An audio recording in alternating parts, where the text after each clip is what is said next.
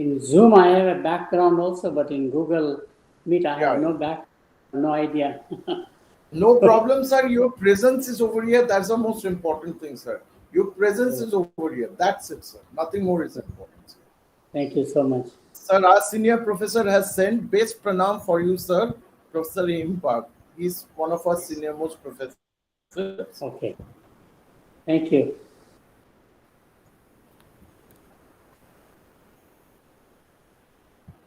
So who is in the audience? Audience is mostly who are audience are the students and faculty members of our college, and as well as from other colleges, sir. And plus there are research scholars also, PhD research scholars also. Okay. Good.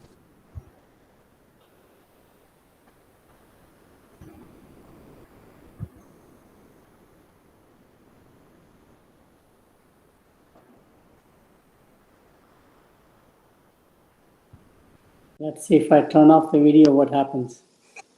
Okay, I got the picture. That's good. Yes, sir. As you have got your Gmail, sir, so it's very much possible, sir. Yeah, right. Okay. Okay, sir. Yeah.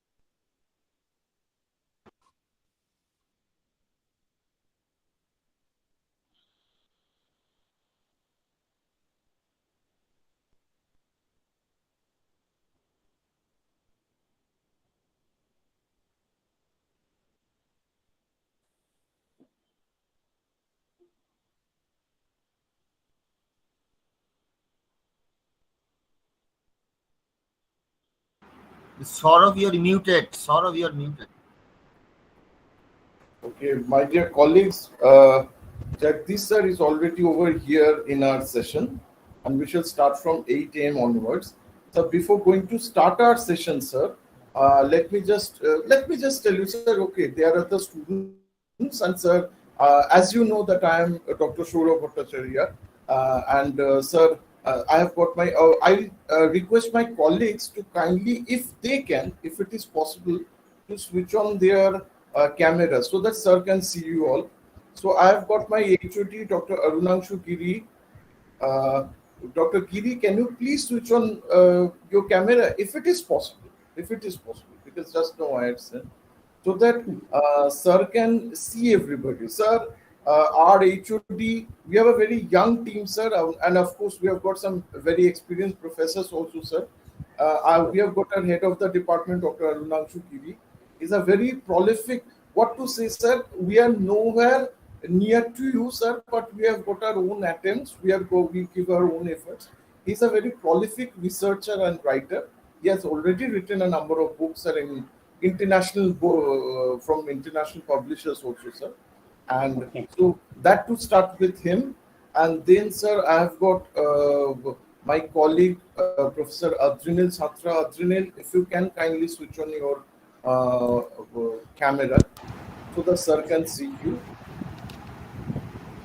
Yes, hello, sir. Hello, sir. If you can, if it is possible. Yeah, I'm here. Yeah. Very good. Sir, then we have got sir Dr. Indranil Bandyopadhyay. He's our senior most professor. Professor Bandyopadhyay, if it is possible, please switch on your camera. because I just want sir to see us everybody, because this is just the beginning. This is just the beginning of our relationship. This Good session morning, is sir. Good morning. Good morning. Good morning from India's point of view, but I think at your place it is night Yes. It's at present. 10:30. It's around 10:30 as per 10:30, Eastern time. Oh, Sir, I think you were there at Atlanta, right, sir? I think you were there at Atlanta. Yes. East Coast. So same as New York, Washington DC, same time zone. So it's 10:30 in the evening, 8 o'clock in the 10 morning. You're right. Yes. Yes, sir. Then I have got Professor Dipannita Chakravarti. Madam, if it is possible, if you can kindly switch on your camera, so that I just want sir to see everybody, our team. Then I've got Professor M. Bagh, Professor Manigrit Bagh, Professor Bagh. If you can kindly switch on your camera. The proper- Some of the camera is not working Okay. right Good morning, now. sir. I've just got a phone. Just a minute. Good morning, sir. Good And my morning. sincere pranam to you, sir. Thank you. Thank you so much.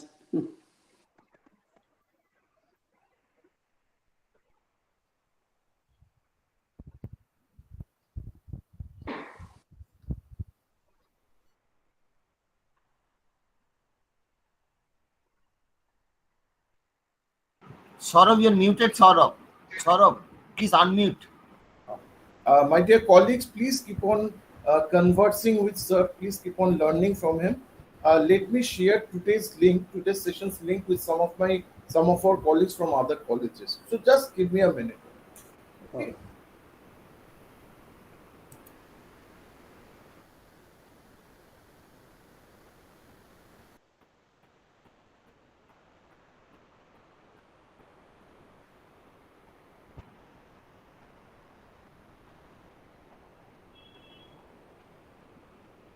I must say my colleagues. Hello, I'm audible. Yes, yes. I'm you're saying my colleagues that my students are really fortunate. After teaching of so many years, I am here. I am able to see, sir, in front of my eyes, and they are just gonna pass their first year and second year, and I don't know that what is the moment they are passing through now. I mean, it's really a very, very important moment for you. Possibly you will understand that how you are fortunate that when you are studying, you met sir during this particular online class or online session. So students, right. please get the best out of this session. I'm telling you, Yes. I'm really waiting for this day. Okay, so that's what I want to say, my students. Please ask questions to sir. If you have any queries, you ask sir. Okay, and please carry. You will cherish this memory. I'm very sure you will cherish this memory, and you will keep saying your juniors. You know what we made, sir. So please, students, please ask the questions. Ask it. Clarify your doubts. And Professor Shantra, please see to it that the students join as soon as possible, because Oh, we are sure. going to start with Saurav, the I next also session. sent a lot of links to my research scholars also, a lot of students. They will Okay. soon join in this link. So, And there sir, is YouTube streaming is also going very on. good. Yeah. So YouTube that streaming. that will be yes. This So, particular sir, video will be accessed sir, to many people.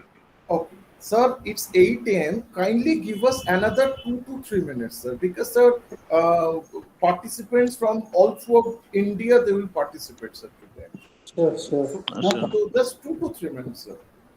And before that, sir, I want to add something.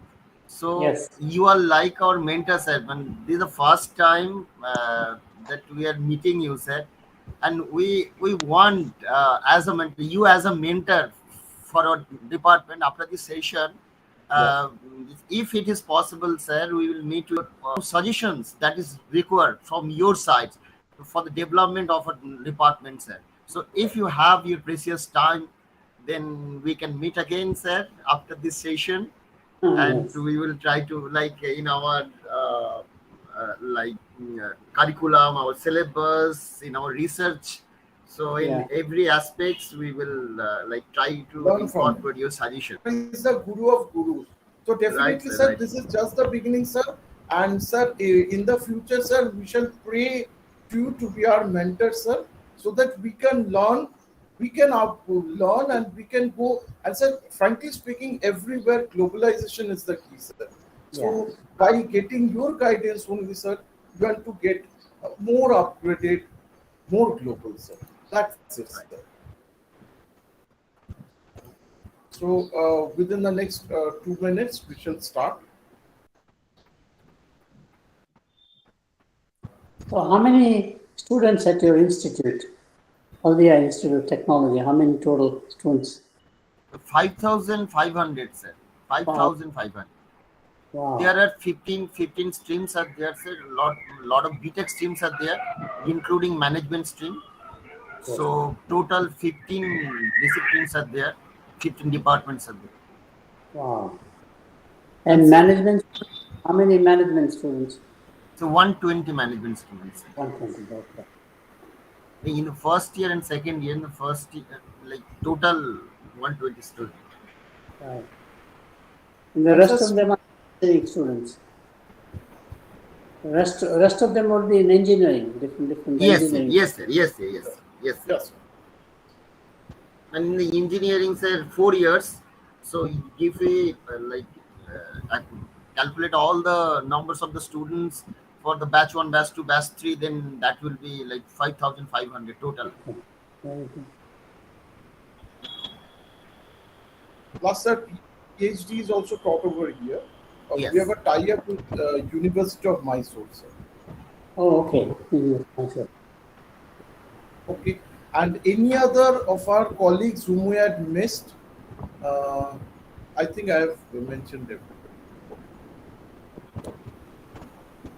Professor Giri, another 2 minutes. Yes. Sir, it's Professor Dhara is here. 8:05 onwards. Yes, Somokanti Professor Dhara Dhara is over here. Professor Dhara, can you please come?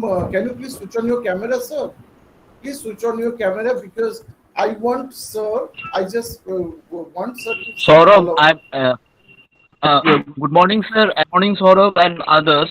Actually, I am facing a serious power issue due to which my charging level, the battery level is only 32. When the power will resume and how I will continue my next sessions.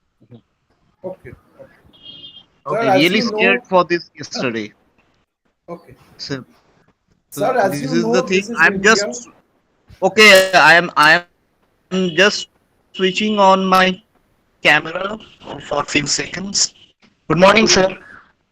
Yeah. Good Sir, morning. Nice to meet you. Pranam, sir.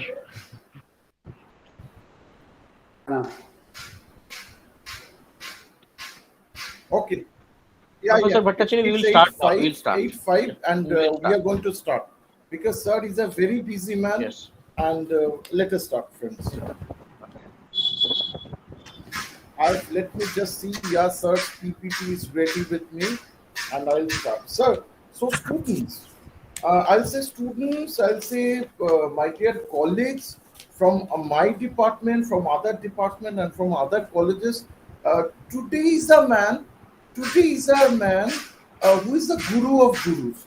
Frankly speaking, in the world of management, in the world of marketing, today's speaker is a guru of gurus. And frankly speaking, he doesn't need any introduction. Frankly speaking, he doesn't need any introduction. Friends, it's rather our blessing of God. It's rather our opportunity for not only the students but also the faculty members that the Guru of Gurus, Dr. Jagdish Seth, Padma Bhushan Dr. Jagdish Seth, the legend Dr. Jagdish Seth, and one of the pioneers of management education in our country as well as in the world is present over here. Dr. Jagdish Seth. Sir, again, informally I had said, right now, sir, formally I am telling you from me and from all of my colleagues, sir, pranam. Please accept our heartfelt pranam for you being present over here, sir. And sir, friends, sir, if you name any of the world's top institution, top university, you will come to know that once upon a time, Dr. Jagdish Seth was associated over there, and he still now is associated with it. To start with, like for example, friends, starting from a personal level, because today only I was just going to search profile even in Wikipedia also. Sir took birth in Myanmar, and he took birth in, I most probably sir took birth in he took birth in Rangoon, and afterwards his family came to India. His family settled at Chennai, and sir's education, it all started at Chennai from the University of Madras, Bachelor of Commerce. He started with there, and that I will come. But along with that, let me say that friends, today whatever management education you are seeing, that management education in India, so many IIMs, so many other great institutions, universities, it all started with Sir, because Sir was the pioneering father of Indian Institute of Management, Calcutta. IIM Calcutta was the first management institution in our country from the started by the government, and after that the other IIM started, and Sir was the pioneer. So, friends, after that, Sir carried out his education at University of Madras, Loyola College. Then Sir started his MBA at University of Pittsburgh in behavioral sciences. Then he started his PhD at University of Pittsburgh, Joseph M. Katz Graduate School of Business. Sir, then regarding his work life, he started his career at Columbia University in the city of New York. Sir then went to Massachusetts Institute of Technology, MIT, as assistant professor of marketing. Then he was there at IIM Kolkata as a visiting professor, just at the beginning, just at the beginning of IIM Kolkata, IIM Calcutta, and set up the foundation for that great institution, IIM Calcutta. And then Sir went to Columbia University in the city of New York. Then Sir went to University of Pittsburgh as Albert Fry visiting professor of marketing. Then Sir went to Copenhagen Business School. So that's the profile. That's the profile. I'll continue to see. And Sir was then at the University of Illinois as associate professor. Then at University of Illinois as professor of business. Then IB distinguished professor of business at University of Illinois. And then at University of Illinois at Urbana-Champaign as Walter H. Stelner Distinguished Professor of Marketing. Then at University of Southern California at Robert E. Cooper Professor of Marketing. And Sir, in the meantime, he had also done other things also, that I'll come. And right now, Sir is at Emory University as Charles H. Kelstad Professor of Marketing. He's looking after the executive education, executive MBA. He's also looking after BBA, MBA, trying for his doctoral seminars. And along with this, Sir has got several other activities also, several philanthropic activities, several humanitarian efforts. Sir in 2016 set up the Shape Leadership Academy, and which looks after different leadership seminars, different management seminars all throughout the world. Sir is also the founder of India, USA, and China Institute, which carries out different strategic research and strategic thinking all throughout the world. Sir was awarded the Padma Bhushan in 2020. In India, a certain institute which was previously not such a well-known institute, now it has some, that is Jagdish Seth School of Management, which was previously IFIM. So that's all about Sir. That's all about. If you speak about God, that God is everywhere, Sir is also everywhere. So, friends, it's such a golden opportunity for all of us that Sir has spared his time just for us to give us an opportunity to learn from him. Sir, nothing more to say. The dice is yours. Pranam, Sir. Pranam, Sir. Pranam, Sir. Thank you, Dr. Saurabh, very much for such a long introduction. But it's great. I must congratulate you for your persistence. You've been asking me to do this from last December, even before that, and you persisted, and it worked out very well. I'm so glad. I'm actually quite pleased to be here, mostly because I think our future lies with the students that you have. They will shape the world, they will shape Indian economy, they will shape their own lives. And I think this perspective I'm going to talk about might be very helpful in the way you think about the future and raise questions I will present for about 35 conference that you organized is very relevant. Rethinking business strategies by reshaping business perspectives in the present business. In other words, we have to change it now to prepare for the future. I think it's a very important message. Dr. Saurabh is going to show the slides as I talk about it, because I cannot do it on the Google platform here pretty much, or Google Meet platform. So the title of my presentation is Strategic Importance of India in the New World Order. That's the key title, very important. So Saurabh, if you want to show the slides, then I can go to the next one. Yes, sir. Yes, sir.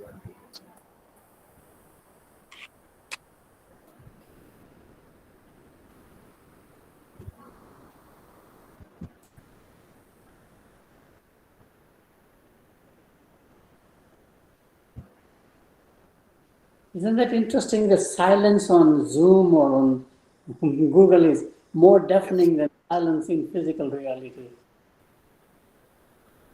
It's coming. It's coming. Very good. So I'll ask everybody to kindly switch off their, just a minute, kindly switch off their microphone and listen to sir.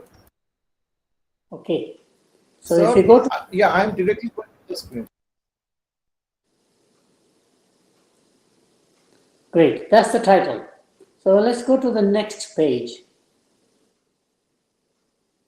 The old world order. Exactly. So as of 1987, this is a very important date to remember, because things began to happen in the 80s, which have changed the whole geopolitics of the world, including the current battle that's taking place in Ukraine, for example. So as of 1987, the 15 economies of the world, Western Europe are the 12 common market companies, not the EU as we know today, European Union, but much smaller set of Western allies essentially, so were many other countries.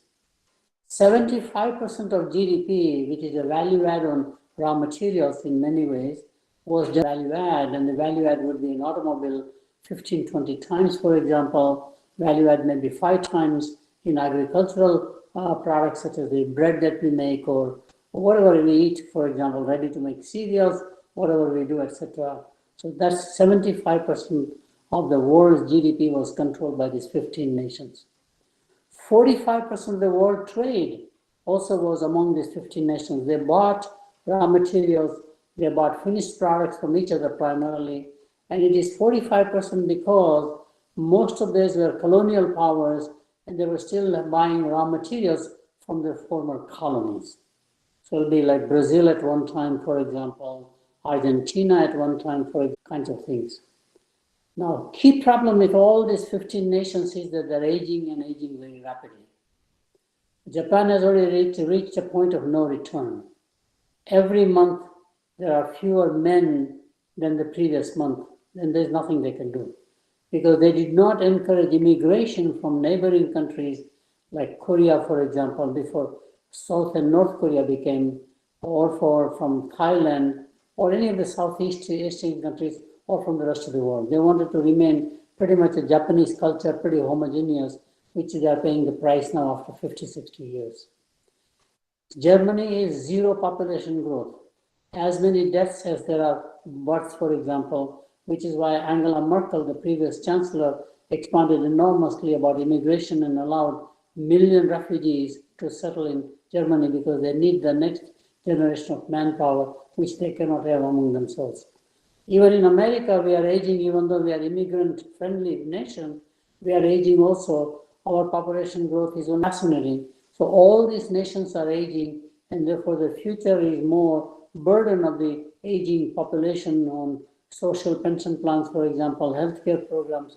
So our healthcare budget is much larger than our defense budget by a long shot, almost 1-to-5 ratio. $5 trillion healthcare economy growing faster than anything, and government does not know how to pay. This is the old world order. This one was organized after World War II. So Saurabh, if you saw the next slide. The world was stable. We had a very nice balance of power between communism and capitalism right after World War II. And of course, India remained non-aligned. You might remember our Prime Minister Nehru, along with Nasser from Egypt and Tito from Yugoslavia, formed all other nations who did not want to be part of either the Western capitalistic countries like the Europe and America or the communist nations on the other side. Cold War was a common front. Everybody sort of coalesced behind that one. And there was a harmonious economic, military, and political relationship among those 50 nations. If you, in the previous chart, we don't have to go back, but you'll see signs are all plus. They formed after World War II 3 major agencies to create an international arrangement of some sort, which includes International Monetary Fund, very important right now in Sri Lanka, what is happening, and equally important in India when we had an economic reform in 1991, for example. IMF basically took control. We had a foreign exchange problem. We could not import raw materials or any of the capital goods, and IMF basically began to say, let's go through economic reforms, which is like a second independence of India, because it really unlocked the potential of the nation at that time. World Bank is the other major institution, still surviving and doing well, although there are debates about whether it has lost its significance going forward. And of course, the United Nations was created, so that one can have a diplomatic and dialogue as opposed to military confrontations. Next slide, please. What has changed? This is so dramatic. Nobody would have imagined, first of all, the collapse of communism. 1989, it began to collapse, and by 1991, it was all gone. There was no Soviet Union anymore. Many of the Eastern European countries, which are a part of the Soviet Union bloc, and it was an economic bloc called Comecon, one of the largest economic blocs, all internal, everything they did among themselves primarily, controlled by the ruble economy, that basically collapsed. Which means any nations that were dependent on Soviet Union for military assistance, for example, also had a huge problem, such as Cuba on the one hand, and to some extent India on the other hand. We also saw significant rise of smartphones and social media. Think about how companies like Google, Facebook only are 20, 25 years old. Apple, for that matter, even it's longer, but on the cell phone side, it is only about 25 years old, and they are the largest enterprises in market valuation, but they've transformed the economy, they've transformed our lives, especially, for example, the internet on the one hand. Second one would be e-commerce platforms. So companies like Flipkart or Amazon in India, they're absolutely transforming the society in the way we buy, in the way we procure everything. So it's basically online more and more, and so of course is social media. I mean, WhatsApp is so popular in India, it does everything practically, not just in fact text messaging, but now it has become a major platform, and similarly would be the Facebook on the other hand, Google to some extent, and just goes on and on about. And of course in China, we see TikTok dominating as it is in the rest of the world. Key change. I already talked about rapidly aging of these advanced nations, therefore they don't see the future growth among their own domestic economies. We also created a new trade regime because in the 90s, there was a huge problem of domestic economy not growing. So governments decided worldwide that trade, by liberalizing the trade, removing all the tariffs and restrictions, will create economic growth. And it did, surprisingly. In case you are doing, let's say, cost subsidization by the government, unfair competition from trade, primarily export, import, they did a good job. So that's a new agency that was created, which radically shifted the way we do exchange or trade between nations. Many free trade agreements were created. Out of nowhere, in fact, countries like Chile, for example. And of course, now we have a growing need for cybersecurity. This is going to be a major, major challenge starting in this decade all over the world pretty much. Next slide, please. So what is the new world order? Or is it a world order, or I call it disorder? First of all, China emerged out of nowhere. In the 80s, nobody knew anything about Chinese economy rising, but in 30, 35 years, it has become a strong super economic power. And it will surpass the United States, both in GDP as well as on purchasing power parity, which you study quite a lot on that base. I'll show you some data. Huge discord among traditional allies and alliances before the Ukraine war. The NATO countries were not together with America, for example. A lot of debate between the continental Europeans. We had the Brexit. England decided to quit the EU platform altogether, pretty much. Major change. Hopefully this Ukraine war will unify Europeans with Americans, for example. Populism everywhere. You see incumbent leaders are being basically pushed out. Unknown people like Zelensky in Ukraine becomes the president of the nation. Somebody who is doing comedy, think about that one. Somebody who was not even in politics. Sometimes the candidate rises and then the party is formed. This is totally unthinkable. So the traditional notion of a party power is declining with the notion of an individual primarily becoming more popular, and it happens all over the world, whether it's advanced countries or it is emerging economies or it is Africa, makes no difference primarily. Everywhere people are unhappy with incumbent parties and the political approaches that people are managing. Sri Lanka is going through that right now in front of our eyes. Economic and military pivot. All of a sudden the world is moving toward Asia, and Asia will be the driving economic force, both within Asia. In fact, it will be the largest trading bloc at one time as it evolves over time, with Chinese economy, the ASEAN countries, Japan, South Korea, and if you add India into that mixture, it is going to become one of the largest economic blocs in the world, which is very key. Both military and economic activities, and therefore diplomatic activities, the world will look toward, especially Asia, primarily China, but at the same time, you will see how the rise of India rises in the world economy, by and large of the world new order.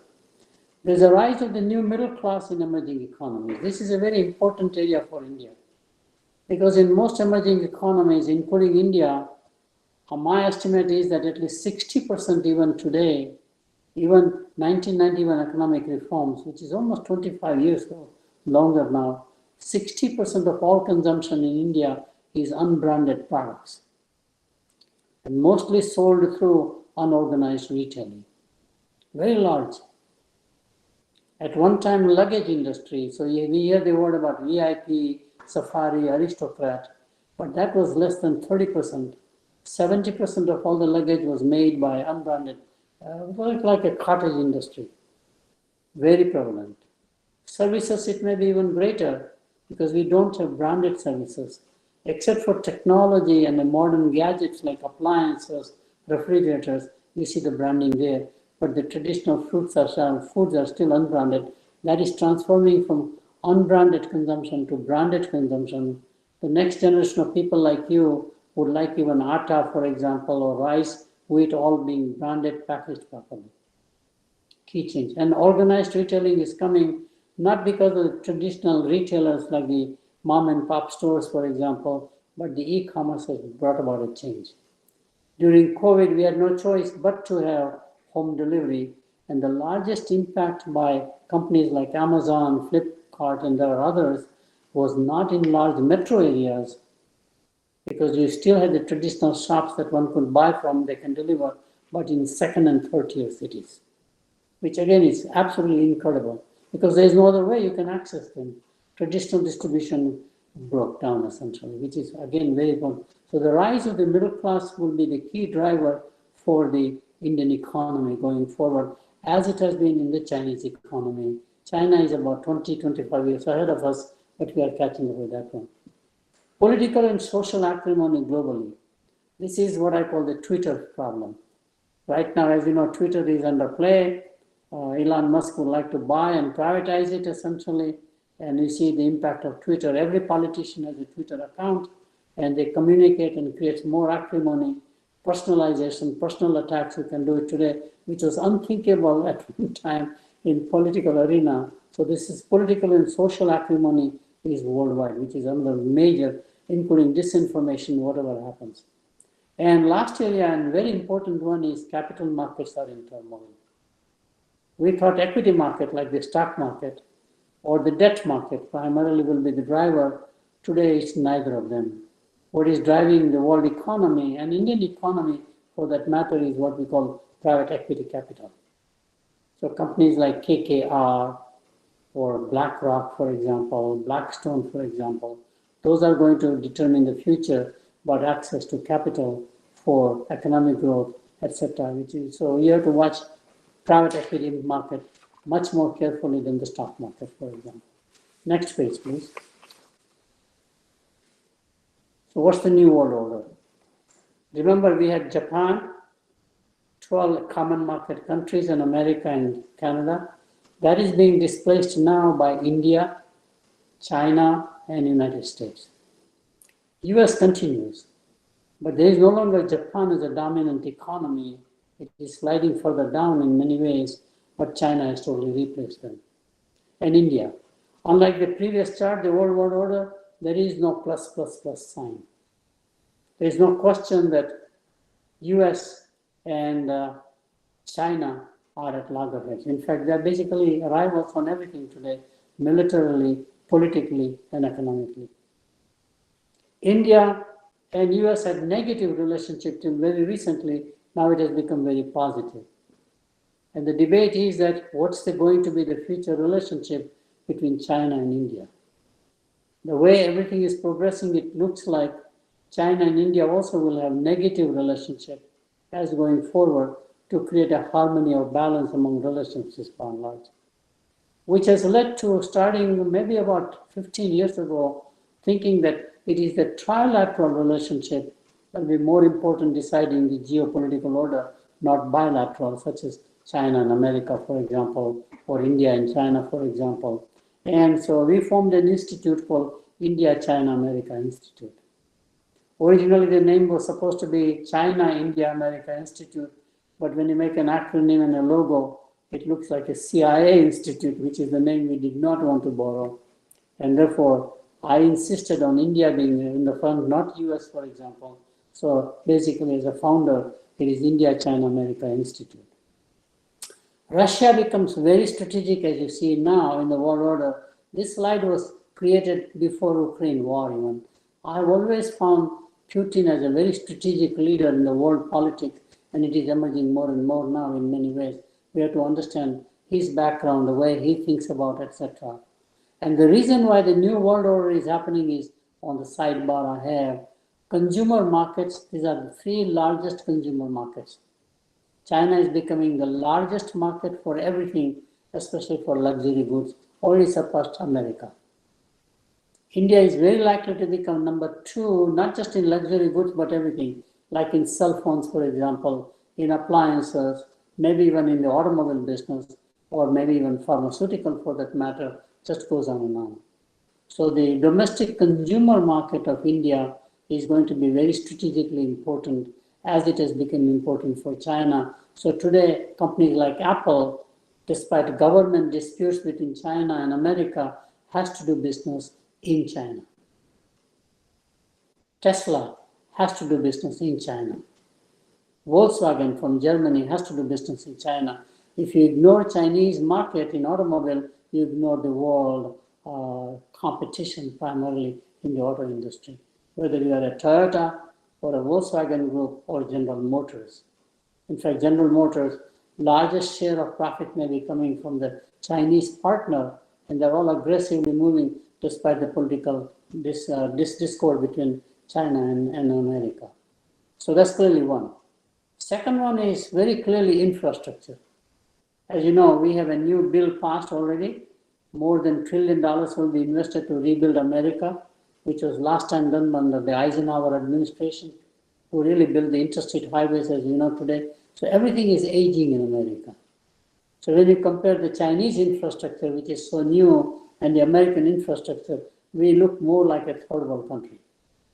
Everything is broken down. We have to fix our bridges, we have to fix our highways, we have to fix our ports, just goes on and on. And that's where the new infrastructure bill will create an economic growth in the US market, where India has to participate. They probably would not allow Chinese to participate because of the discord between the two nations. And the third area, which is very key to watch, is defense. India is one of the largest buyers of military weapons now. Outside of the NATO alliance, for example, Russia's largest defense customer is India. Israel's largest defense customer is India. And America will try to get a higher share in addition to what French have, for example, or the British have right now in terms of the armament that we buy or technology that we buy. So that's very key area. And of course, security will go along with that on both cyber security as well as physical security. So these are the key things that will drive the relationship between these three markets. So let's go to the next chart, please. So this is a slightly older data. I was not able to update in time with the 2021 data. These are the data produced generally by IMF pretty regularly, so you can update it. You can go to the website. But look at under the PPP, which is a measure I like personally. The traditional GDP measure is almost obsolete. It was created for the industrial age, but not for the today's knowledge age or the services age, for example. So purchasing power parity, I think, is more, there's no currency imbalance, like 70 rupees per dollar, for example. Dollar is almighty. So everything is calculated in a wrong way in the GDP. So this equalizes market basket of goods. I think it was a very good creation in the 90s. So China is already $28 trillion. It is now more than that, latest data. US is now number 2, 20. India 11.32. Look at the next ones. Japan is sliding back, Russia, Germany, and you see a mixture of advanced economies as well as emerging economies like Indonesia, Brazil, India, and Soviet Union or Russia, for example. India is number 3. And we think Indian estimation is underreported because we have a huge cash economy. Of course, with the GIS, the tax that we have now pretty much on goods and services is becoming more and more transparent in the data, but still we have a very large cash economy. So we think it's a little underestimation actually. And these 3 economies are like 3 marathon racers. They will outrun everybody else pretty much given their economic growth. But more importantly, China will outdistance America even greater as we look into this decade. And there is a possibility that India can even surpass American GDP based on PPP calculation. Because the key advantage in PPP is the population size, which becomes an asset as opposed to a liability. So this is a very important area. Purchasing power parity is a better measure to reflect gross domestic product. In my view, it reflects the importance of consumer markets. And larger the number of consumers, greater the GDP for that nation in the process. So next chart, please. So why is India destined to become strategic globally? Both China and United States consider India to be strategic for their future, either as rival or as partners or as just allies, however you do it. Out of nowhere, the US now is looking at India in a very different light than it did even 10 years ago, for example. With the rise of China as becoming a superpower and rivaling America in military, for example, in space program, anything you look at it, China is no longer a nation of imitation, actually a nation of innovation. It is far ahead in digital technology than anything we do in America. Alibaba is a much stronger platform than Amazon. TikTok has become much stronger than Facebook could ever be. You can think about all of the innovations coming out of the Chinese economy, especially digital technology. They are far ahead compared to the US, for example, because we have a lot of legacy systems that creates a friction or a resistance to change, huge capital dollars, whereas this is a brand new economy altogether. India has all the ingredients, in my view, but needs a recipe for global repositioning. So what are the enviable ingredients India and why India is becoming so important to the world? So let's go to the next chart, please. Sort of next chart, please.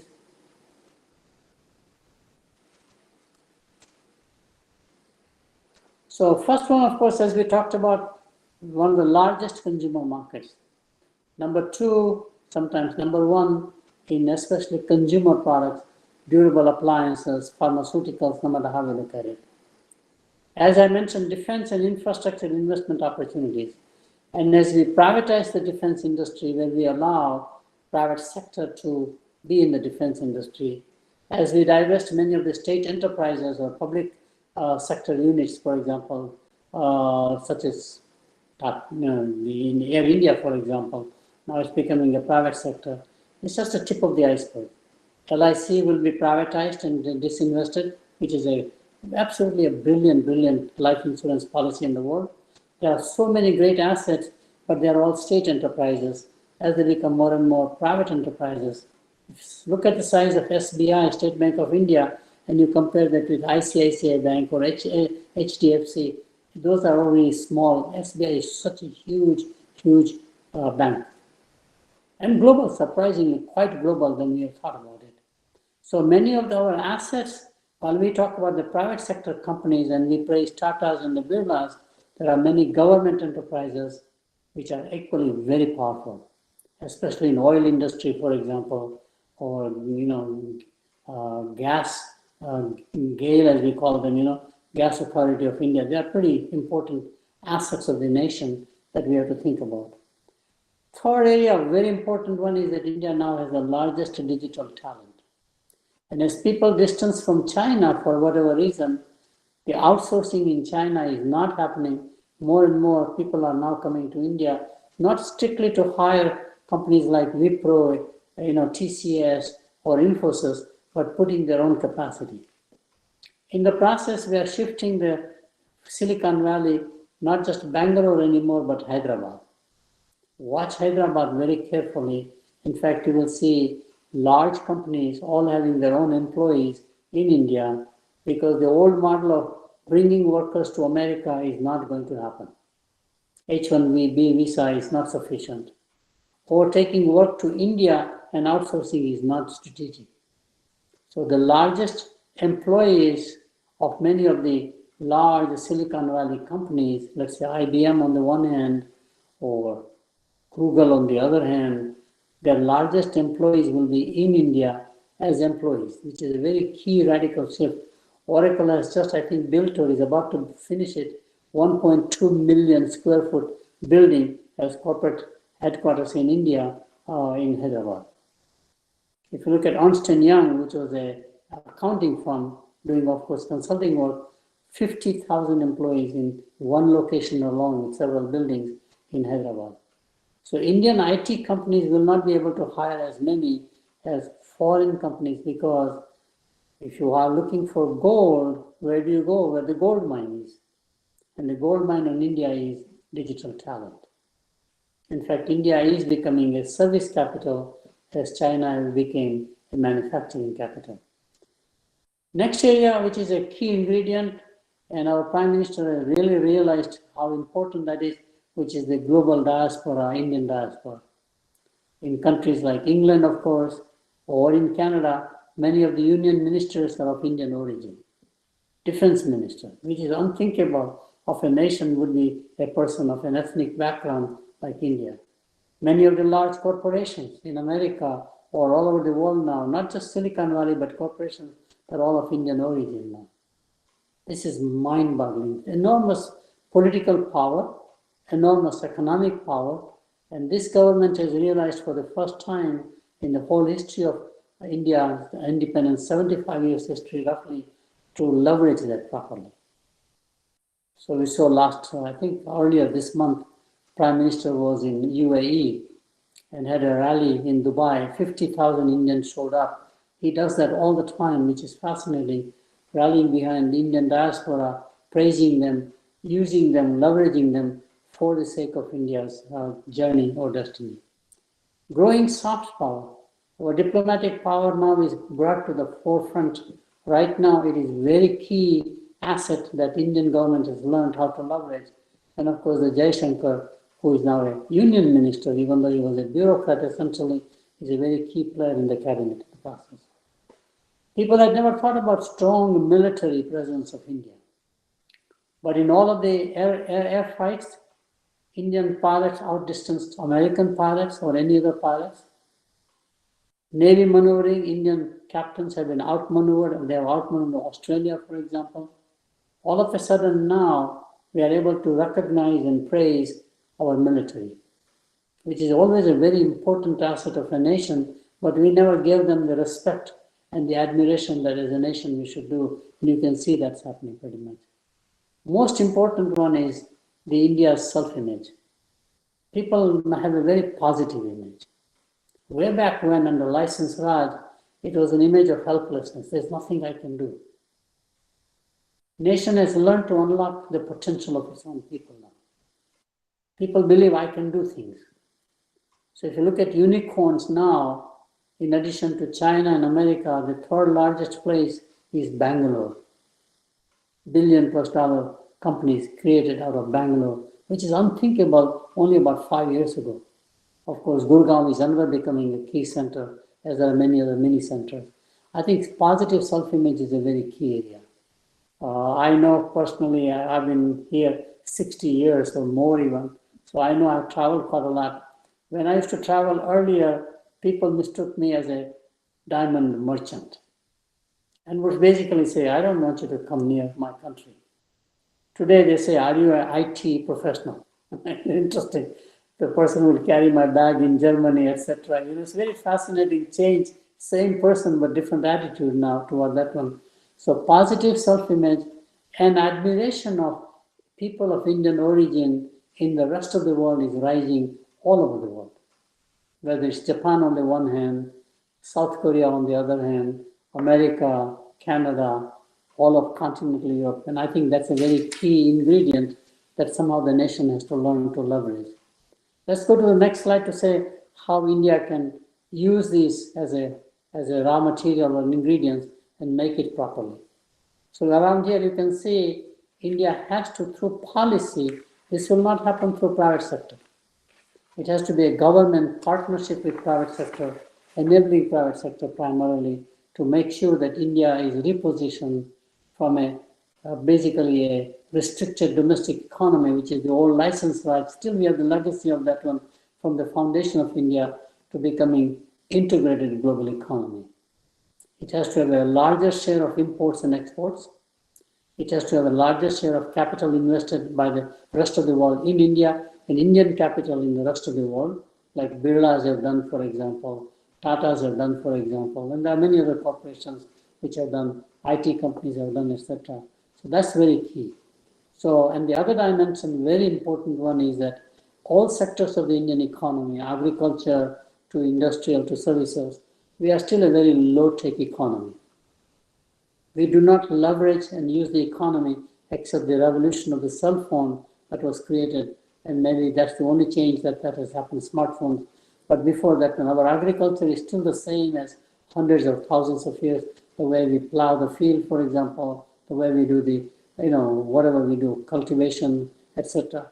Can we bring agriculture to the modern state and enable the farmer to produce more, enable to make his or her life less difficult, etc. It's very possible. So how do you modernize agriculture? How do you modernize manufacturing facilities? If you look at the Reliance petrochemical factory, that's most modern. But there are other chemical factories which are not, because they are legacy systems, and capital is so expensive in India that you don't want to displace that capital. You already invested in the factory. So we have a legacy problem. How can you transform that through technology is very key. So we have to go from a nation of low wages to a nation of high wages, or high tech is very key. So here are the ingredients. Here is the way to do it. So next chart, please, Saurabh.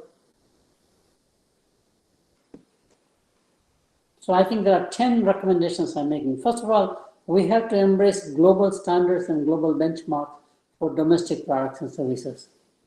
Cannot have this view that export quality is superior to domestic, because domestic market is competed by foreign companies. If you go to the appliances, today it is Whirlpool from America, but it is also LG from Korea and Samsung from Korea. They do not have inferior standards for the Indian market. There is no way you can compete them in India if you're a domestic manufacturer unless your standards are equal to their standards. Automobile components, we are almost doing it because we are the largest manufacturer of auto components for small cars. Maruti is a big platform, so are many other companies supplying them and supplying to Toyotas, etc. for export market. It has been basically becoming global standard. Pharmaceuticals, we are almost reaching that way, pretty much, because the good manufacturing practices demanded by FDA, which is our regulatory body, and they provide a quality assurance if you want to sell to American market. And we are a very big exporter to the US in pharmaceuticals. Processed foods. This is a very key industry in India as we go from unbranded to branded consumption and go from unorganized retailing to organized retailing. It's a growing industry because we are doing more outsourcing. Young students around here, in my generation, if you were a girl, you immediately learn how to cook, clean, because you're going to be a homemaker. Today, biggest outsourcing in India is the family. The young generation does not know how to cook, so they buy from outside, prepared foods, for example. House cleaning, somebody else does it. And of course, child raising, child care, which is another major activity, which has a commercial value as well as a home value kind of a notion. It's interesting. Second point, become a second global sourcing destination. World wants to de-risk from China. And just as what is happening with Russia right now in Ukraine, you can't trust them. So the world would like to say, I don't want to depend for my microwave ovens in China. 94% of the world microwave ovens are made in one country only. And that country can decide not to supply. And that's true. So many products out of China, ordinary consumption. And if you don't supply ordinary consumption products, you have a consumer revolt, especially in democracies. So you have to de-risk for garments, de-risk for anything primarily that world depends on. And that's a huge opportunity for India because India is targeted as a nation that can behave in a proper law, rule of law, trade, etc., whatever it is. I'm strongly advocating that India must take this as a great opportunity. Point number 3, become the global hub for technical talent or service capital. India is no longer call center or BPO. That's a low wage, low tech. But we are becoming R&D center now. Some of the most breakthrough technologies by foreign countries are being now done by the Indian talent in India as employees of those companies, not as an outsourcing. IT services, of course, we dominate. I think it is now $150 billion industry in 25 years, pretty much, through SEZ approach that we did. Accounting, same thing, legal, same services. It just goes on. Any services you realize, India is becoming the service capital of the world. Number 4, this is my passion. Gain soft power through the world by globally admired brands. This is where India is way behind. There are no Indian brands that the rest of the world knows about. Ethnic diaspora, sure. You may have Dabur brand, except in IT services. To some extent, maybe in pharmaceuticals. But India has not done a good job of creating brands that the world admires because it is through branding that people respect and admire. Germany got that respect in Industrial Revolution. So did England when it was dominant power. Japan was a laughing stock in the 50s, poor quality product. They totally turned around. And Japanese brands like Sony, for example, or nowadays Toyota, for example, Mitsubishi became the dominant brand names, well respected Japan. So did Korean brands, LG and Samsung. We talked about Hyundai in automobile, for example, and so is China now. Chinese brands are no longer inferior, low quality, low price, but they are of all quality. India needs to create brands for the world market, not just for the Indian market. But Indian market is so big that I can create a world-class brand and it's more superior to any brand in the world, better, etc. There are so many opportunities. So like what Japan did, like what Korea has done, like what China is doing, India should do the same thing. Next page, please. Point number 5, Saurabh. Speed up digital infrastructure. The key acceleration of the Indian economy has been the cell phone revolution. Not just the feature phones, but also now smartphones. And smartphones are becoming more affordable. Then you have the network platforms like the Reliance 4G on a national level, and of course nowadays 5G. We are moving ahead quite well in that area. 5G, India stack is quite important. Aadhaar, nobody in the world has created biometric database of 1.3 billion people as India has done. And so far, I've never heard any cyber attack or hacking into the database. It is secure quite well. And of course, India now reaches rural population to a level that was unimagined because of the cell phone revolution. Point number 6, invite foreign investment in India for global markets. So this is happening through private equity. $55-60 billion easily money coming in through private equity. I think it's going to grow to 100 billion this year, it looks like. Companies like Blackstone and BlackRock have already decided they will invest additional $50 billion, primarily to shift the economy China-centric to India-centric, and it just goes on and on and on. Many manufacturing companies will now put capacity in India, invest capital, but it is not just for the Indian market, but it is also for the regional market, at least, if not for a global market. Very key initiative is important in automobile industry, pharmaceuticals, defense services, for example, and make in India, but not for the Indian market, make it India, but for the world is my recommendation. And of course, when a foreign company comes there, we worry about ownership. But today you can have ownership without management control. It's very possible to organize in a way like Tata Sons does, for example, or Google does, for example. Just because you are an investor doesn't mean you have a voting right. Very interesting architecture can be done. So a massive influx of capital can come without worrying about foreign companies dominating. In America, we don't think about Honda as a foreign company, Toyota as a foreign company. They are more domestic than our General Motors or Ford. If you look at the London FTSE 500 corporations, there are very few companies in that list which are actually British owned, like maybe British Airways, British Aerospace, the defense company, but most of them are owned by foreign countries. I think we have to give up this notion that because there are foreign multinationals who will control the nation. It's bunk. That theory is an old legacy theory that is not relevant anymore. Provide huge economic incentives, the next point, for innovation and entrepreneurship.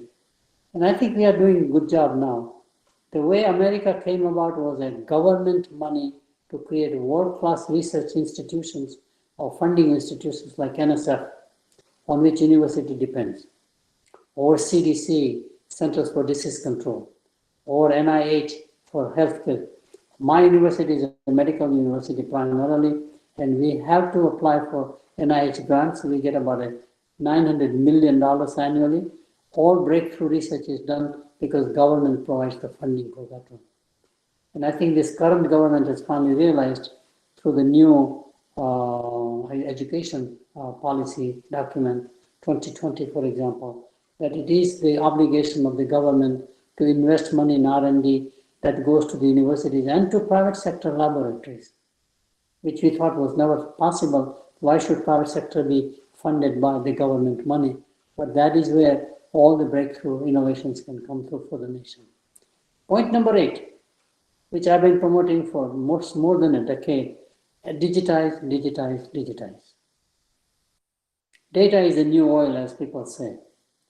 But digitization provides greater transparency. You cannot do deals under the table. So GST makes every transaction transparent now. It is recorded permanently. So why should government allow citizens to do business in a paper way? When the bureaucracy comes in the way, it slows down. But what if you ask people to file their income tax online only? What if everything is done online with the government and you have a huge digitization which makes it more transparent? You have a memory built into the whole thing pretty much, so one can go back to the old records, etc. And accountability rises in the process. Surprisingly, I find that technology actually enhances human capital, does not dehumanize it. There's a lot of debate right now. I'm doing a lot of research on artificial intelligence. To me, artificial intelligence will enable people to do one better job than what they're doing right now. It will not be a substitute for humans. Actually, it will be a servant to humans to do. As you know, agriculture is the most laborious, hardest life is being a farmer or a tenant farmer, as we call it, somebody who tills everything. Manufacturing is the second hardest. Manufacturing life is better. Services life is even better. And today, knowledge economy is even better. So we have to really, really make sure that greater transparency and accountability, it is demanded by the world anyhow today to do business. It's very important. Number 9, mandate management education for diplomats, foreign affairs ministry, military, and of course state enterprises. They do not study in their own academy when they start their careers anything about management principles, but they manage billions of dollars of public sector enterprises, or they manage a large foreign ministry. So we are saying that all the diplomats, either you add in their academy curriculum management things or send them to management schools as like an advanced management 3 weeks, 4 week intense program about accounting, finance, capital markets, human resource, marketing, whatever they are. Deepen diplomatic relationship with G7 nations. G7 is still going to be a very dominant group of nations. We already know Russia was a part of G8. They kicked it out. They kicked them out. G20 is there on the side, which are the 20 economies. India is a part of that one. But G7 is still very important for the future in terms of the realignment. And I must tell you, as an outsider watching, there is nobody better ambassador for India than Prime Minister Modi. He does his homework.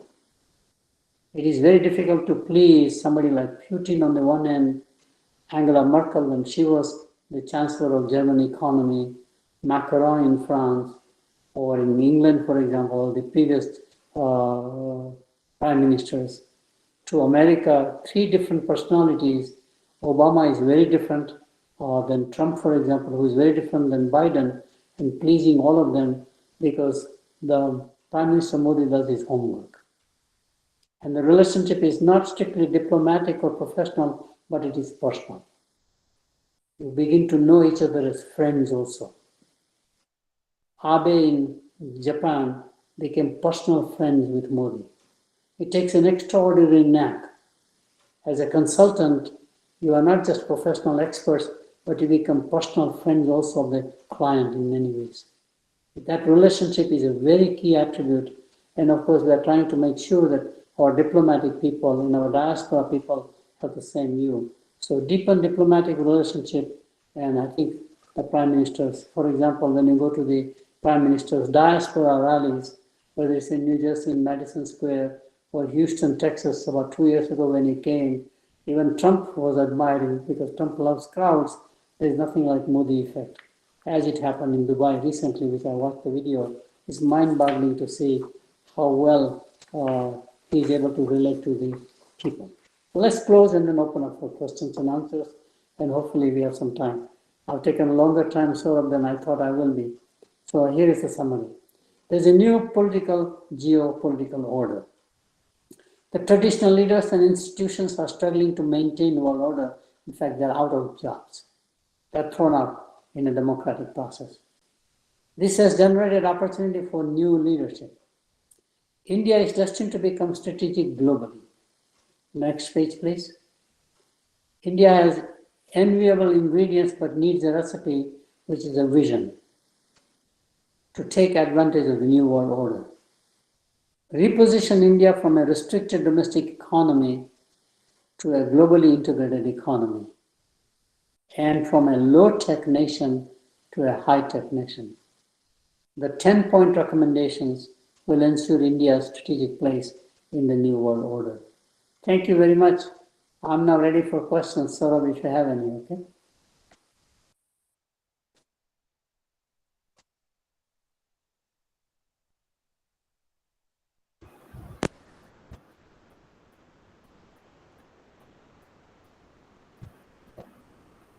You will have to read the question, Saurabh. So, There are so may I ask a question?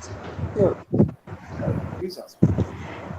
So actually, Mr. Modi is now emphasizing on import substitution, which is very important. Right. But do you think that it has a conflict with the traditional idea of gains from trade? Because India is a labor abundant country, so service is okay for us. But for like manufacturing based things, do you think that it will be a little bit costlier if we try to produce it, because that is a capital intensive thing? So does it conflict anyway with the gains from trade idea, sir? I don't think it conflicts. Both are coexistence and complementary in many ways. For example, if you have a raw material and you can do value add there, economic growth is much greater. So if you take a grain of wheat and you just export the wheat or iron ore, whatever the raw materials are, industrial, agricultural, or even human raw materials in many ways, human capital. Very interesting if you can do value add in the process. So economic value add goes from $1 to let's say $5 or $15 or $20 because you are adding value add activities, which is why it's very important that one does manufacturing in India primarily, not just for the Indian market, but the world market. That's one point. Second point is that quite often you have to learn technology quite a lot, which you don't do, in other words, because raw material when you sell, you're just living at that level. But when you do, let's say, from agriculture or products to processed foods, there's a huge chemistry involved. Packaging is involved. You begin to upgrade the whole economy to a level. So it's a very natural process that in the beginning you are doing export import on raw materials, but eventually you begin to have local. And India is very fortunate to have a very large domestic market. If you go to Denmark, where I lived for a year, very small market. If you go to Netherlands, very small market. But in very interesting, very large market. So for example, why should we import cell phones? Nokia actually did manufacturing in Chennai. I know it was going to do the same thing, although because of the politics recently. But there are other manufacturers. Samsung is a great manufacturer. Why should they not make it in India? Or if you take, for example, Foxconn, which is the largest contract manufacturer, they should have a factory in India, as they are having factory in America now, rather than doing everything in Taiwan or in mainland China, for example. So in many ways, I think it is very important to do. It doesn't have anything to do with the other side. You still have trade going on because within a product category, and I'll give you a live example, pharmaceutical is very specialized. I've done a lot of work in pharmaceuticals. So if you are very strong in injectable antibiotics, for example, you may not be good in non-injectable. You may be good in contraceptives, but you're not good in diabetes, for example. So you still have export-import, trade still continues, but trade is done within the industry product category as opposed to between product categories. Here is the live example. I'm watching right now, Unilever, as you know, is repositioning itself for the future and would like to divest all of its ice creams, which they bought so many brands.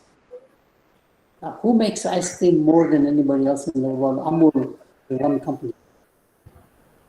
Amul is world class. Amul makes, we are the largest dairy producer in the world. We produce milk and consume more milk than anybody.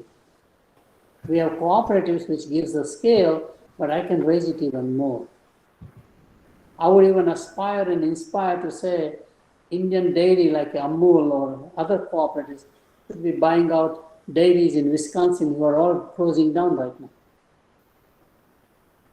We know how to make processed dairy products. We make good ice cream, we make good butter, for example, just goes on and on. And we are a large ghee consumers. Just incredible. And I've seen the same thing with Haldiram's products or Dabur to the extent. But Haldiram mixes are all over the world. Now here is the irony.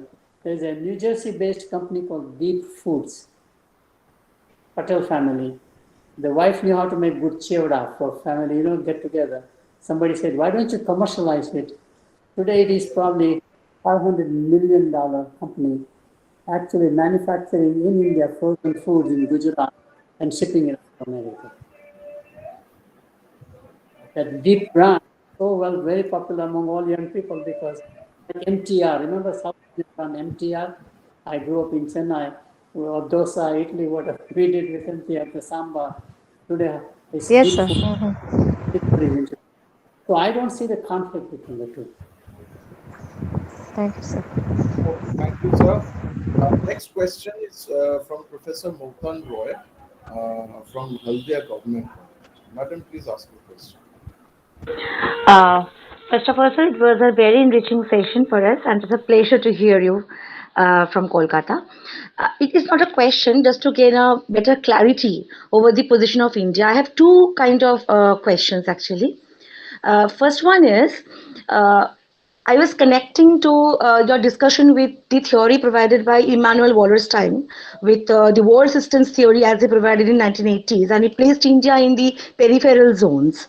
So my question is that following the new global order strategies, would it be possible for India to promote their position from the peripheral to the semi-peripheral zones, or will India continue with their position of globalization? And the second question or my clarification was based on that while we are calling for a complete digitization, before going or moving into a complete infrastructure for digitization, keeping in mind with the Indian mass realities, won't it call for a capacity deprivation? I mean, considering the intersectionality of the cultural and social masses of India, where all the age groups, all the class groups taken into consideration as they lie in the as they are the ultimate real consumers for the markets. So won't it call for a new level of capacity deprivation for them? Good point. Okay. So the first question is very interesting. From periphery to core will be done not by India but the rest of the world. For the first time, the rest of the world realizes how strategic India is, whether it's a Quad, which is a sort of the alignment on the military side between Australia, which is distancing in a very, very significant way from China, and to protect itself, Japan, America, and India. Quad as a platform is already showing that somebody thinks very highly of India. They're already using the word, the rest of the world, basically Pacific, not East. They're changing the word and the language, pretty much, which is interesting to watch. So the rest of the world will make India from periphery to core. Clearly in IT, Silicon Valley technology, it is already happening. But it will happen across all industries. So it's not India who will do it, but it is the rest of the world who will say India is more the core of the new economic order in the world. So that's the one. The second question is more important. There is no question that technology transforms human life. And technologies in the past have done that. Industrial age technologies, for example, transform human life in many ways. Today, social media will do the same thing. To me, that is where the biggest issue is, that we'll have a massive discontinuity from one generation to the other. And I'll give you some negative side. In India today, the most lonely people I find are grandparents. The young generation does not want the grandparents to live with them. If they can afford, they will have their own housing. I call it the call center couple. You meet each other in college. It is not the parents arranging or an extended family. And the most lonely people I find are the Indian senior citizens who feel, because they grew up in a way where they thought that they will take care of their parents when they age, their children will take care. Absolutely bunk. Nobody wants to do that.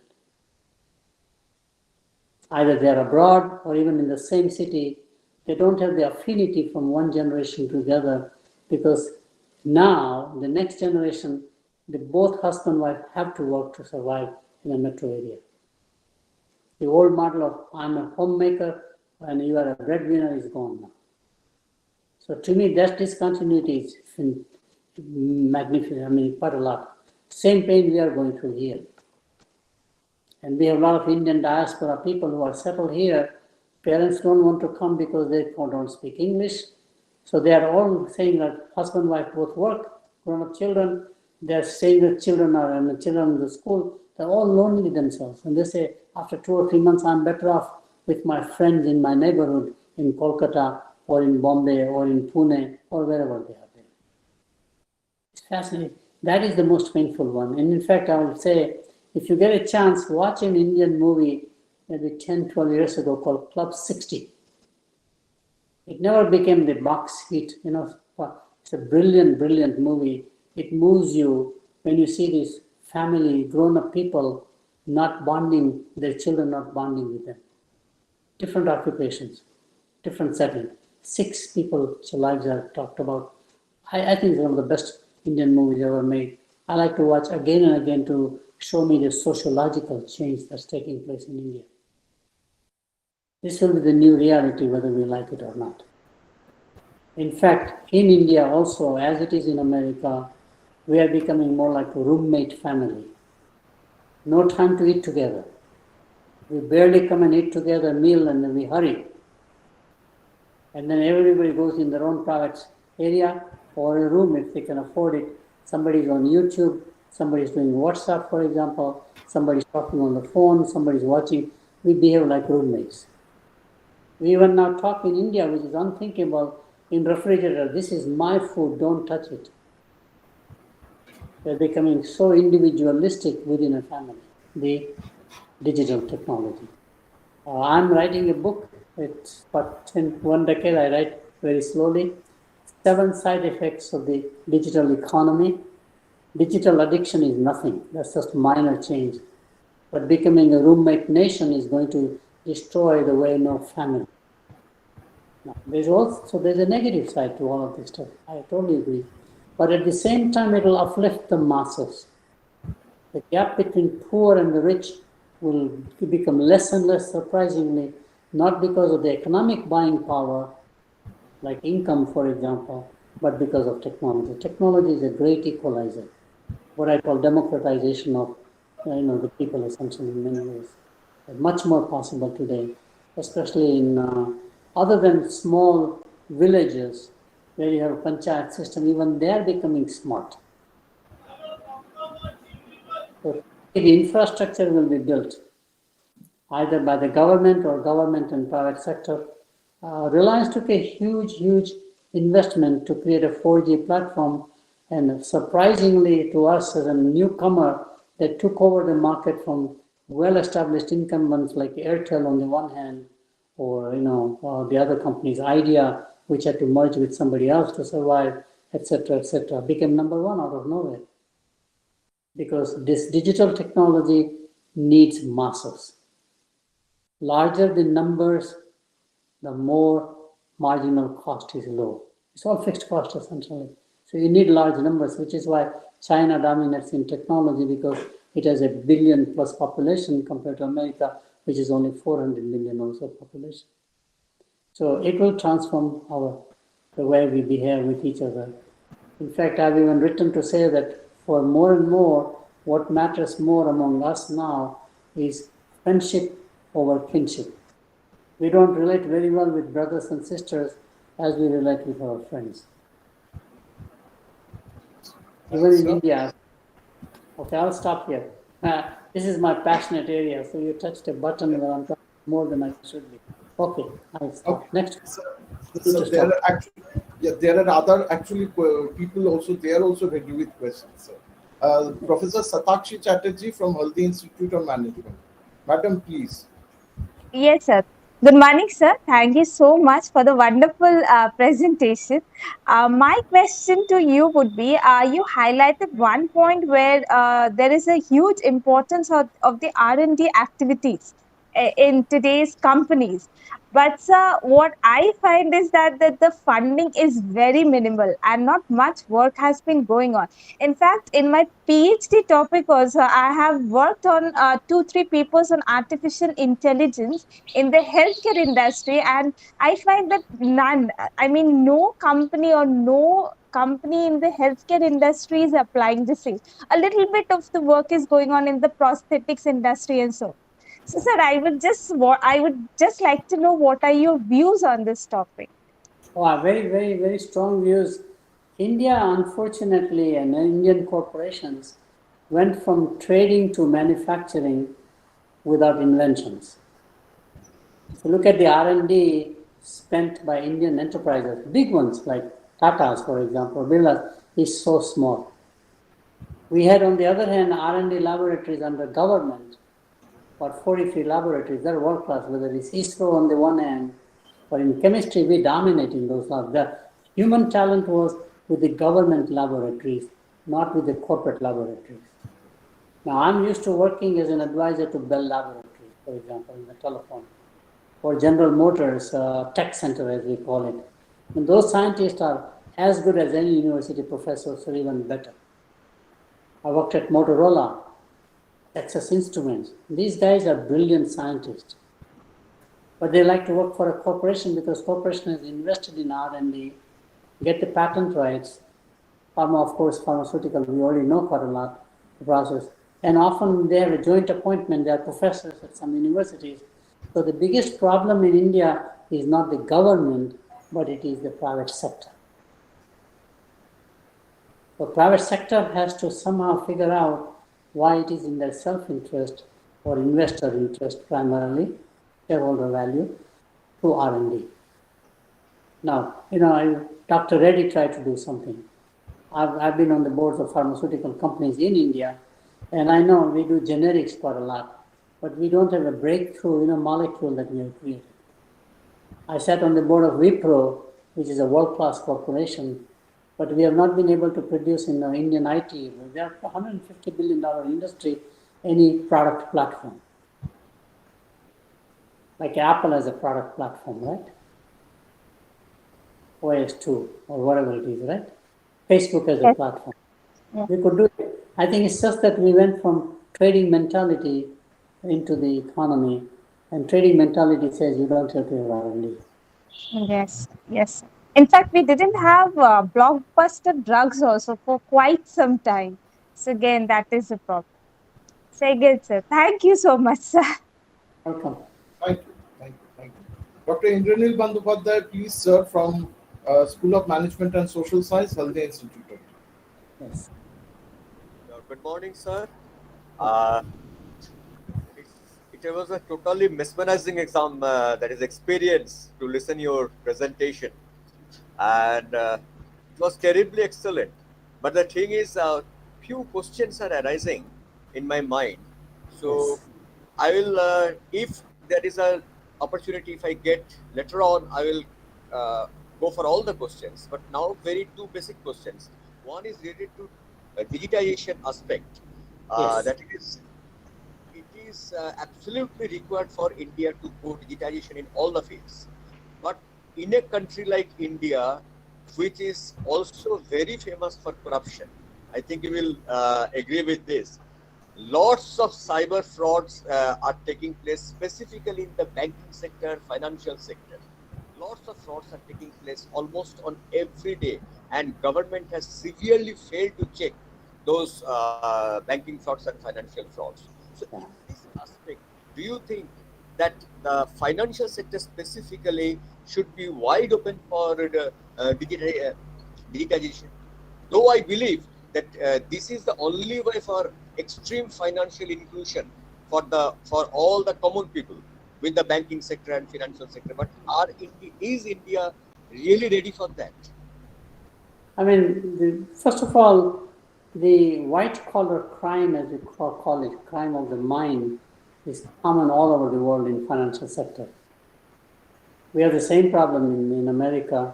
In fact, some of the major wealth management companies, they've seen how a trader manipulates and basically destroys like billions of dollars. Remember? There have been recent cases for Credit Suisse, for example. It's a common problem. It has been always the case in the banking sector, pretty much. So nothing else except we learn more about it now. Now, I really became an advocate about 20 years ago when I was advising DOT in India, we created, as you know, separate corporations, MTNL, primarily for metro area, Bombay and Delhi. And Mrs. Gandhi was in charge at that time. And Sam Pitroda came in, for example, to create the digital switch. And around that time, we bought Alcatel digital switches. Before that one, you had a crossbar, as we call it, you plug in and plug out. So the local guy at that local place can plug in my number, give it to you free, and I'm paying for it. Once you had an Alcatel digital switch, you could not do it.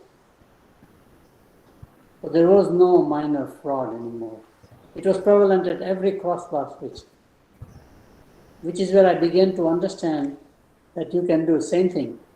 Indian Airlines or Air India, before they became totally computerized reservation systems, will manipulate and give you favors to their friends. I've suffered a couple of times. Even though I had a reservation, they pushed me out because some more important person, etc., they had in their list. Today, they cannot do it. Today, the airline is the same thing. Railway is the same thing. You cannot do it. There always will be some fraud by some people, but 95% today, airline reservation system, the agent has to follow it. Agent is not even allowed to do anything else. If I want to upgrade, then I'm in a line for the upgrade from economy to business class, for example, right?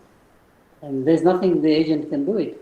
Some discretion is given. So to me, technology actually has been creating less and less power given to the local person who abuses the power.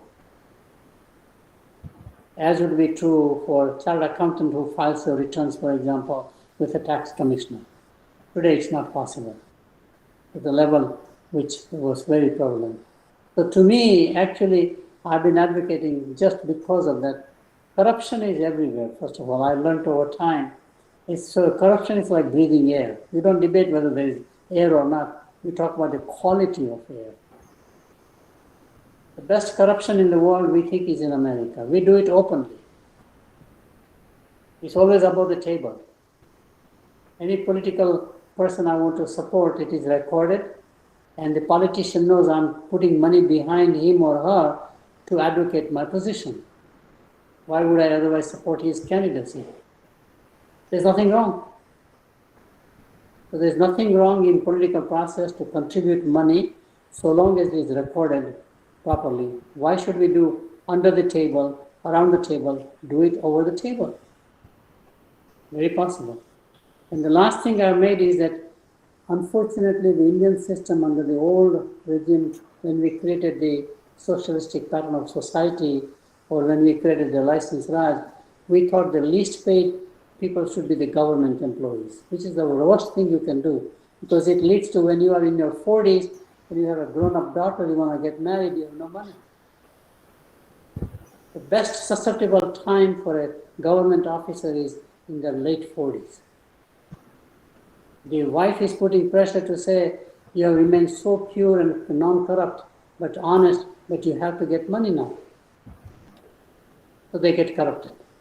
If you pay the highest salaries to the government employees, better than private sector, there will be no corruption. Singapore does that. And then you have a huge penalty for corruption at the same time. So you don't have to have corruption, because corruption is created, and it takes two to corrupt. There is a receiver, we talk about that. What about the payer? Who corrupts whom? Industry corrupts the politicians. You have to have penalty on the people who corrupt, not who get corrupted. But technology is very helpful. I mean, you can see today in social media, technology beats some old comments made by very well-known personalities, and they are resigned. CEOs have to resign. The whole career is destroyed. You have to be very careful now what you say any place. So I have a slightly different. One more comment, sir, regarding this. That is, I have seen that specifically taking the example of SBI. So they are telling there are few old clients, say they are above 75 or 80, when they are going to bank, so bank employees are becoming very irritated that why you are coming to bank when the smartphones are there, Yono is there, all these things are there, why you cannot do your banking transaction with the help of those. Now the thing is it possible for them to, at this age, who even don't know how to operate a computer, is it possible for them to operate a banking system through smartphone? It is another problem. It is a real problem created for a specific age group. These financial transactions entirely on digital platform. So I do agree about that one, that the skill set level has to how to do proper banking. The frontline teller is really not as great in terms of we have bots now, and bots are as smart as human beings. So I think all of that has to be done. The problem in India always has been that our cost of capital is just too high. You have to pay 12-15% interest rate, which is too expensive. So you begin to say, if I can avoid doing more automation, I'm better off. But today, automation is absolutely necessary. And it does not displace humans, which is a very bunk theory. I find generally that wherever there has been automation, like you take the automobile. In the old days, when you had a mechanical product, I could do the oil change very easily, filter and oil change. Today, a technician in automobile has to know computers, because in the automobile engine, there is a computer now that is driving everything. Today's refrigerator is a smart refrigerator. Today's washing machine is a smart one. So the technician has to upgrade to the next level, and hence the wages go up actually. Very fascinating. So, but I do agree that as problem with banking sector all over the world is legacy system. In other words, they started with old proprietary systems, whether it's Oracle or IBM, whichever proprietary platforms, billions of dollars. Banking sector lags behind with the legacy. Even here, I'm going through that right now. Two banks merged. One of my banks merged with another bank. Their databases can't talk to each other. But new banks, which are online banking, strictly based on cell phones, are way far ahead. Our banking system is based upon desktops, not even a laptop. And they extend to a cell phone. Software itself in coding, if you take your legacy system software and extend to PC, cell phone, it is not the same as starting with a cell phone as a primary device, which is where you have a success of Uber as a driving thing, for example. It begins with a cell phone.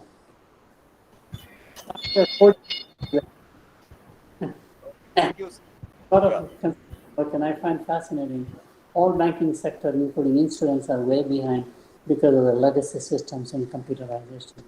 And airlines is the next one, which is upgrading now, fortunately, cell phone-based technology, which is where India has an advantage because we have leapfrogged the whole PC revolution. Paytm, we don't use as much credit cards as we could because we did not go through credit card phase as America we have gone through with MasterCard, Visa, for example. But in India, we only have a digital payment system. I teach a case on Paytm, for example. Very fascinating, So I'm very much more bullish about emerging economies leapfrogging. For example, in Kenya, with M-Pesa, which is a technology, I think 30% of all the GDP is done on M-Pesa. There is no currency, there is no credit card, there is nothing. Just a digital wallet. It's very possible. Okay, I gotta stop here. Too much time. Okay. Okay, thank you, sir. Okay, sir. Okay, yeah, sir. There are two questions from students. Can they ask, sir? It's only midnight.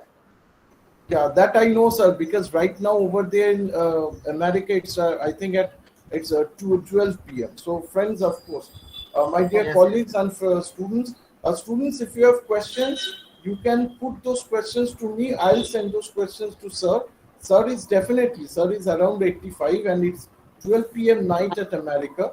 So yes, sir. We can take a couple of questions right now. I think it's better because I may not have a chance to answer later on by email or something. So go ahead, please. Okay, go on. Okay, sir, can they ask questions then? Yeah, yes. Okay. First, Srijani and Stitodi. First, start with Srijani. Straightforward, ask your question. Good morning, sir. It's a pleasure to listen to you, sir. Actually, my question is, as we know that India is good at its home remedies, or we can say Ayurveda, as China. So, is there any possibility in future that we make a good business relationship with China, or it will help India's economics also as well as? I mean, we have done a good job. It's one of those industries which is totally unbranded product. The person who is Ayurvedic expert mixes things together, for example, and make the mixture customized, personalized. But Patanjali has clearly shown that one can brand and package and market it, and became a huge corporation out of nowhere. And they're going global, obviously. They have stores all over the world. I think Chinese are doing the same thing in their culture primarily. There is a potential to work together, but given the relationship between China and India right now, which are at a discord, unfortunately, they're not harmonious, I don't see that happening in the short run.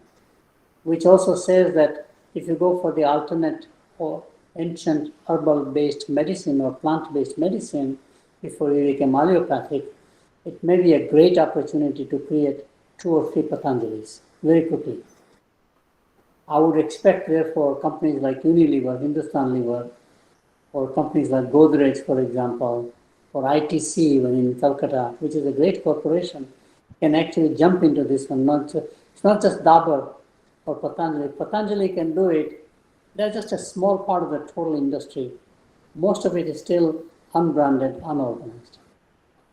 Huge opportunity to create a multi-billion-dollar corporation out of nowhere, because the need is enormous. Alternate, healing is becoming common. Vitamin supplements, over-the-counter, products, ashwagandha on the one, or whatever, the ginger on the other hand, or haldi, for example. All Americans take those daily. It's a huge market. So one has to play. Actually, it's a much bigger market than pharmaceutical. Surprisingly. Very good, strong opportunity. But I would expect 2 or 3 Patanjalis very quickly. Yeah. Thank you so much, sir. Thank you, Srijani, also. Stitodi, please ask your question, and that's going to be the last question for today. Good morning, sir. I am Stitodi Dutta. I am a student. Sir, my question is that what are the economic impacts of the Russia-Ukraine war on India? Because right now we know that lots of sanctions have been imposed on India from the West, both America and the NATO countries have imposed sanctions. So what are Stitodi, please take the piece near to your mouth. We can't hear you properly. Please take the mouthpiece. Yeah. Carry on. What is going to be the economic impact in India regarding the Russia-Ukraine war? Regarding what? I did not. Sir. Okay, Stitodi, I'll explain. Sir, what are the economic impacts on India? What are the economic effects on India with this Russian-Ukraine war? Oh, good point. Yes.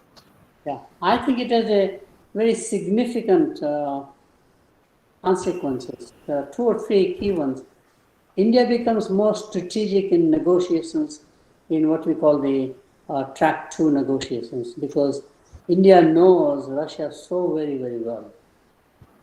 And India is the largest buyer of weapons from Russia, for example, so far at least. So to me, I think the deep relationship with Russia on the one hand, knowing Ukraine on the other hand, I think India in a diplomatic area is a very important area. In terms of consequences, there are both positive and negative consequences. The positive is that India also has become pretty big in growing wheat, because we are a large wheat consuming country, like dairy, same thing. Milk but bread also, chapati, etc. I think we can produce more wheat now because wheat supply from Ukraine will be slowed down for enormous time. Whether it's viable or not, in terms of importation of the wheat versus growing the wheat, etc., that's a huge market opportunity. As a consequence. Also on energy, which is the other side primarily, Ukraine was a good supplier actually to the world. So there will be an energy consequence, not just buying from Russia, for example, or liquid natural gas that we buy from America right now. But it turns out to be that we will find alternate sources. I personally believe this will become the trigger point for pushing the alternate energies even much stronger, such as the solar, electric cars, etc., will move much faster now to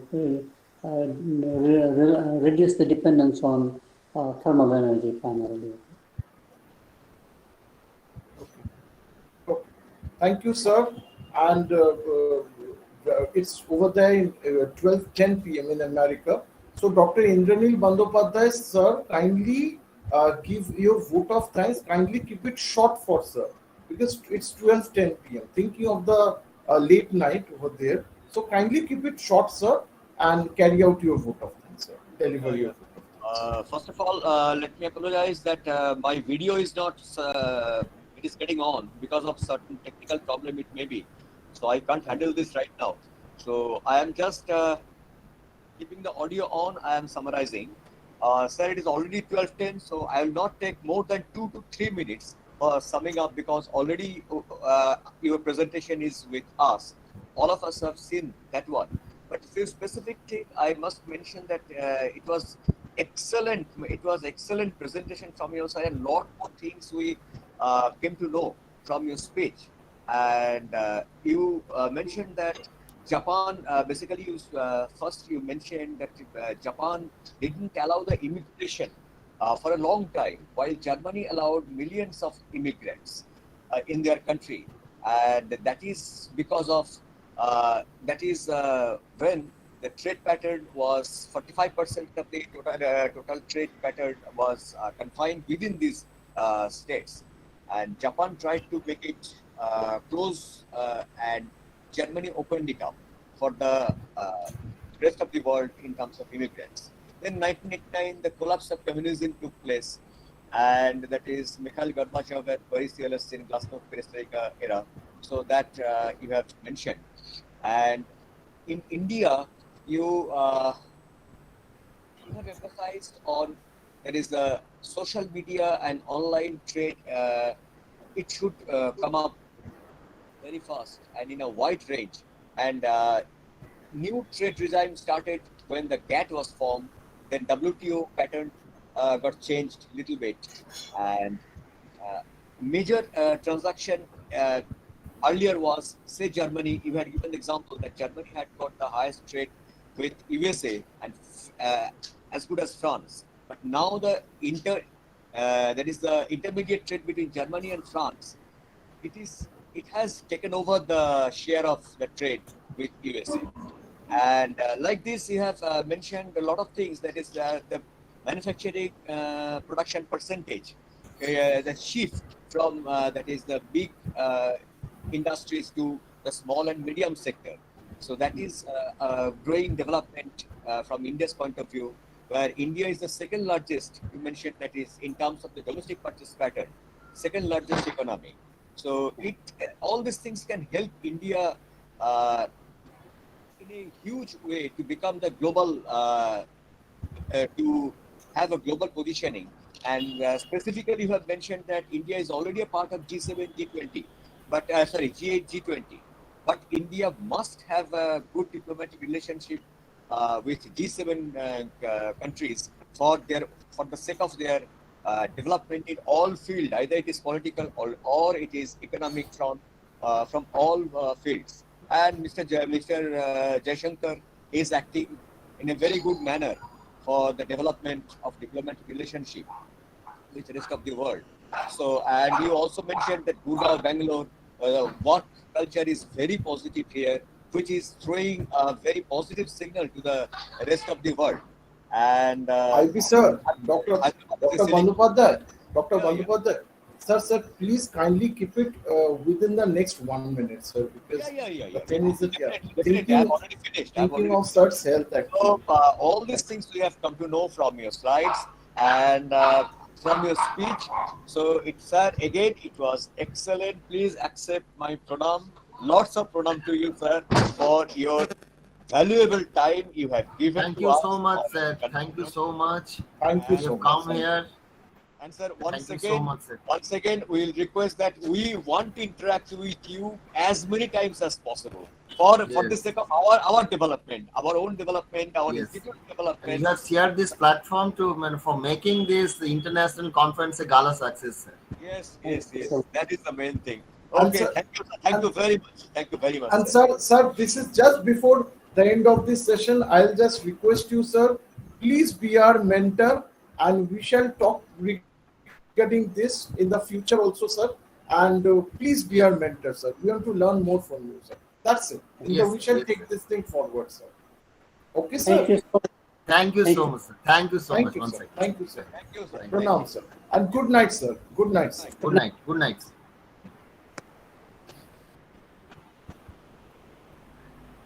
Okay, sir has left, so it was a great session. Now I'll ask all of the students don't get out because we are going to get back again at 11 a.m. And frankly speaking, students, please increase your attendance. 46, 47, and okay, rest of you had watched over there through YouTube also, but more of you must come back. So we shall get back at 11 a.m. So does our HOD has anything to say, Dr. Giri? No. Nothing. Okay. So what to say? This is the beginning of a. This is just the beginning of a historical. Excellent session. Yeah, Saurabh, Okay. can you please help me out? That is, my video is not coming. How I can take it back? No, Sir, Anupam sir is there, na? Anupam sir is there. Anupam sir, you are there? Anupam sir, are you My there? video is not working in my laptop since yesterday. Yes, so yes. that's why I've logged on in 2 accounts. Must have seen, right? Yes. Anupam sir, are you there? Yes, sir. I think sir is busy. See, actually today is holiday, right? Yes. Can Okay. I'll try to contact with him with Anupam sir. So if Sir, I am here. Please say. Because Rajiv Dubey sir is there. no, it's actually Anupam sir. It's actually Anupam sir. No. Rajiv Dubey sir can also problem the solve. Can solve the problem. Rajiv Dubey sir also can solve the problem. So IB sir and Adrian Santa sir, they are having some problem with video. No, what is happening when I'm delivering the concluding speech?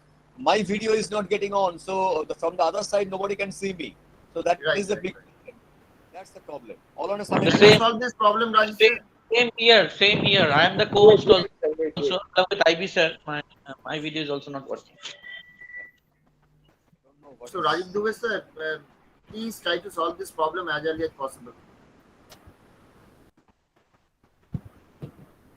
Fortunately, I have 2 Google accounts, so that's why I can manage. Yes, sir. Please tell. Adrian sir, can you please on your camera first? Okay.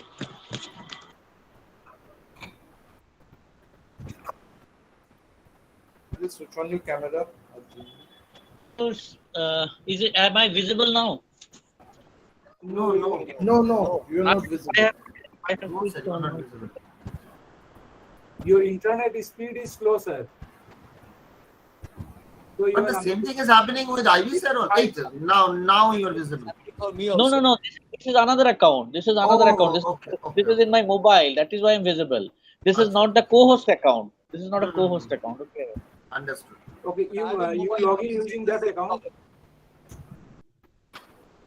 You log in using that account. Your co-host account. You use the co-host account now. And please log in again. Sir, I have already logged in. In the laptop, I have already logged in my co-host account. Because it was not working, that is why I have to open this one. By which name you are here? Adrinil Shantra, it is there. you can see a man with a sweater, maroon sweater. That is my account. You can see over there. Original. That is a Adrinil, wonderful that's works for me. AADRINIL. Double A. Double A, Yes, double A, yes, double yes, A. yes, yes. Yeah, I got it. Okay. Should I leave and join for getting back the connection once again? If the video comes in that way. Ajay, you sir, you open your camera from that account, please. Yeah, it is open. Adranil sir. Yes, yes, it is open. It is already open.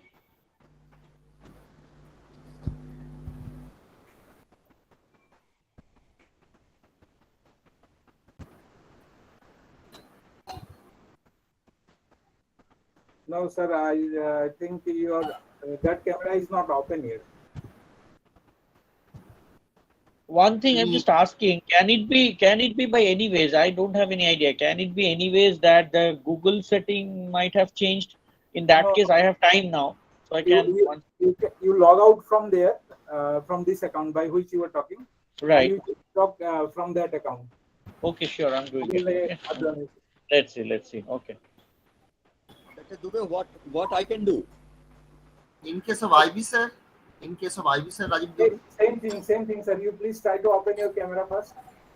Yeah, I have opened Okay. it.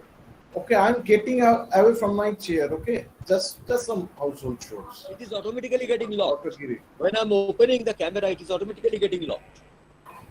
Once again. Yeah, your everything is fine. I think it might be your internet speed may be slow.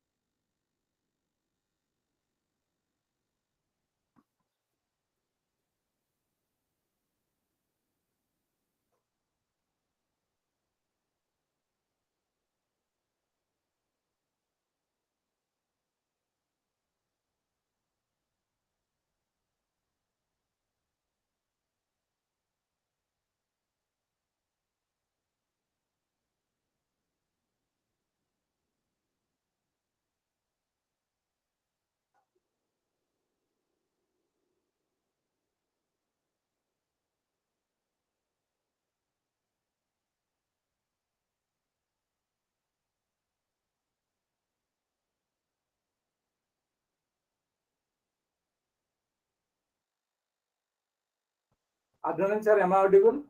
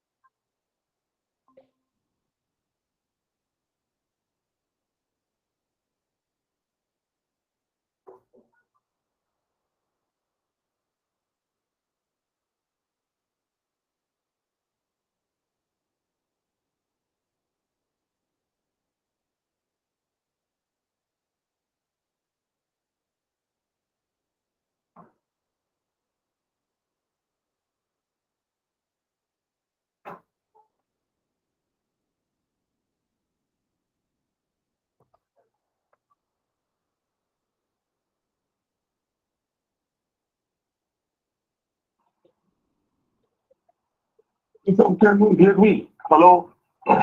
Pritam, can you hear me? Yes, sir. Okay.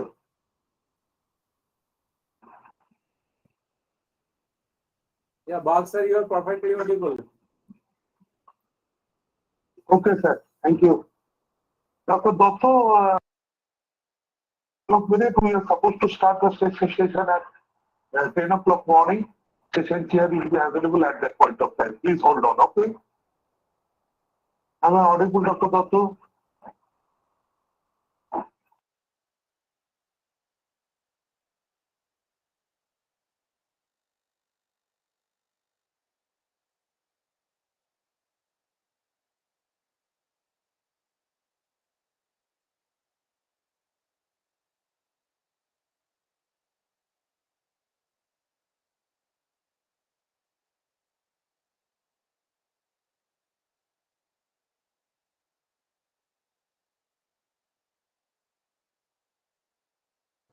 Now, sir, Bandyopadhyay, sir, is it fine?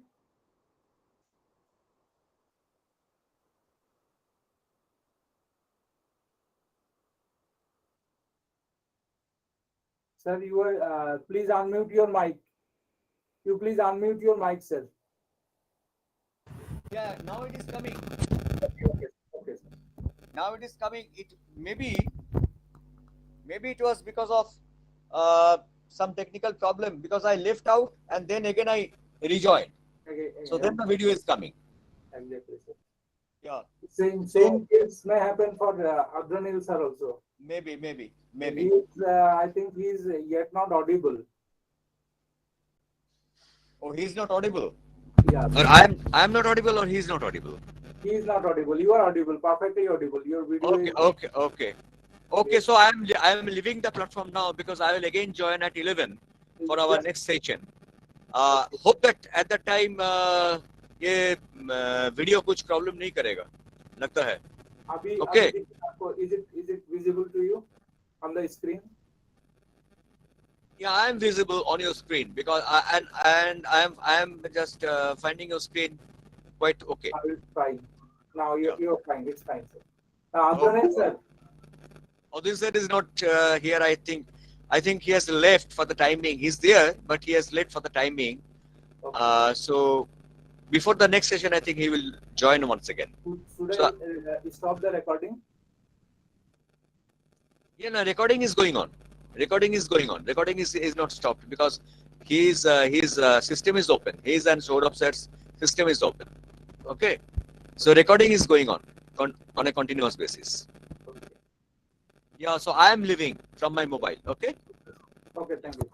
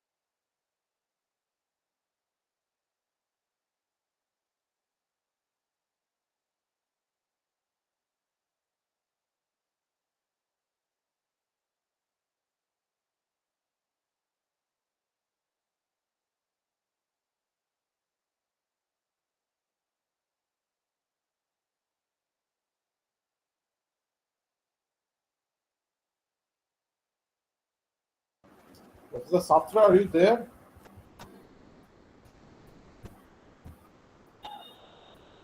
Professor Satra, are you there?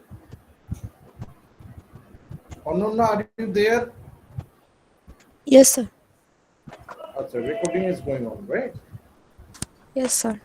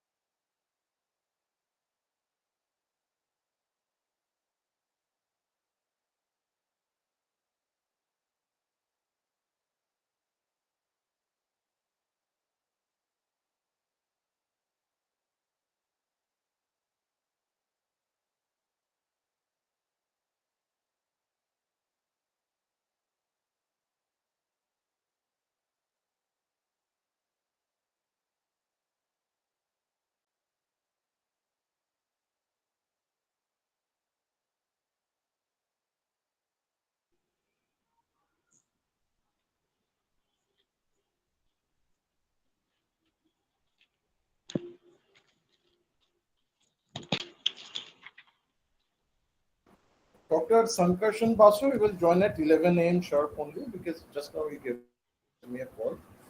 And I told him also, okay, because the students are joining slowly. Students, please ask your questions. Srijani and Sthitu, they are doing a good job. I'll ask others also to ask questions. It's very necessary, students. It's very necessary. Frankly speaking, let me tell you, students, during your age, also I had a session with Dr. Jagdish Seth. Okay, so at that time also I had asked him questions. Then I was in touch with him. Now see, right now when I have become a professor and you people are my students, yes, come again. Friends, these relationships are long-term relationships. So carry on like this. These relationships are long-term relationships. Okay, so if you remain quiet, that okay, I'm a very good boy or a good girl, and I'll remain quiet. That doesn't help. Ask questions. All of these great people, great professors, they welcome questions. That can be an idiotic question, stupid question, no matter. We don't care. Just ask questions. Actually, if the questions are, not framed properly, then it actually indicates the naiveness, and it's actually your question. We are not framing it. So don't be afraid that you are asking some silly questions. We are there to reframe it, not to worry. But the originality of the questions should be maintained, right? So don't get afraid of whether you can ask a very good question, pertinent questions. We are there to reframe it. If you have any problem, as I told you last time also during our December MDP, if you have any problem with your audio system or something like that, if you're outside, you want to write it down, please write on the chat box. We are here to put forward those questions in front of our eminent speakers. Okay.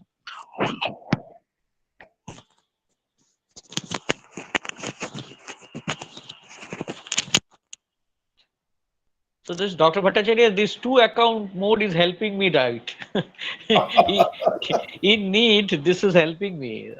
No, that's very good. Actually, the thing is that yesterday, when I just switched off my camera, and after that on, I know.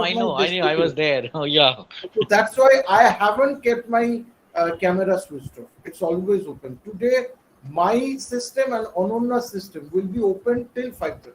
My system is also open on that account, so don't worry. Dr. Bandyopadhyay, he was there just now. Sir, are you here? Dr. Bandyopadhyay? I am here. Okay. How is the internet over there, Dr. Bandyopadhyay?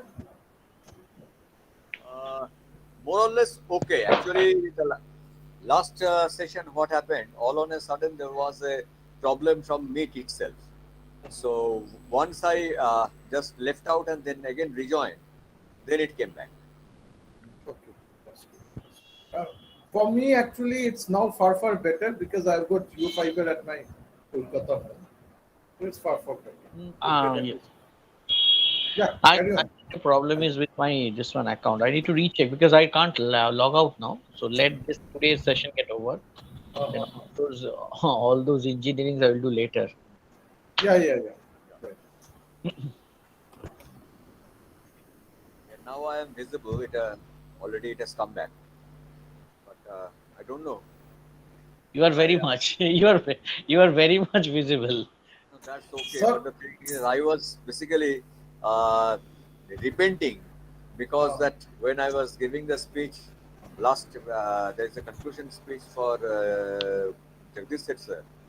That was a problem. Then I was not visible, just audio system. And one positive thing. Once I just asked the question, that time I was visible, but at the right time, I was in the wrong. Dr. Basu, because he is PhD statistics. Dr. Basu is for the second time he is with us, right? If I'm not wrong. Second time. Previously, he was at that budget symposium. It was yes. 2021. This is the second. Achha, one good info let me share with you, my colleagues and my dear students. most probably we may get Dr. Jagdish Seth as our mentor. That would be quite fascinating. Because just after the I session, think it will be excellent. It will be not only excellent, but also if there is something superlative than excellent, the word. So it is like that. right, sir. And actually, I have also I'll share with you all afterwards. I'll share with you IB sir and Adrenal sir on Tuesday in our faculty meeting. I've said it to him. Sir, IB sir, I'll just request you one thing, sir. As the students will switch off their mobile, that's not a, sorry, switch off their camera, that's not a problem. You, Adrenal, and myself, we have to keep our camera open. So I will suggest you, sir, before the joining of Sankarsh and Basu, kindly look after the background, sir, because from your background, the picture is not looking good, sir. It's a suggestion only. Yeah, So, yeah, like, sure. Sure. The thing is that as because I told you this is my second device, so just to save my data, I'm in no, between. Adrenal, yours is okay. Yours is okay. I'll suggest IB, sir, because my background I have set okay to something like that. Sir, if you Oh, can't set it from your mobile, but at least kindly look after the background because there is an Almira behind you. At least if you can be somewhere, no, it's uh, okay, it's okay. Hey, if there Almira is a is well, okay. Almira I'm is okay. just Both the things are required. This is you have books and Almira, so both the sides of our life, Lakshmi and Saraswati, both are required. Don't worry. So I feel that's okay. It's not no, just a suggestion, just a suggestion. That's okay. Dr. Basu will join within the next 3 minutes. I had asked him to join from 11 a.m. onwards. So, students, right now we have got two IM professors from 11 to 12, Dr. Sankarshan Basu, and from 12 to 1, Dr. Viraj Verma from IM Ranchi. Dr. Sankarshan Basu is from IM Bangalore, and Dr. Viraj Verma is from IM Ranchi. They are going to deliver their session for us. And then again at 4 p.m. we have got Dr. Indranil Bose, who is the Dean of University of Bolton, Russell Khaima of UAE. He will join at 4 p.m. And at 5 p.m. we shall have the valedictory. Right. So you Just a have minute. actually. I have got a call. So carry on, Adrian Sure, sir. I sure. have got a call. We will be around 1 o'clock, 1 p.m. We'll be breaking for lunch, and after that we have 3 hours. So kindly go and take lunch, and if you want to go for a siesta, then go for it, and then make sure that you are joining back around 3:50 on the same link. So that is going to be last session is also going to be very exciting as well. So that's it. And I wanted this only there are we are 1, 2, 3, 2 was 5, and I'm one joined, one more 6. So there are 23 students only, 23 to 24. I've already given a message. Please kindly the students you tell your friends to join. Okay. So that's something which you are getting benefited. In our times, it was not that much benefit that online, webinars, and we used to be in touch with such, eminent personalities. So please, you ask your friends. I have already done from my part. I expect more number of students to join. I think Dr. Bhattacharya is in a call. By the way, am I audible? Students, am I audible? Yes, sir. Because Yes, sir. I don't have a collar microphone, so that's the sometimes it falls from over here which I've put. So that's what I'm asking. Okay, thank you. When Dr. Basu is going to join? Sir, it's almost time is. I will ask Professor Bhattacharya to give him a call. 11. It's from 11. Yeah, I'll do that. I'll do that.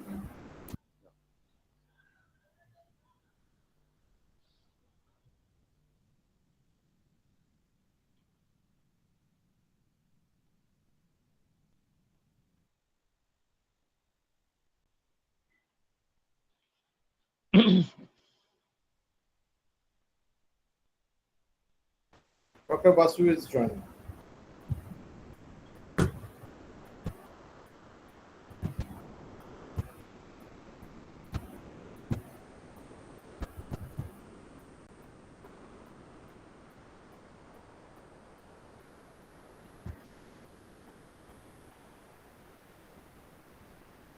Just a minute. You just told me only that.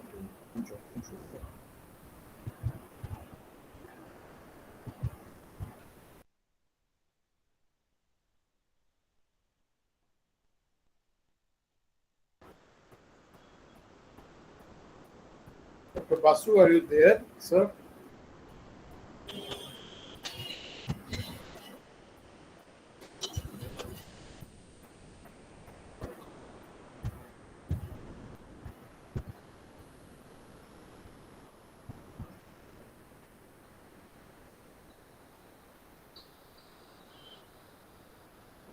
Maybe I had committed this error by telling him to join a little after. There is a number of student attendance will not possible. Just give me a minute.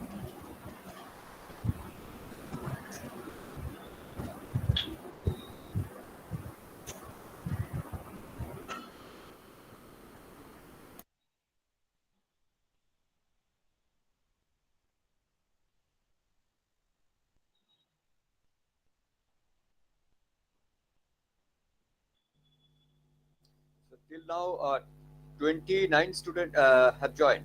29 students. Yeah, only. yeah. 29. Oh, it's showing 39. It's showing 39.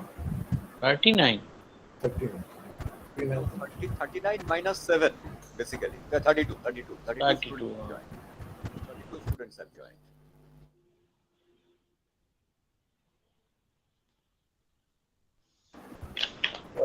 Just a minute. Just a minute.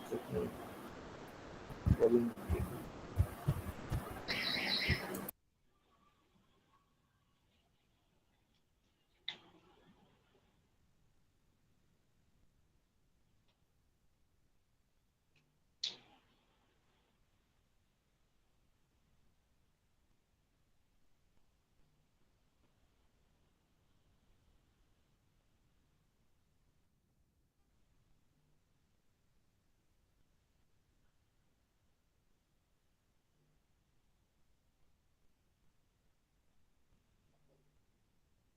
Okay, Dr. Basu has said that you have to let me in because he has been trying to come in. He has been trying to enter, but he's showing that you will be allowed only somebody lets you in. I don't know what's the problem. Rajiv Dubey sir, Anupam sir, Rajiv Dubey sir, Anupam sir. Just a minute, friends. But here no pop-up is coming, like, so I don't know how can I accept. Rajiv Dubey sir, because I am the one of the co-hosts today. Ananya, are you getting any pop-up? Ananda, IB sir, are you getting any pop-up? I'm not getting any pop-up here over here. No, I'm not getting. I'm not getting. Just a minute, just a minute.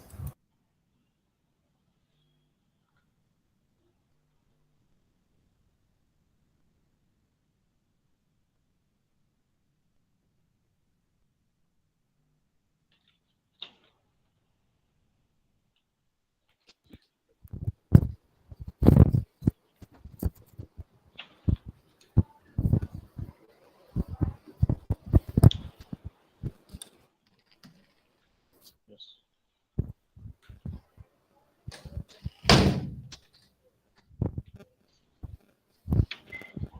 Okay, I'm there. Yeah, hello, Sash. Hello.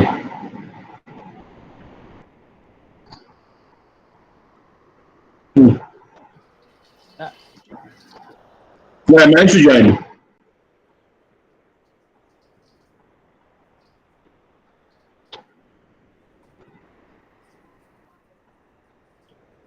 Hello. Yeah, can you hear me? Yeah, absolutely. Okay. Good morning, students. Good morning, my colleagues. So it's indeed a privilege for us that we have Dr. Sankarsan Basu today with us. And sir is with us for the second time. Last year he was also there with us. And today, this year also for this 2 days program, 2 days international conference, we are blessed to have him with us once again. Students, just a brief introduction of sir. If I am starting from his career, you see what sort of academic track record which he's having, and it's really fantastic. He started his schooling from Don Bosco School, Park Circus, and then he moved to Presidency College, where he pursued his BSc in Statistics, and then MSc Statistics from Indian Institute of Technology, Kanpur. Further, he completed his PhD statistics from London School of Economics and Political Science and joined ICAC as a manager derivatives in the research group and worked over there from 2001 to 2002. Later, he joined the Bangalore Stock Exchange, where he served as a public interest director, and after that, he joined IIM. In the capacity of visiting faculty, assistant professor, associate professor, he is now over there as a professor from 2013 till date. There was also the independent director of the Clearing Corporation of India Limited and the director of the Professional Risk Management International Association. His top skills include, also specialities include the financial services, quantitative finance, risk management, and capital markets. So friends, you understand that how much you're having an opportunity to interact with Sir today. Sir, the virtual podium is all yours and it's over to you.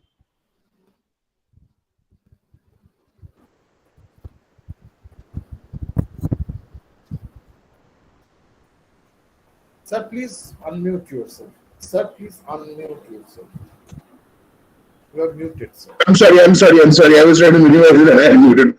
Sorry. So first of all, thank you very much. Thanks to all of you for having invited me for this conference on basically rethinking national business strategies by reshaping business perspectives in the current business environment. So, when Shorav asked me to speak on this, my first reaction was that why me? Because I am not a strategy person. I don't have any clue on strategy, and there are much better people who can talk about strategy than me. But he kind of insisted, and therefore I was thinking as to what can I speak on. So I thought, let me just talk a little bit, spend a little time and talk a little bit on broadly on the markets and on the financial market side of the story, the economy, because there's this whole part of on the current economic scenario or the current economic conditions. Okay, let me kind of try to include that and try to kind of create something around that, because I'm not so sure what I could kind of contribute or what I could talk about from a pure strategy perspective. So I think to start off everything is the first thing I think all of us will agree and in some sense or the other is the fact that we are indeed in kind of very challenging times. Economically, at least, we are in challenging times, and I'm not trying to get into any other definition because obviously, in the current context, the moment you talk about challenging times, there is this whole argument of the political argument and all that comes in. Let's leave that out. Though, at some point, it's also interesting to note that there is this whole argument of political economy that keeps on running. And you cannot, and however much we want, it is probably impossible to completely disassociate politics and economy. There is some amount of commonality, there is some amount of overlap. Ideally, we would want to have it completely independent, but after all, there is no ideal world, and to that extent, we have to live with this political economy framework.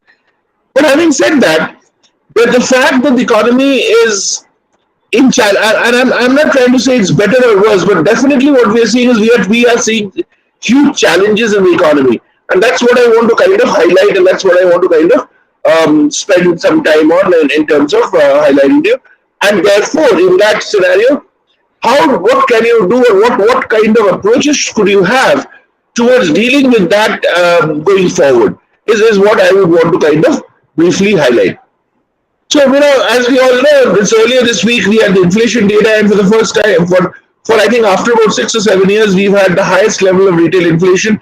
The officially reported retail inflation has gone to about something like 7.79% or close to 8%, which is the highest in about 6 years. This is the officially reported inflation number, which means inflation on the ground is obviously much higher, because there is obviously a gap between the reported inflation that we have and the actual inflation that we are exposed to. And to that extent, there is a significant, there is a difference. Obviously, there are other geopolitical economic things that happen, but again, at the same time, there's certain advantages that we are having. So while the world, while on one hand, and at a broader level, uh, war, any kind of war, is obviously something which is not welcome, which is something which we should not aspire for, and it should something that should be despised. Yet, and it might sound ridiculous, but it is a fact that, and that is true from a humanitarian perspective. But from a business perspective, war is actually not a bad idea. From an economic perspective, war is not a bad idea because it spurs demand. Because there's a lot of additional demand that gets created, a lot of additional activity that gets created, and therefore that kind of leads to economic outcome. We are right now, as we all know, across the world, we are faced with obviously the Ukraine crisis, the Russia-Ukraine crisis. And while, as I said, from a humanitarian perspective, it's not a very good idea, but, and it's something that should be kind of stopped, and all of that I agree, but purely economically, maybe we are better off, maybe we are benefiting. Because you realize, because of this war thing, and on one hand, because of the war, because of the Russia-Ukraine crisis, the global crude price has gone up. The global crude price has gone up. I mean, after a number of years, it has gone up to above $100. It was somewhere about $105, $110. And we import about 70% of our crude. 70-75% of our crude is imported.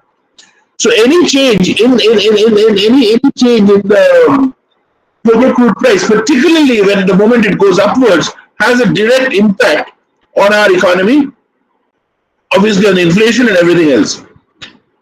Yet, with the Russian crisis and with the Russian oil not being available across the world, or the Western powers not allowing Russian oil to be sold across the world, has meant that in India we are able to get oil at a cheaper price, at a discounted price, at a significantly discounted price from Russia. And that means that despite the global crisis and despite the entire humanitarian crisis that is getting built up in Ukraine, domestically and purely economically, we are actually benefiting because we are managing to buy oil much cheaper than the global price. Now, obviously, one could argue, and I think it's a fair argument if somebody were to say that should we be, in a sense, quote unquote, profit or engage in profiteering at the cost of human lives? Obviously, and probably the answer should be no. But at some point, the argument, it's just not in our hands to kind of stop that or do something, and therefore we make the best of it, and that's a good example of how you kind of run or what you do given a scenario and then when the outcome or when the process is not in your hands, and therefore how do you maximize your benefit. And then that's what's happening. But that, on the other hand, also leads us to the question of the challenges that we are faced with. Even though we are getting oil at a cheaper price, even though we are actually benefiting from this, yet our inflation seems to be rising. And now tomorrow, if we actually have to go and buy oil at the market price, realize that the amount of additional increase in inflation will be significantly high, and then could adversely affect the economic stability that we have. And hence my whole argument of this hugely challenging times in the country that we are kind of faced with. Do we have so what do we do? So question is, we have these challenges, we have all of these issues. We obviously have a lot of other challenges that come about along with this. We obviously have a geopolitical economy problem that we have. We have a crisis brewing in Sri Lanka, and I think it would be stupid to expect that if the crisis in Sri Lanka were to continue for a longer period of time, the India will not be impacted in any manner. I'm sure there will be an impact on India as well, because again we will probably be left with a refugee crisis on our hands, potentially economic crisis. We are already supporting them economically, but we might need to support them a lot more. And again, from a geopolitical perspective, we might need to go out of our way to do it, because if we don't, then essentially other powers to whom we do not want in our vicinity to be there may actually step in to support them in the short term, which could kind of upset the balance of power that India maintains, and could actually have a challenge, actually have a problem in that. So therefore, there are these challenges will be there and could kind of blow up in the process. We've just come out of, I mean, when we are saying come out, at least we think we've just been, we are in the process of coming out of one of the greatest greatest health disasters the world has ever seen, which led to a huge economic crisis in terms of the pandemic, in terms of COVID-19. Demands doesn't seem to be still gone up because there's a lot of people, and there is data now to show that there's a large number of people who have actually left the workforce. So people who had lost their jobs. So if you compare the pre-COVID workforce size to the post-COVID workforce size, the workforce seems to have shrunk, which also means that there are a lot of new opportunities that are open out there because people have left the system and people are not really coming back to the formal sector, and hence these formal sector opportunities are kind of remaining open. That is good for freshers or young people because that is opening up newer doors and newer opportunities for them. But it also at the same time is creating a larger number of non-productive workforce economically, which also needs to be tackled. And if that grows significantly large, then your ability to tackle that and your ability to control for that will be very, very difficult. And that could kind of lead to other issues and other challenges that you will actually be faced with.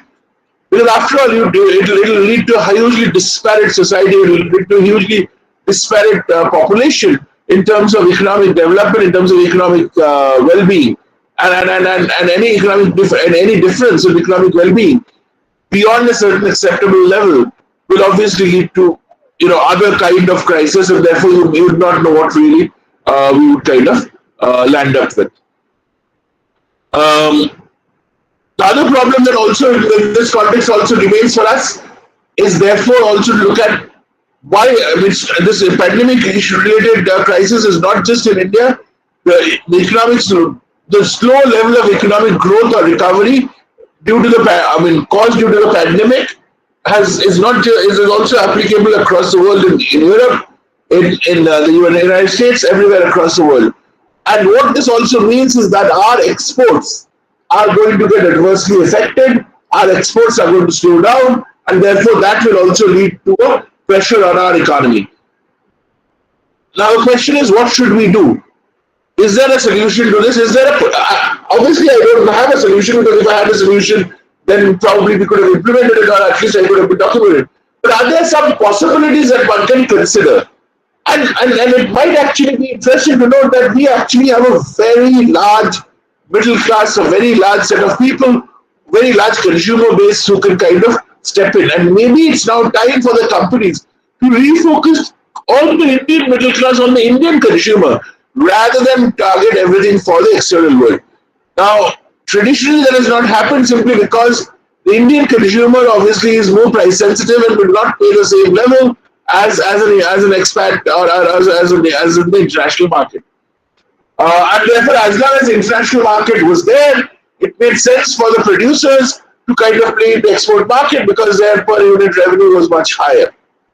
Now that per unit revenue has dwindled and has come down to peanuts, and hence, at this point, it might be a good idea to kind of, for the producers, to relook at the whole process and say, okay, what should be the Indian consumers looking like? What should we do to target the Indian consumer so that we can also continue our business? Obviously, make it price sensitive and play it in that fashion. So that's something that I think is an interesting strategy that one should actually look at.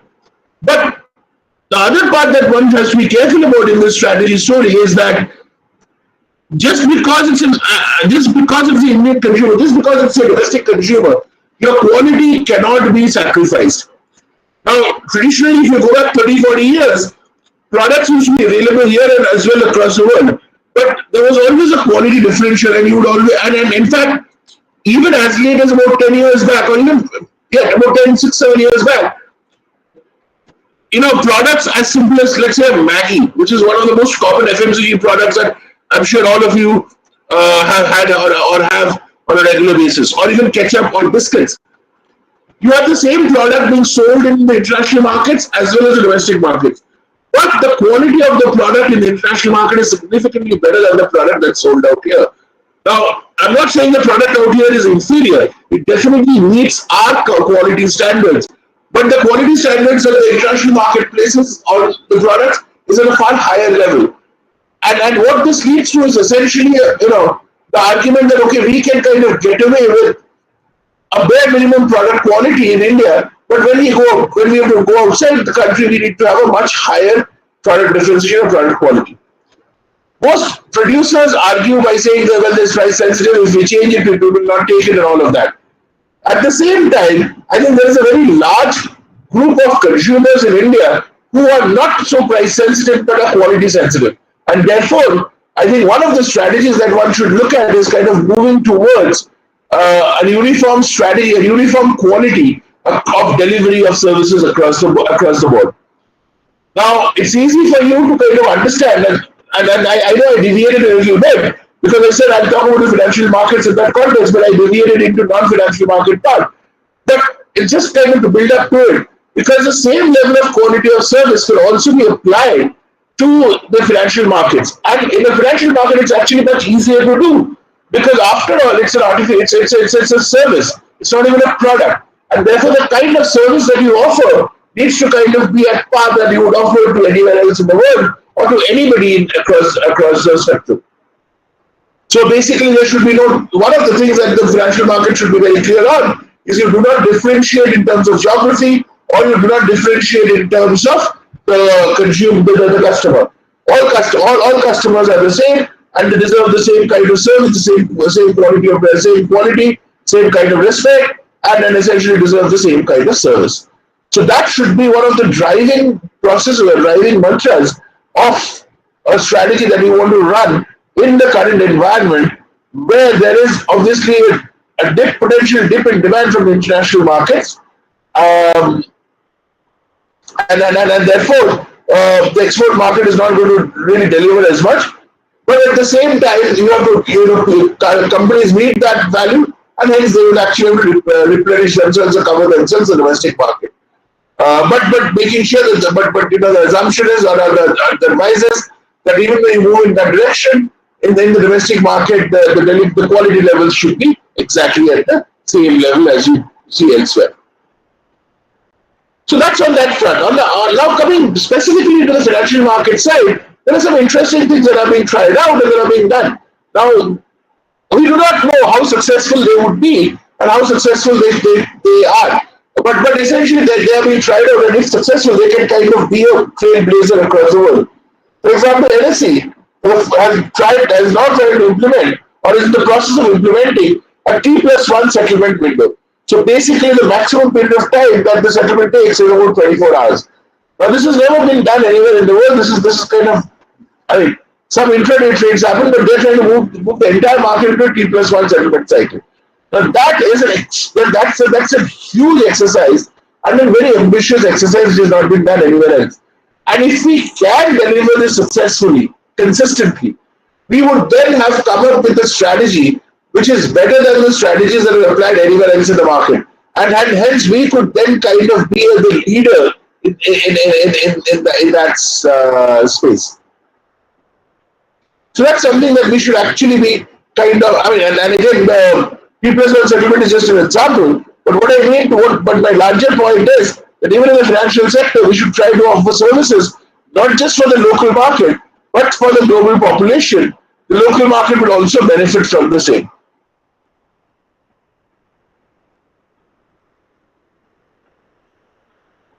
Right. So that's another thing that we can kind of that we should look at. But at the same time, we should also be mindful of the fact that the economy is kind of in a fragile state, and we need to kind of take action or take steps to kind of shore up the economy in a sense that we are in a much more stable position. And then some of that would include belt tightening, and then tightening by not just by the central government but by the different states also, because the amount of freebies that the states kind of offer and the central government seems to offer is something which obviously adds on as a burden to the national exchequer and an effect to individuals. Now, obviously, we've never been, and we do not want to be a scenario where Sri Lanka is today, and therefore, to that extent, one needs to be careful about the kind of approaches, the kind of freebies and the kind of offerings that the governments kind of make to the population. Country where it is important to have welfare schemes play out. But should welfare schemes be at the cost of the rest of the economy is something one has to be very clear about. Unfortunately, what we see is that we have, in most cases, what we've seen is, including in the last budget and all of that, we've seen a lot of welfare-oriented models which do not necessarily get backed up by kind of solid economics, and hence does lead to bleeding of the exchequer, bleeding of the system as we go forward. But that is something that needs to be avoided, particularly in challenging times. Another point that I have to make to all of you all is, in some sense, that because the times and because the underlying scenario is challenging and all of that, that also gives you the flexibility as individuals, as young individuals, to also experiment. Because in a sense the future is uncertain and uncertain for everybody. And therefore, you do not need to kind of just stick to the established processes, because the established processes may not survive. For example, think of it, a generation back in the 1980s, anybody who got a job in a bank on an average would feel very happy because bank jobs were protected, and nobody thought that bank jobs could kind of vanish overnight. Yet in the last 5 years, we've seen number of bank jobs vanishing, number of banks, across the board, number of banks actually shutting down their business the way we know. They still continue to do business with the way we have known banking business. For example, branch business has significantly come down. PSU banks, as we know, have been merged, which has also led to a reduction in the overall branch capacity. Yet the business volumes have not necessarily gone down, the business volumes have gone up. So, just because there were some processes and some models and some approaches that existed in the past, that will continue to be there going forward is not something that you should be banking upon. And this kind of volatility, or this kind of uncertainty in the market, as we are seeing for the future, allows you the flexibility of trying different things, of working on, because at the end of it, nobody really knows which is correct, which is good. And maybe yours is the correct one and it will kind of click, and therefore you will really make a difference in that context. So I think one should take advantage of this, challenging environment that we are in the current time period, and then try to look at things which are differently, try to look at things which could actually make an impact in a manner which was not conceived or not thought about in the past in any manner. I think that is something that should be one of the basis of your basic strategy and a basic argument as to how you deal with this. Finally, if I were to kind of specific, let me just end a little, take another couple of minutes and then before I end, talk a little bit specifically about the financial markets. I think it's, and the financial markets are kind of interesting to look at because the volatility in the financial markets is something which is very easily evident, and that we see now through till March, the markets were going up. In the last 1 month, the markets have gone down by about 5,000 points. No guess where the markets will be tomorrow or on Monday when the LIC listing happens. So what this leads to is essentially, and you could by the way project this to your life as such in a larger scheme of things as individuals.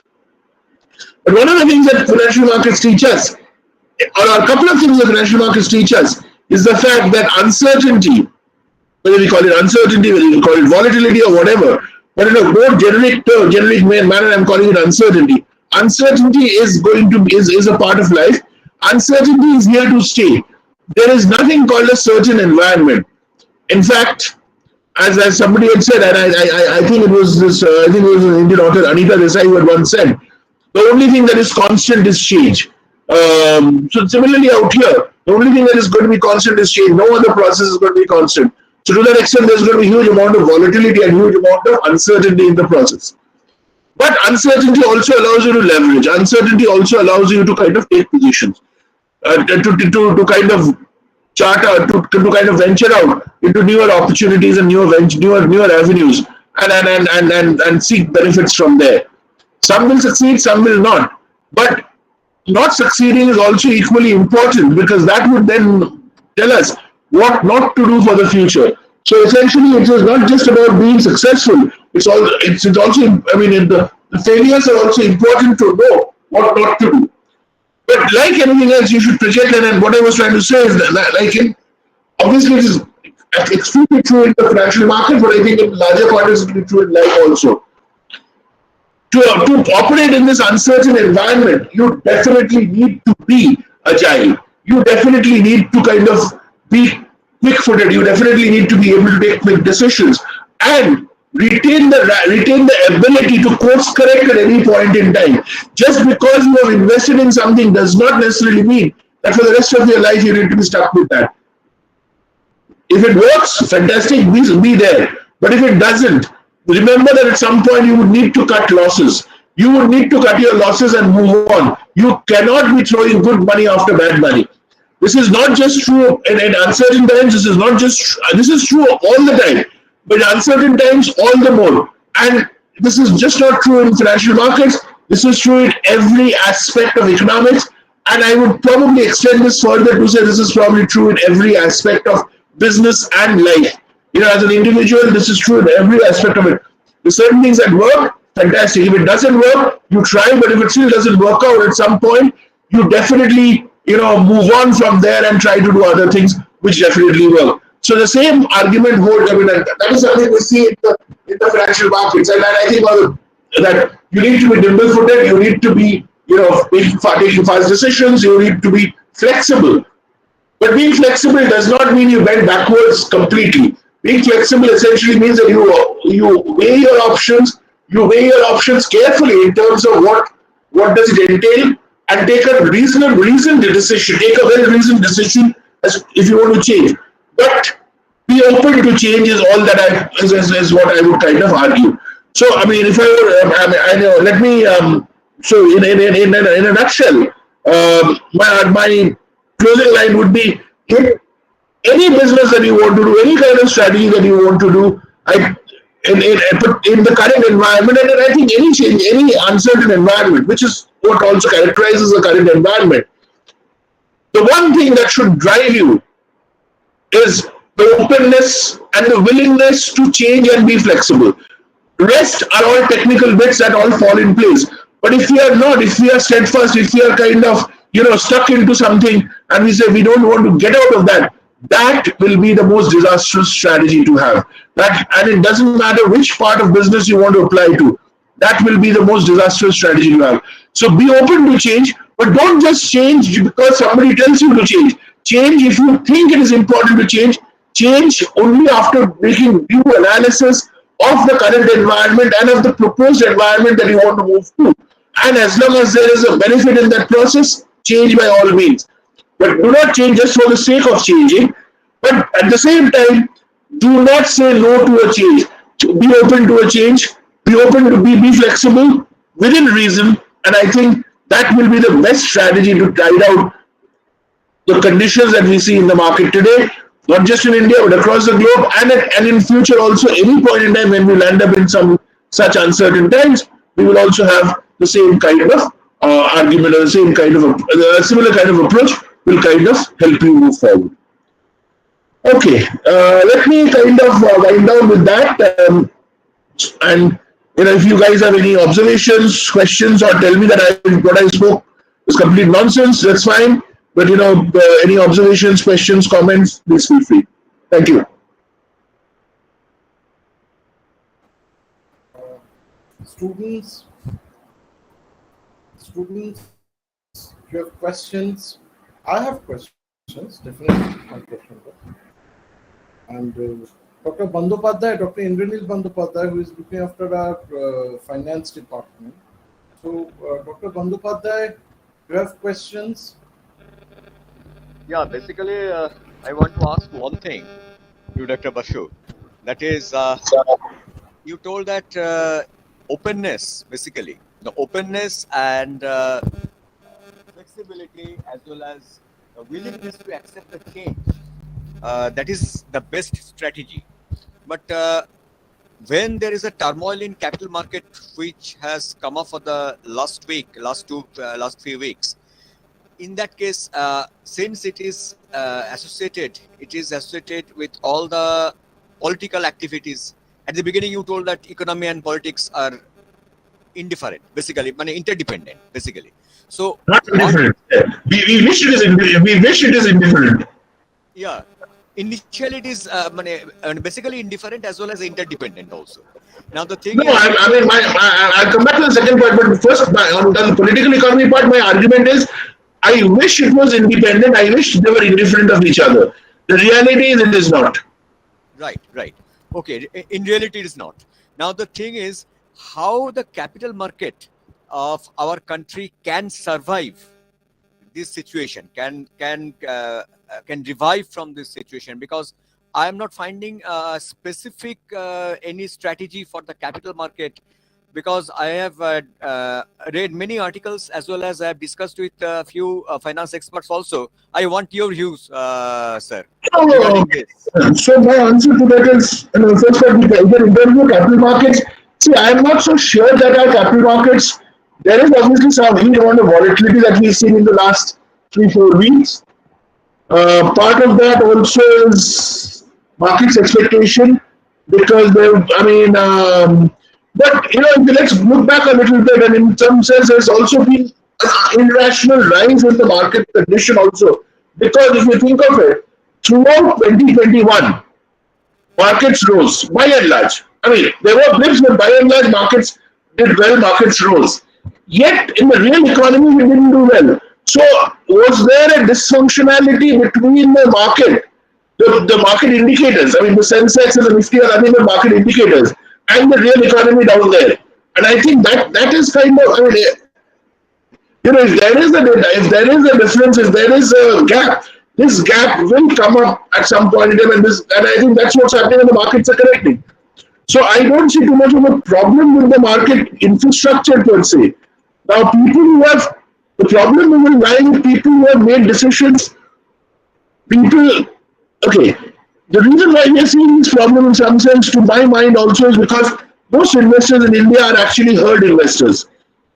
They are not really, so to speak, intelligent investors. And I'm using intelligent in a limited sense, or an educated investor, educated more from a capital or financial market perspective. Most of us invest because you tell your friend, you know what, I invested in this security and I made like 20%, 30% return. You are not lying. It's not as if you are falsifying anything. You are not giving any wrong information. The only problem in this is, when you say you made a 30% return, you obviously have invested in the past. Based on that, today's return is what is 30%. The person who invests today may not anymore, because the curve is not an exponential curve, the curve flattens out. So this guy may not actually make a 30% return, may make only a 5% or a 10% return. What happens net off? The person goes and says, you know what? Inveril told me this, but no, he's told me all nonsense, it doesn't work, I only made 5%, I could have made better elsewhere. And we all know,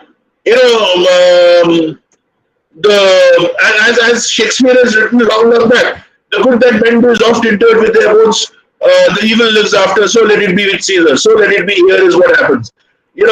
The bad news travels much faster and remains in the system for a much longer time. The fact that somebody actually made 30% is lost in the process. I think that's what's happening in our markets. And a lot of people have entered in the market on the back of these kinds of advice and these kinds of, and I'm calling them advice in a very loose sense. It's not a formal advice.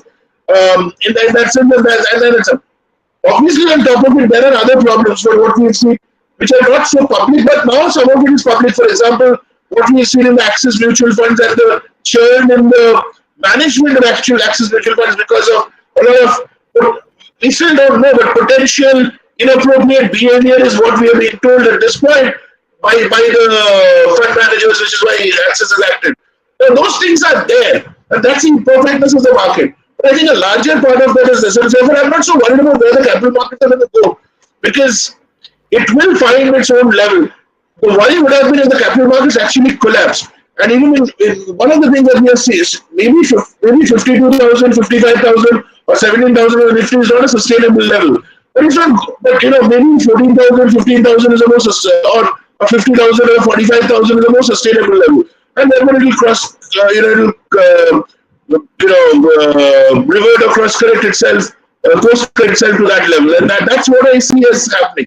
I don't see a complete meltdown happening because I think there are lots more checks and balances, and there are large sort of investors. The other problem that also happens in our system in the capital markets is a lot of investors are there for, I mean, any standard investment process would argue that you should churn your portfolio should have some churn, right? You change it. But there are a lot of passive investors in India who buy and just hold.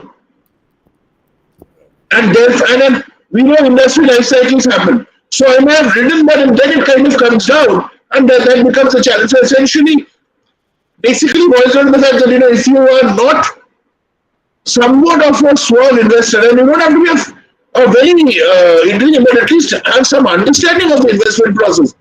You should not probably go directly into the capital markets. Maybe the mutual funds, maybe the fund management route is a better route to kind of take, which a lot of people don't seem to do and seem to come in directly. And that's what I would argue. Okay, thank you, sir. My second question, there is another question. That is, at present, what the inflation we are observing, it is basically more the cost push in nature than demand pull.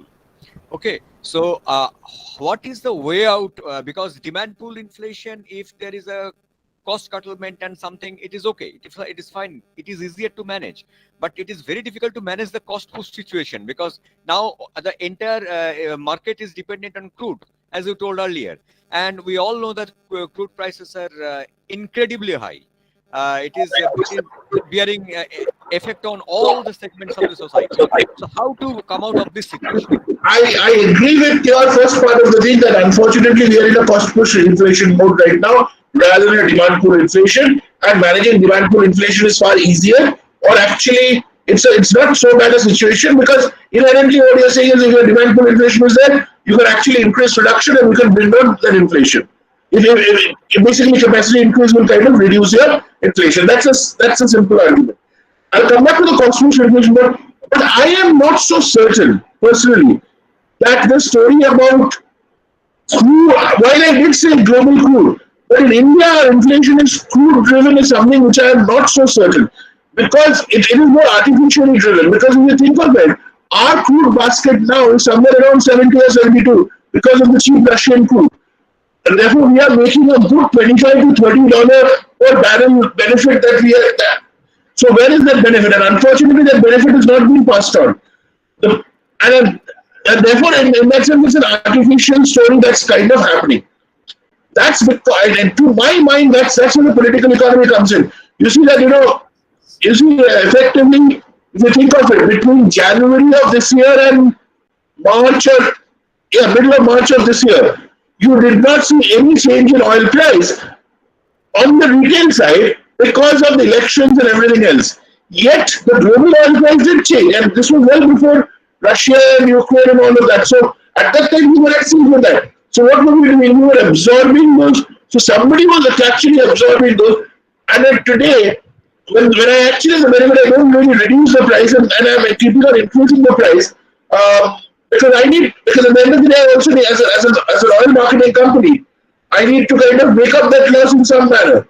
So I'm kind of using that. And that is driving the inflation process because it's not so much the petrol price. Petrol price is important, but I think the diesel price that makes it more complicated because the cost of goods and the transportation cost and all that really kind of hits your inflation. And I think there are RBI studies which say that every 1 rupee increase in the diesel price leads to a 0.1% or 0.05% increase in the inflation number or something like that. There is an RBI report which kind of equates the diesel price to the inflation, and it's not inconsequential.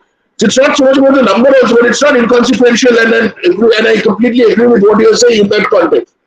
How does one solve this?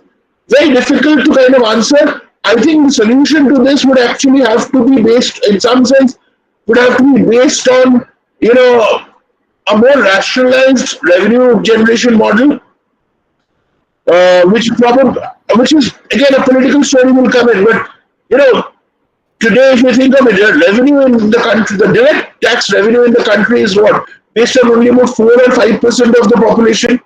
Right. because your income tax is paid by what? Only about maybe 7 or 8 crores or 10 crores of people. Hardly 20, Hardly. hardly 10, 15 crores. Hardly. If you take 10, 15 crores and if you take it of the entire 130 crores, that works out to be about 7% of the population. Definitely. Well, now I can discount something, so I can kind of take out the below 18 or below 21 and above 60 people. Then also the population should be somewhere about 40%. Against the 40%, I'm only using some 6-7% to raise income tax. That's because out of this 40%, and of this 40%, you take the 6% out. The rest of the 33% is essentially agricultural and other forms of artificial non-exempted income. Right. Non-exempted income from income tax. Now, I think it's high time now that we move into a model. Agriculture does not necessarily need to be taxed at a 30% peak rate. But what stops agriculture, or why should, two examples I'm giving you. And also, in the 1980s, all these SEZs and all were created in this country, and all these companies, IT companies, were given tax exemptions for 5 years, 10 years. And the idea behind that, as we all know, was to kind of help them grow, help them set up and all of that. Close to 40 years, 35, 40 years down the line, are they still being set up? I mean, it's becoming a joke that they're still kind of giving those benefits, yet making huge profits. So I think there is a point. Whether you tax them at the peak corporate tax rate or a peak rate is another story. But I think it's important to kind of start taxing these, even if you tax them at a marginal 10% rate. There is a huge sudden buffer into the system. Because also the other problem is, the government, in my mind, and I might be wrong, but in my mind, I think the government is getting it wrong because the government is obviously on a revenue deficit. Government is trying to meet the revenue deficit by selling off assets. Your LIC IPO, any asset sale is a revenue deficit, is a recovery of revenue deficit argument. It works. It works in one instance because now our government has sold 3.5 or 4.5% of LIC. But they can't sell the 4.5% once again. And tomorrow, realize that the dividend that the government will get will also get reduced because this 4.5% of the people will also have to get a dividend. So effectively, the government by selling these assets is solving the problem in the immediate short term, but creating a larger problem for the long term, and they're not really, nobody's ready to really bite the bullet to say, okay, let's build a more constructive, sustainable model for the longer term.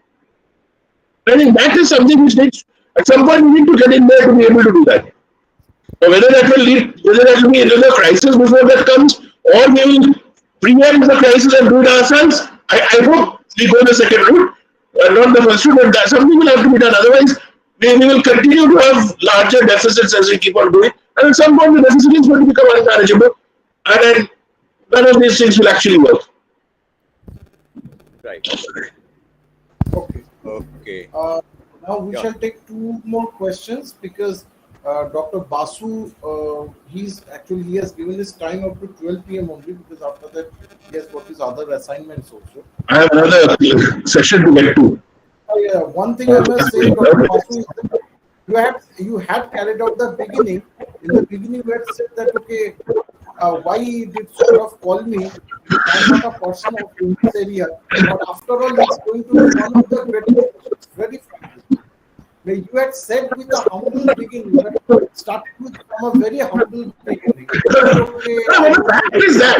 Sure of you know me. I mean, when you called me for budget and all, I don't say no. This one I was not very confident myself because this is not something that I do on a regular basis. You know me well enough to know that. It's not that I was kind of saying no for that. No, but actually, finance is one of the parts of strategies. No, that's okay. Sorry. Anyway, let's look at any questions if they have. Instead of this discussion, you can carry on. Yes, Titodi is there, and let me ask another friend. One thing I must say that people are very fortunate that you are talking to one of the best finance professors in India. Dr. Basu is a very, very good person in the world of finance and economics from Bangalore. I think Shitati is there. Somebody. Yes, Titadi is there. So, friends, it's a rare opportunity for you. Those who are eager to learn finance. Acha, along with Titadi, I'll ask also Radha Kumari also to be ready with the question because he also loves finance. Titadi, please ask your question. Good morning, sir. I am Good morning. and my question is that regarding our neighboring country Sri Lanka, there is a economic crisis going on in Sri Lanka. So, what are the main reasons for this crisis, and what lessons are there for India to learn from our neighboring countries so that in future we don't face such crises? So, very difficult to say what are the main features, but I think what we now know of there are two main crisis points that have happened. One is the huge amount of external loans that they have. Obviously, the pandemic has created a problem for them because a large amount of Sri Lankan revenue, foreign revenue, was through tourists. Tourism was a main player, and as we all know, in 2 years, that industry has completely kind of got killed. Anyway, there's nothing new about that. They had huge amount of external debt, and I think the debt negotiation was pretty bad because what that was leading to is kind of there were lots of sovereign guarantees and sovereign assets that were kind of pledged, and obviously the lenders were kind of working on that. And the other thing that now seemingly has happened is that it seems, well, not to say, it is now known that sometime in 2020 or early 2021, the Sri Lankan government, against expert advice, went and said no to any kind of chemical fertilizers in the agriculture and only went for organic farming. Now, organic farming is very good, no doubt about it. But I think years of chemical farming, chemical pesticides, and all of that has led to a thing that, it's a cost that we have paid. Because we need to kind of produce at that level, we have kind of fast tracked the whole process. Organic farming is not, at least now we are seeing, is not sustainable. It's such a drastic change in such a short period of time is something which is not sustainable. I think these things kind of came in. But I also think the other problem is that I think that uncontrolled debt, because they actually ended up having a huge amount of debt. And it's not just so much of the debt. I mean, obviously the crisis started with the food problems and all that.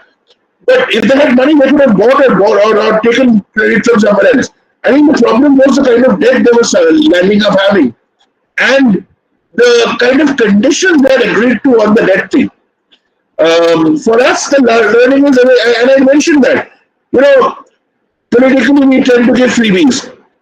Everything is, I mean, every politician, and across party lines, it doesn't matter who's in power. From the left to the right, from the north to the south, it doesn't, east to the west, it doesn't matter.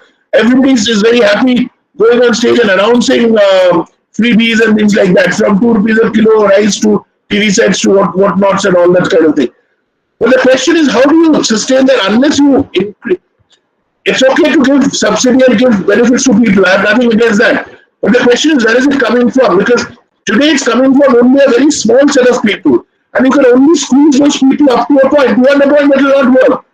So unless you increase the base from where you can get it, you're not going to be able to solve it. So either you rationalize on your freebie model, or you increase the base, what we were just talking about, income taxation and all that. So you have more people from whom you can collect and therefore, give back to the society. But if I think there are only 10 people and I'm going to, every time I'm going to go back to the 10 people, well, at some point these people are going to run out of money or are going to say no. And then you're going to have a real challenge. Because then the other problem that will happen is, which in a sense in India, in my case will happen is, people will be so, people get so used to getting freebies and things like that, that in future you don't want to pay also. Even if you have the ability to pay, you don't want to pay. But I think that will become a huge issue. So in some sense, help people as a government, it's a government's job to help people, no doubt about it. And governments are run by politicians, so that's fine. But don't get into a model, don't push it so far that you will not be able to sustain it, number one. And number two, you make people so dependent that they don't want to pay, they don't have the ability to pay even, So basically I can help you develop, but I can't keep on giving you doles all the time so that you don't develop at all. Because that's going to end at some point. And that's what we need to kind of ensure from our perspective. Thank you, sir. Thank you, sir. Professor Adrinil Satra. Professor Adrinil Satra. Yes, sir. Please Yes, sir. carry on the session, sir. Please Yeah. carry on with your other So session. we think there are no more questions. Hello. Hello. Kindly center, sir, if the students have any question. Oh, student, anyone have a question, students? Or we will proceed for the valedictory of this particular session. I will hand it over to Dr. Indranil Bandyopadhyay. Any students? Because he's pretty busy. Please, if you have, or else what you can do, you can always get back to us, put forward your questions. We will definitely forward it to sir. If they're not coming, then I will hand it over to Professor Dr. Indranil Bandyopadhyay for the valedictory. Over to you, Dr. Bandyopadhyay. Thank you, Adrinil, and lot of thanks to Dr. Basu for joining us and to give such a informative, lively presentation regarding the present situation, regarding that what India should do, how to face the challenges of inflation and other factors, and how to handle how to maintain the balance in the diplomatic field. So all these things Dr. Basu has discussed in within a span of 40 minutes. So it is excellent presentation. Basically, what few important points what he pointed out has caught my attention. That is workforce. He has mentioned a very important thing, that workforce in pre-pandemic era was greater than the post-pandemic era. So that means more number of workers, they didn't came back. They didn't come back after the pandemic in their and joined in their respective previous organizations. So that is one very important observation.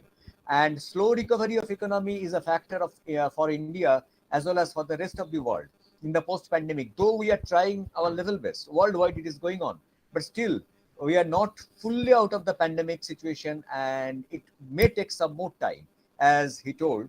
And India is suffering basically from low export in the post-pandemic, and therefore one very important suggestion he has given, that is they should focus largely on the middle class income level segment in Indian domestic market, which is a very which may give a very good return for the companies for the time being. Then another thing, he told that uniform quality in terms of product as well as service, specifically service, to be maintained at par with the world. And though it is a very ambitious exercise, but still, if the firms can look into this, I think Indian economy, the wheel of Indian economy may move faster than what is the speed at present. Now, one important aspect what he has told, very catchy line, that is economy must move from fragile to agile. That is, at present it is fragile, but to counter all these challenges, economy must be agile, as he has given the example of financial market, capital market, and especially as he told about the transformation in the entire banking and financial systems, like the mergers in the PSU banks level, or for the private banks, basically they are closing down or shutting down many of their branches, and the reduction of branches and consolidation is basically giving it is a profiteering motive for the banks of financial sectors, basically. So and one last thing, what has impressed me immensely, that is only constant thing is in the world, that is change. So every company, every field in economy, in politics, even in social context, everyone must adopt this change and say no to change. That is the fantastic conclusion he has drawn. So a lot of thanks, Dr. Basu, for joining us, and we are Thank you. Thank you very much. Yeah. Thank you. Yeah. Welcome. For joining the session. Thank you.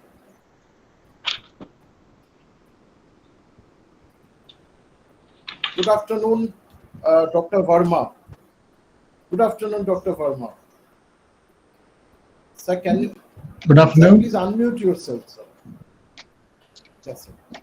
Can you hear me? Yes. Yes, sir. We can hear you. We can hear you, sir. So I will give you an introduction, sir. But before that, let me tell the students. The students yesterday we had started our international conference virtually at Cairo. And from Cairo, then we took off to Kathmandu, Nepal. Then we went to Kuala Lumpur, Malaysia. And then we ended the session at India at Ranchi. Today also the morning session started with Dr. Jagdish Seth at USA, Emory University, USA.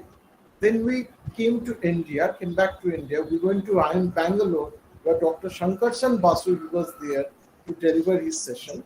Now, friends, from Bangalore, we have taken off. Now we are over here at Ranchi, where at IIM Ranchi, Professor Dr. Viraj Verma, he's over here. We are very fortunate the sir is present over here. So, good afternoon, Professor Verma again, and for being present over here, sir, in our session and for accepting our invitation. And sir, along with me, I have got my two colleagues, Professor Adrinil Shastra and Dr. Indranil Bandyopadhyay, who are over here. And along with us, sir, we have other students. So, sir, let me start. Friends, to start with, just now I was telling you people that, okay, that when you were talking to Dr. Shankarshan Basu, you have got one of the best finance professors, you had one of the best finance professors to talk to on recent business strategies. Now we have got one of the best HR professors of the country over here. So we are trying to give you exposure at international and national level from the best of personnel. So let me start with the profile of Dr. Viraj. Sir started his education, sir is a BE mechanical engineer from Jadavpur University.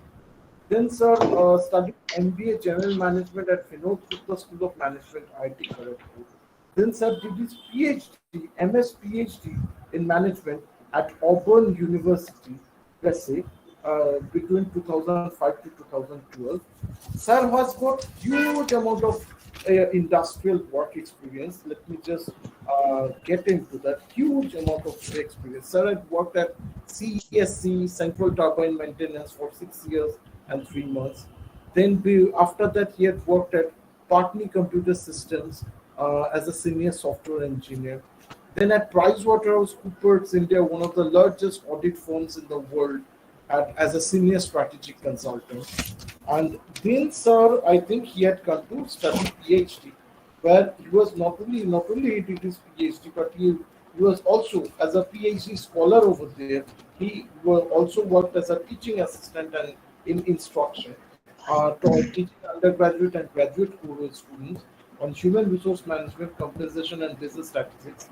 From there, sir went to one of the best universities in North America, that was Columbus State University, as a visiting assistant professor. Then we went to Strayer University at Georgia, Columbus, Georgia, as a faculty over there. Then sir worked at West Texas A&J University as assistant professor. Then sir had worked at Nicholls State University. It's Thibodon, LA, that is Los Angeles, as assistant professor. Then joined Tata Institute of Social Sciences, TIS, as associate professor. And sir is still now a visiting professor at Tata Institute of Social Sciences. And since October 2021, sir has been a professor at IIM Amritsar as a visiting professor. He's also a visiting professor at XLRI Delhi. That is XLRI Ranchi, their branch over there at Delhi. And right now, sir is over here as chairperson integrated programming management in the area of OB and HRM at Indian Institute of Management, Ranchi. And friends, just listen to the languages he can speak. Sir, he's a multilingual person, okay. His top skills are business strategy management and personal management, but he's a multilingual person. Even frankly speaking, just see him to his school. He can speak in Bengali, he can speak in Tamil, he can speak in Spanish, he can speak in Malayalam, he can speak in English, he can speak in Hindi. Just think of it. So if a person is good in one area, he can be good in other areas. And he has got several certifications also, several publications. So that's all Dr. Viraj Verma over here. We are really happy, we are really fortunate that you are over here. Namaskar. from our department, sir. And sir, the dais is all yours. Friends, all of those who are willing to study HR, one of the best HR professors currently of our country who is present over before you all. So please listen to him and please do ask questions. Sir, the dice is yours. Thank you very much, Saurabh. Before I start, I want to make sure that my audio is okay, because I seldom use Meet. I always use Zoom. So every time I use Meet, people have talked about some echo or some whistling sound as a disturbance. So just want to make sure that nobody is suffering from any of those distractions. It's perfectly audible. Perfect. Absolutely. Perfect. All right. Thank you. So thank you, Saurabh, for that long introduction. It's really, not a big deal. I just happen to be a person born to a South Indian family who grew up in Kolkata, so learning multiple languages was almost, a natural outcome of that, coincidence. But nothing, no extra effort on my part, to be honest. I definitely have an objection to the usage of the term best professor. I definitely am not the best. I'm just trying to be good. And a couple of times I succeed and many times I fail. Unfortunately, when I fail, the news doesn't get public. So, most of the time people hear about the good things for some reason. So I'm just trying to be good. I don't think the best is the right thing, because I have met several people who are really, really great. So I feel really humbled to be considered to be, the use of the term best is really inappropriate for me. But anyway, before I start my session, I have to apologize to everybody. Okay, someone very close to me was hospitalized for the last 2 days, and I was completely distracted. I'm actually in Kolkata right now, not in Ranchi. And this morning at 7 a.m., she passed away. So I was a little distracted for the most part. And while I had prepared some slides for the planned session, I did not have my notes. So I'm going to deviate a little bit. Okay. So while I deviate, I'm going to talk about, regional strategy changes based on how business environment is changing. But I'm not going to talk about the strategy formulation part, because I don't think that's the best thing for me to do right now. So I'm going to go into some of my comfort areas because of the circumstances that I am in. But I can assure you that all of you will benefit from whatever little I'm able to share with this presentation. Okay. I would like you all to simply, interrupt me and ask questions as we go. We do not have to wait until the very last. Sometimes, you tend to forget what questions you might have had.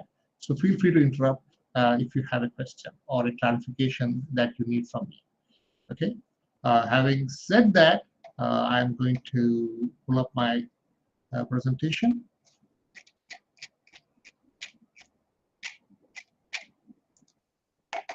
And before I start, I have a quick question to all of you. I see this is student group. Are these MBS group, or is it MBA HR, or maybe they will consider HR at some point? What's the nature of the audience like? Sir, these are all MBA students. They are all in their first year of graduation, first year of MBA. Okay. So they will definitely consider it, sir. Okay, because people at my institute have complained about me that I tend to pull people away from other areas into HR. So if you feel tempted to study HR after this session, you can blame it on me. Okay. So I'll try to make it a little interesting. so that those of you that are a little iffy about HR will probably have some good insights. So, we are talking about, as a conference, you have a major topic of interest, and we are going to talk about that. But we also want to talk about specific areas of how they work.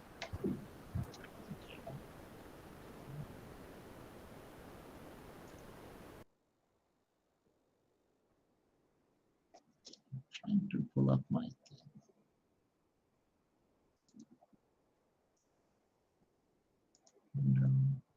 presentation.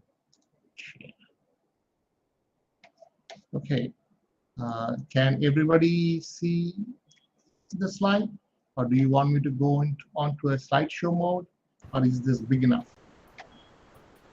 It has come up. It has come up. Okay. Well, maybe I'll use a slideshow mode. I don't think we should probably do that. Okay, so the topic for today is Rethinking Regional Business Strategies by Reshaping Business Perspectives in Present Business Environment. And my focus is going to be on how HRM, or human resource management, can rise to the challenge that organizations are facing with all of these changes going on. Okay? But before we get on to the specifics of HR and how to manage all these changes, let us just talk about what kind of environment are we talking about. So for the last couple of decades, we have been using the term VUCA that all of you must be familiar with quite often. In fact, it was almost impossible to listen to any MBA presentation without the use of the term VUCA in business books. In the last couple of years, the world has actually changed away from VUCA. It's no longer VUCA anymore. It's BANI. And BANI stands for BANI, brittle, anxious, non-linear, and incomprehensible. And I would not be surprised if some of the other presenters and discussions have already introduced you to this idea. Let me just go ahead and repeat that for the sake of our understanding of what are we really talking about. So B stands for brittle. Brittle in terms of the extent to which we are susceptible to failure as an organization, as a function, as a community, as individuals. We have been exposed to a lot of potential areas that exposes us to where we can fail. And you can think of, if you're familiar with Netflix, Netflix as an organization is going through a big crisis right now. Its share price has fell by 35%. If you're familiar with all these crises with oxygen cylinders and medications and facilities with hospitals that were not available when the pandemic hit, are all examples of how brittle the organizations have become.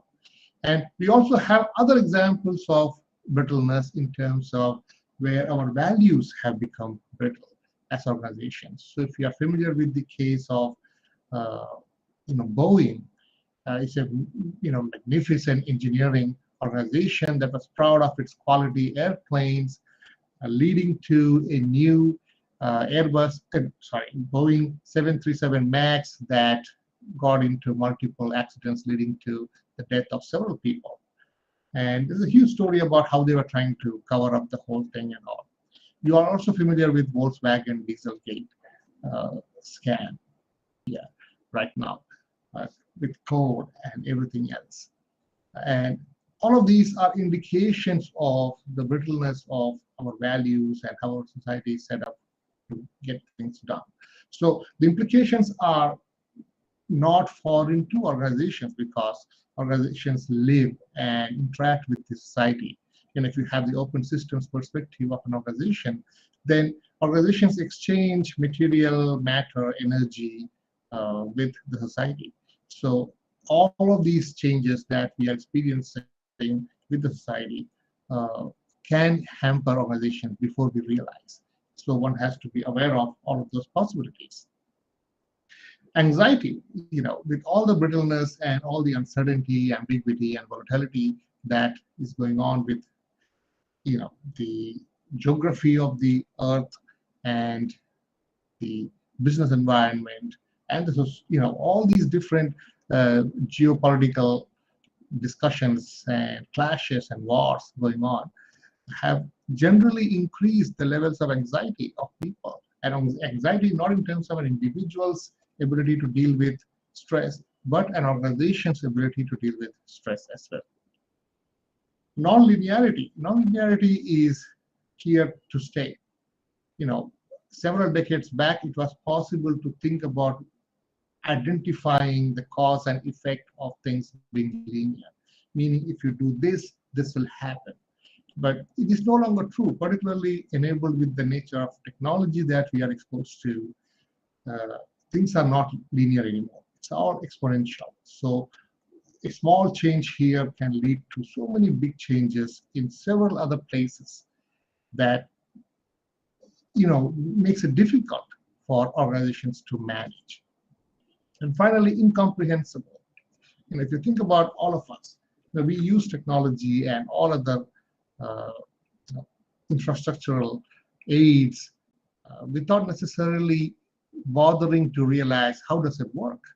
We have smart TVs and smart homes and devices, and we use them.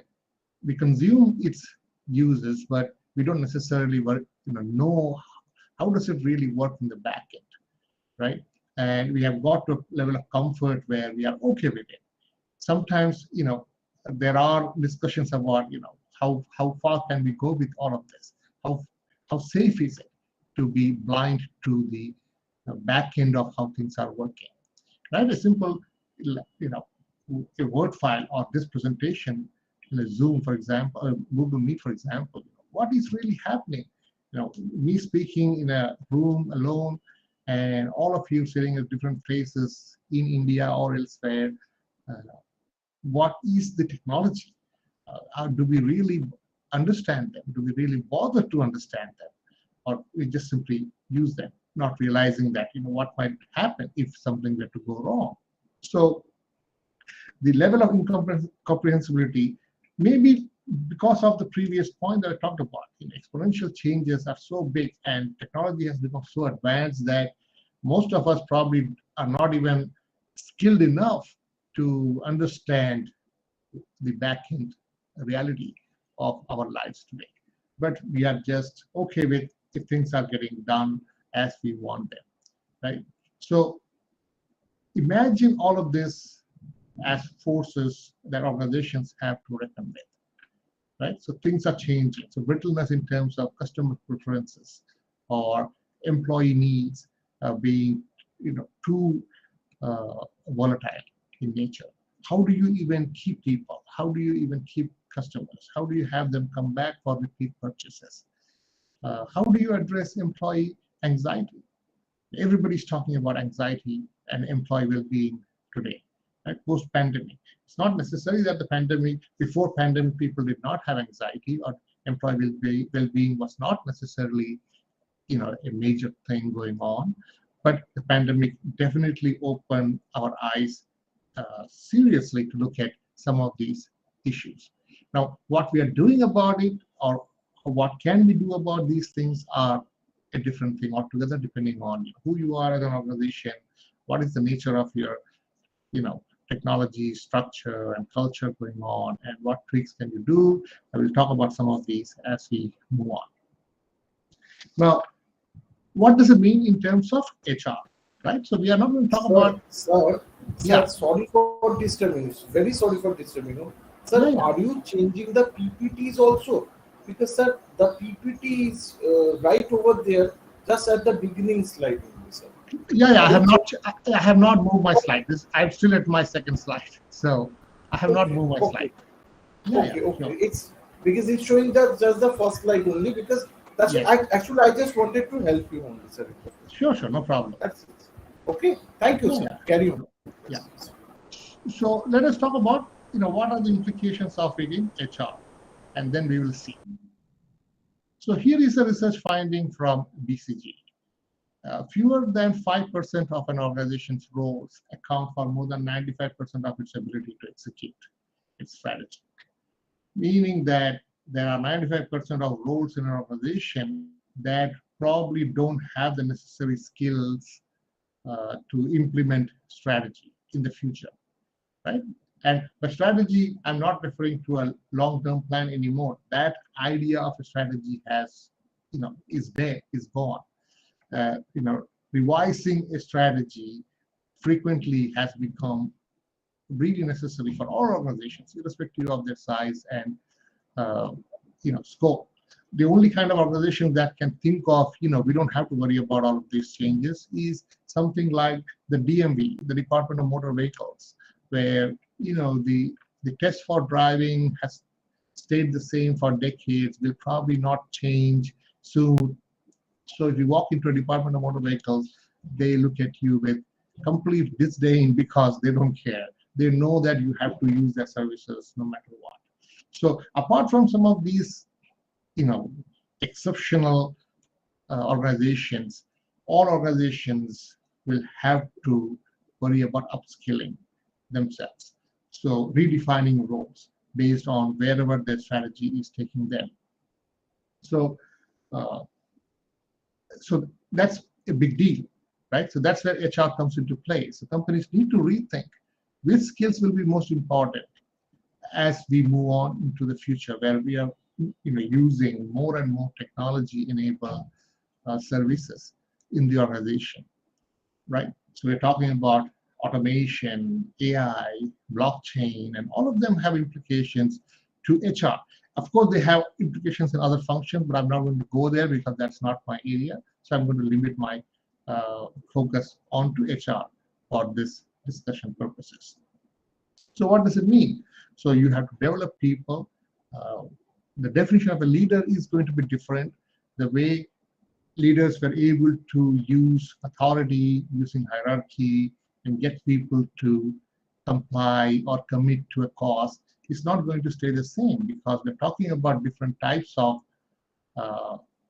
needs in terms of more flexibility, more fluidity, more employee experience focus, rather than just getting people to do things. So the leadership development approach, the succession planning metrics are going to be different as we move on. Simply identifying who are these people that we are going to keep, because there's also another research finding that says that for all the future upskilling that you would need, 60% of your existing folks are going to be good enough. Now, they may be actually doing the job right now, or they may be doing something else. For example, somebody in marketing, traditional marketing, can be upskilled to work on digital marketing, right? But it does not necessarily mean that it has to be a marketing person who has to move to be digital marketing. Somebody working in IT can also move into digital marketing because they know the technology interface of the role. So figuring out that 60% of who is going to stay in the organization in the future by virtue of being able to learn, unlearn, and relearn as per the needs of the organization, and who are the 40% who will probably have to do something else. So it may mean that they may have to do other roles in the organization, or it may mean that they may have to figure out a different job or in a different organization or a different industry, per se. So all of that becomes HR's responsibility. I mean, doing something in a proactive manner. Recruiting, I'm sure all of you know by now that recruiting is not necessarily something where you have a job opening and then the recruiter goes out and looks for people and brings them in. That is not the idea of recruitment anymore. Recruitment has to be highly proactive. You are already constantly on watch on people, and you are not looking for people who are actively looking for jobs all the time. You're also looking for passive candidates, meaning people that are already employed in some place and are not looking for jobs at that point, and figuring out who these people are and trying to get them, gain their attention about the openings that one might have in our organization, so that you get the right person for the job. So whether you talk about upskilling, whether you talk about dealing with external changes in an organization, the interface within the organization is really what is called as an organizational change. And managing a change is not necessarily limited to HR's responsibility. Every single line manager is responsible for implementing a change. But I personally believe that HR as a function, as a profession, is probably best placed to contribute the most as far as managing a change is concerned. And it's simply because they are already dealing with people. They are already familiar with the background and the skills and the abilities and the performance reports that people have had that they can easily use to manage organizational change as and when needed. So what are we talking about when we talk about change in organizations?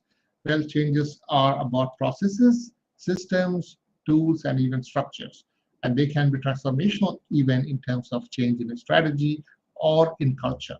Now, soon I will share this fact that it is never a insulated or an isolated process. It is always connected, meaning that you cannot simply say, okay, this is simply a process change. Let us not worry about everything else. It is never that easy. Every time you think about changing a process, there is always some system change or some structural change that might be imperative. And ignoring those associated change might be, basically derailing the primary purpose in the first place. So one has to be very careful about defining the scope of a change. A change can be proactive or corrective. Corrective as in, you are doing everything right, but you are not performing, right? And you are not beating your competition. So what can we do? Well, let us go back into our process and see if we can improve our efficiencies or get people, train people to do their job better or redesign the product to make the sales happen.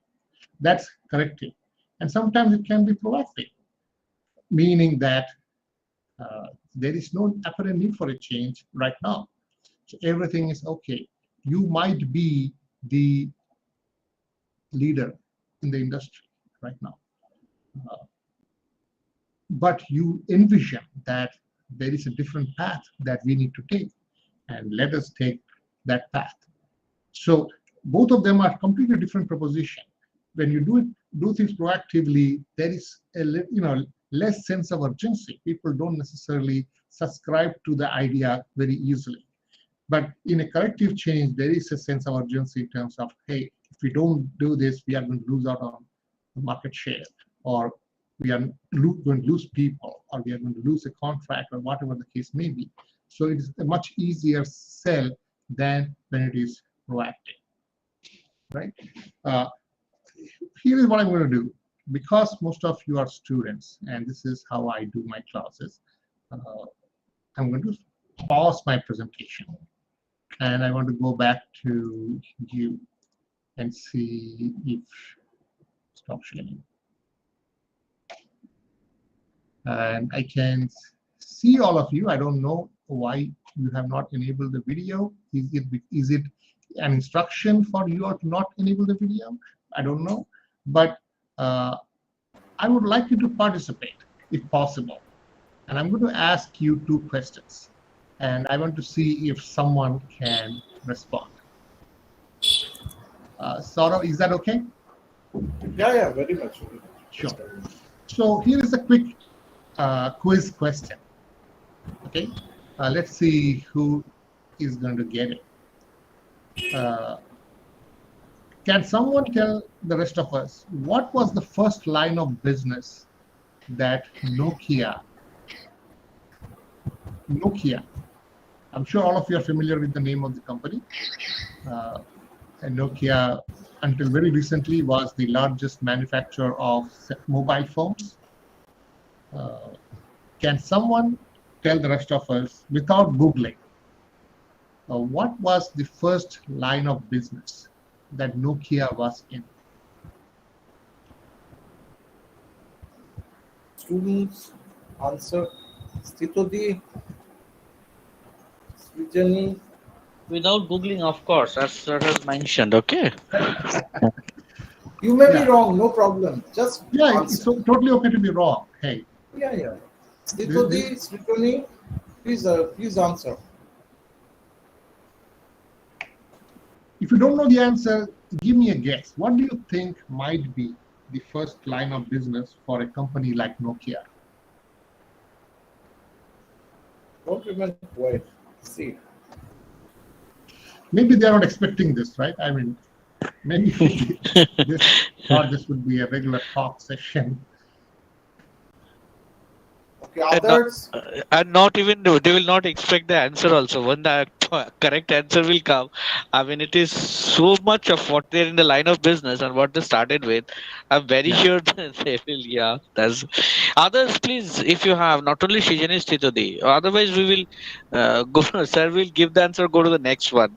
Anyone, please. Exactly. Stitodi is there. Professor Santras Stitodi is there. Okay. Sir, I know that it is a Finnish company. It started from Finland. That I know, but what exactly they manufactured, because it is a very, very old company. Okay. So I do. Give me a guess. Give me a guess.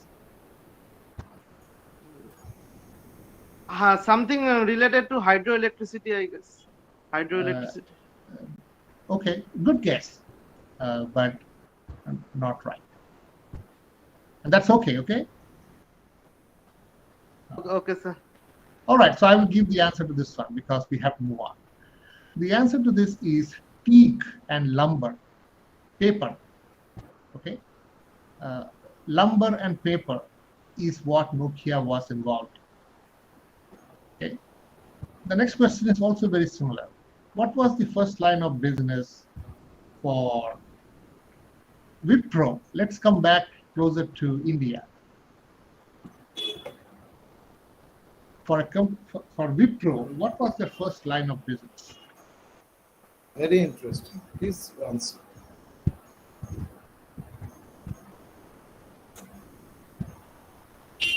Please answer. Any one of you.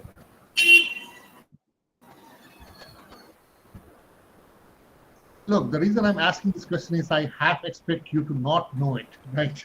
So if you gave me the right answer, immediately, Okay. Yes. the plot is spoiled, isn't it? Students, it's not a problem if you answer wrong. No problem. Yeah, you have to be comfortable. Okay, others other than Stitodi and Srijani, Ananya, Rohini, Anu. What's the answer? Sis, Riya Das, Nilanjan. Yes, sir. Right. Knows that. Okay. No problem. Sir, Okay. Yeah, no problem. I don't want to surprise you. I don't want to scare you. Even in my classes, it's not like everybody is responding. So, yeah, that's right. Sir, it's oil. Sir, Yeah, Riya Raj has given, sir, is it oil? Yes, it is oil. It is cooking oil, actually. Okay. Well, it was not called Wipro then. So somebody might say, hey, you asked a bad question because the company was not called Wipro then. But you get the gist. Okay. Let me go back to the presentation now. And the idea of asking you this question is simply this. How do you even track this, trajectory of an organization like Nokia moving from paper to mobile telephones, or Wipro to come from cooking oil to becoming one of the biggest IT giants in India, right? So it did not happen overnight, right? So they did not suddenly say, okay, we'll stop oil today to start IT tomorrow. It happened with multiple iterations, multiple changes. But it is a proactive thing. So somebody at some point realized that the future is here and we need to make it happen. And they tried experimenting and found some success and went from there. So, incremental versus transformational. So some changes are incremental, as in, you probably use a Windows laptop and every night there is an update. We don't even bother looking at the update, right? It happens just like that. That's an incremental change. But there's a transformational change as well. I don't know how many of you have experienced this, but Windows, you know, XP was a big change for Windows. And it brought in too many colors into the interface, and most of us had to look for icons because they were moved from the layout change entirely. So it was a big change for regular users of Windows Excel, Excel and Word and stuff like that.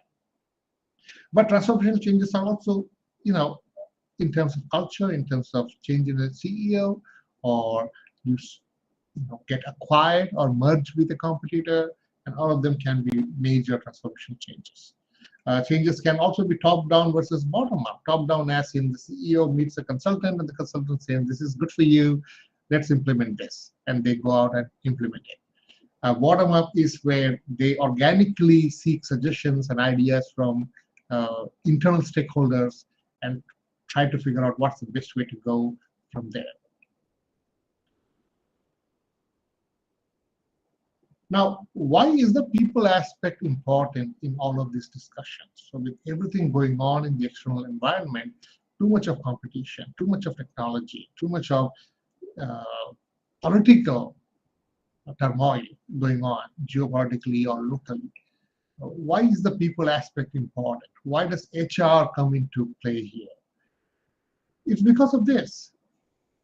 How much of the proposed change, expected results and outcomes depend on employees adopting and using the solution? Meaning that every major organizational change boils down to one simple thing. An individual employee needs to change their behavior. And until that happens, the organization does not change. You can change a logo, you can move into a bigger office, you can change the upholstery of the entire building, change the layout from closed door offices to open layout, but none of that is really going to make a major change in the organization until the individual employees are actually going to adapt and adopt the changes that have been recommended by the organization.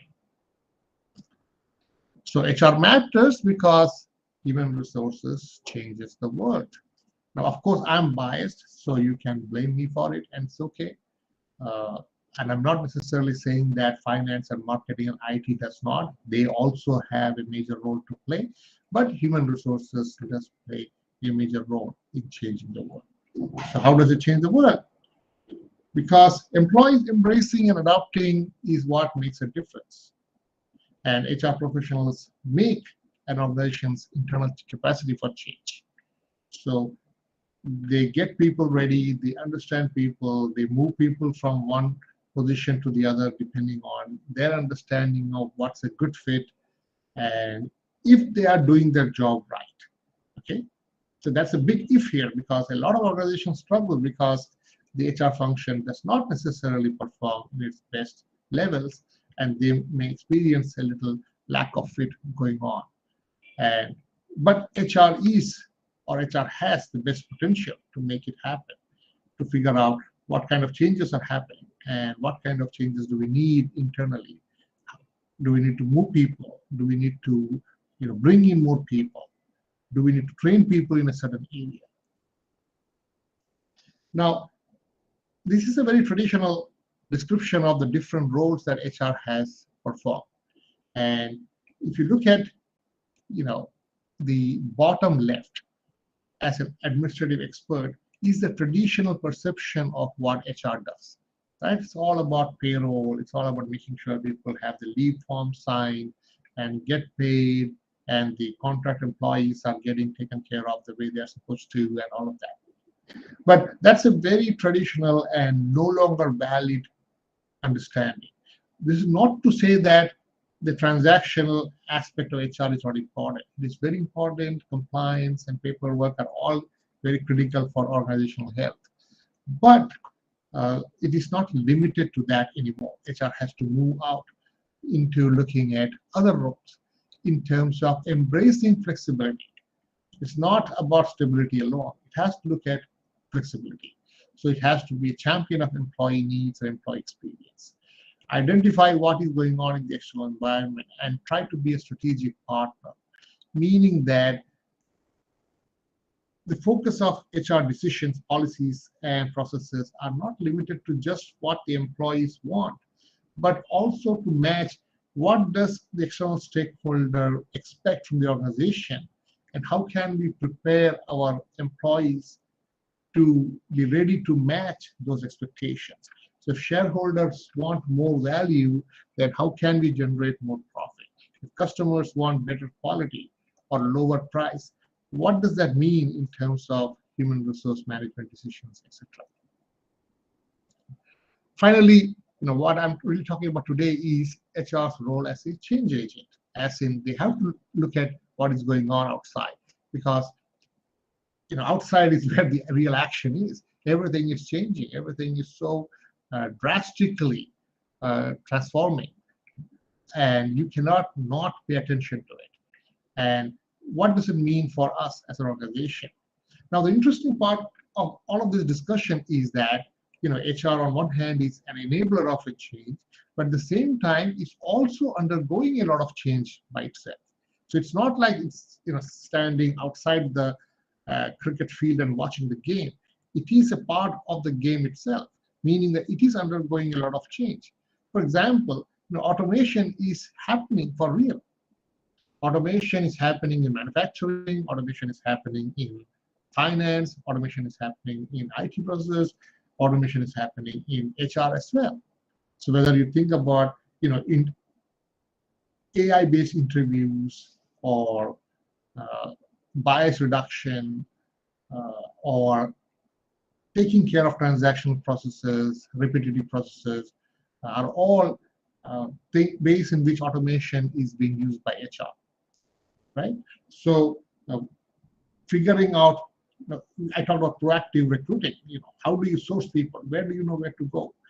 How do you make sure your diversity and inclusion metrics are, meeting the standards? And how much of this can really be automated? What softwares or what ML-enabled algorithms help you to mimic human cognitive functions? So what is repetitive? What is time-intensive manual tasks you can reduce, either by use of technology or maybe even completely remove, meaning that you may not need those things anymore. For example, recently, a discussion has been going on in terms of how blockchain can be used in HR activities. And some of you know that every time you apply for jobs, there is a major activity as in background checks. Now, background check is always a time and cost-intensive activity. It takes several weeks before you get input from people, universities, previous employers, etc.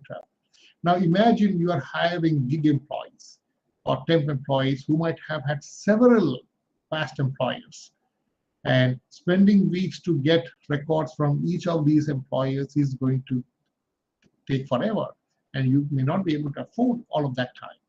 So, blockchain technology enables where you have a ledger where all of these records are uploaded and have been triangulated by whoever the concerned authority is, whether it be a past school or a college that the individual went to, or a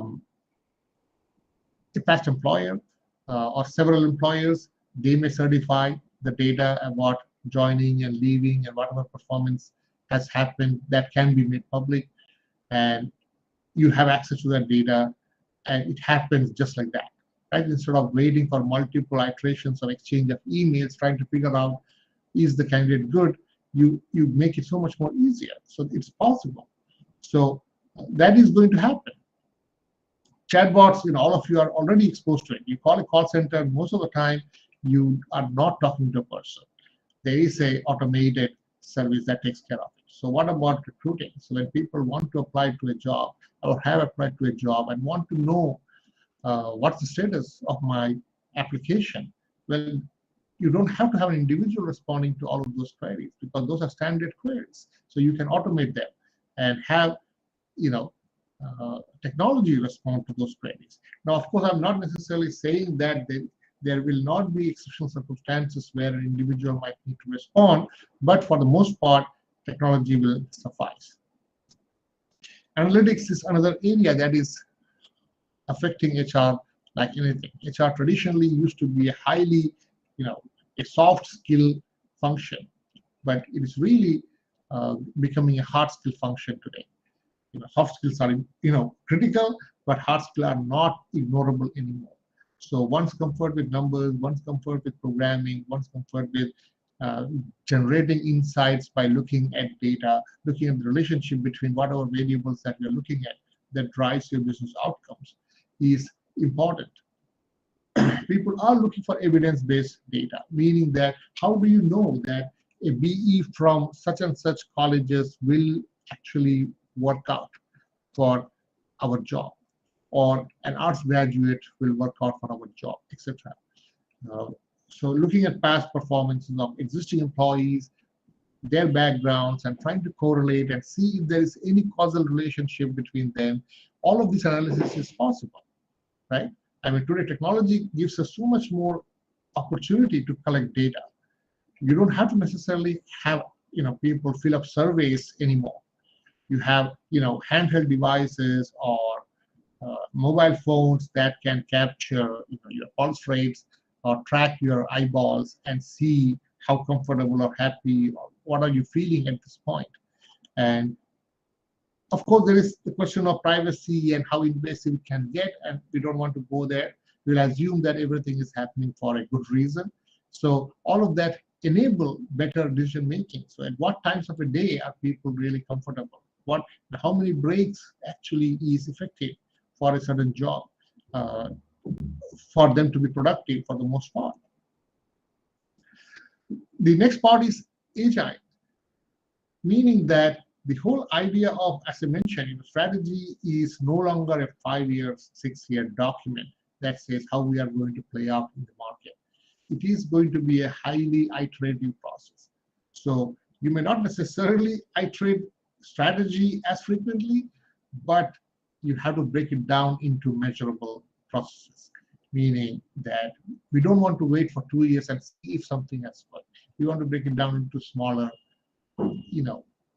portions and see and learn better. So if something is not working, the sooner we know, better for us. So we make multiple iterations of the same thing. So sprint, repeat, and review is the idea of agile. So I hope you can see the screen. This is a very old theoretical model that I'm a big fan of. So that talks about when you have a strategy that needs to change, it does not necessarily happen in an isolated area. It will require alignment between the 4 different things. So that the way the job is designed, the people performing the job, the formal processes of HR that encourage people, motivate people to do the job better, and the informal organization, the culture, the leadership of the organization, the informal structure of the organization, the networks, have to be aligned for the strategy to be executed and implemented right. So it calls for several changes in the skills in HR itself. So on one hand, HR is responsible for changing the skills of people in the organization. On the other hand, we're talking about having to change the skills of HR on the other hand. So HR needs to understand business, what is going on outside the organization, competitive intelligence, looking at reports and figuring out what is competitors up to, what are customers looking for these days, and what does it mean for our organization? How can we proactively upskill and get our people ready to deliver whatever they may be expected to be delivering in the future? Leadership skills, of course, is important for all functions. HR needs to learn marketing and sales skills. A lot of times HR students that I talk to look at HR as being different from all of this. But marketing and sales are as important for HR as for anybody. You are not only selling yourself, you need to sell the idea of the organization to your prospective candidate, particularly people who already have a job and are good at what they do. You really have to do a good job of selling. so that they get attracted to your organization. Technical analysis, you know, not just running Word and Excel, but actually programming. R or Python is becoming a critical skill for HR. And last but not the least, change management. As in, how do we get people interested in change? How do we get people ready for the change? Now, interestingly, one of the reasons why I talk about change management in the scope of HR is because if you're familiar with the Society for Human Resource Management, is one of the largest professional bodies. A few years back, they released a new competency model for HR, and in which they have included the need for organizations, the HR to have some of these skills, such as consultation and leadership and global effectiveness. Now, some of these aspects actually include change management within it. So you cannot talk about leadership without talking about change management. You cannot talk about relationship management without talking about change management. You cannot talk about cultural effectiveness without talking about change management. So change management has become a very key aspect to the discussions on HR.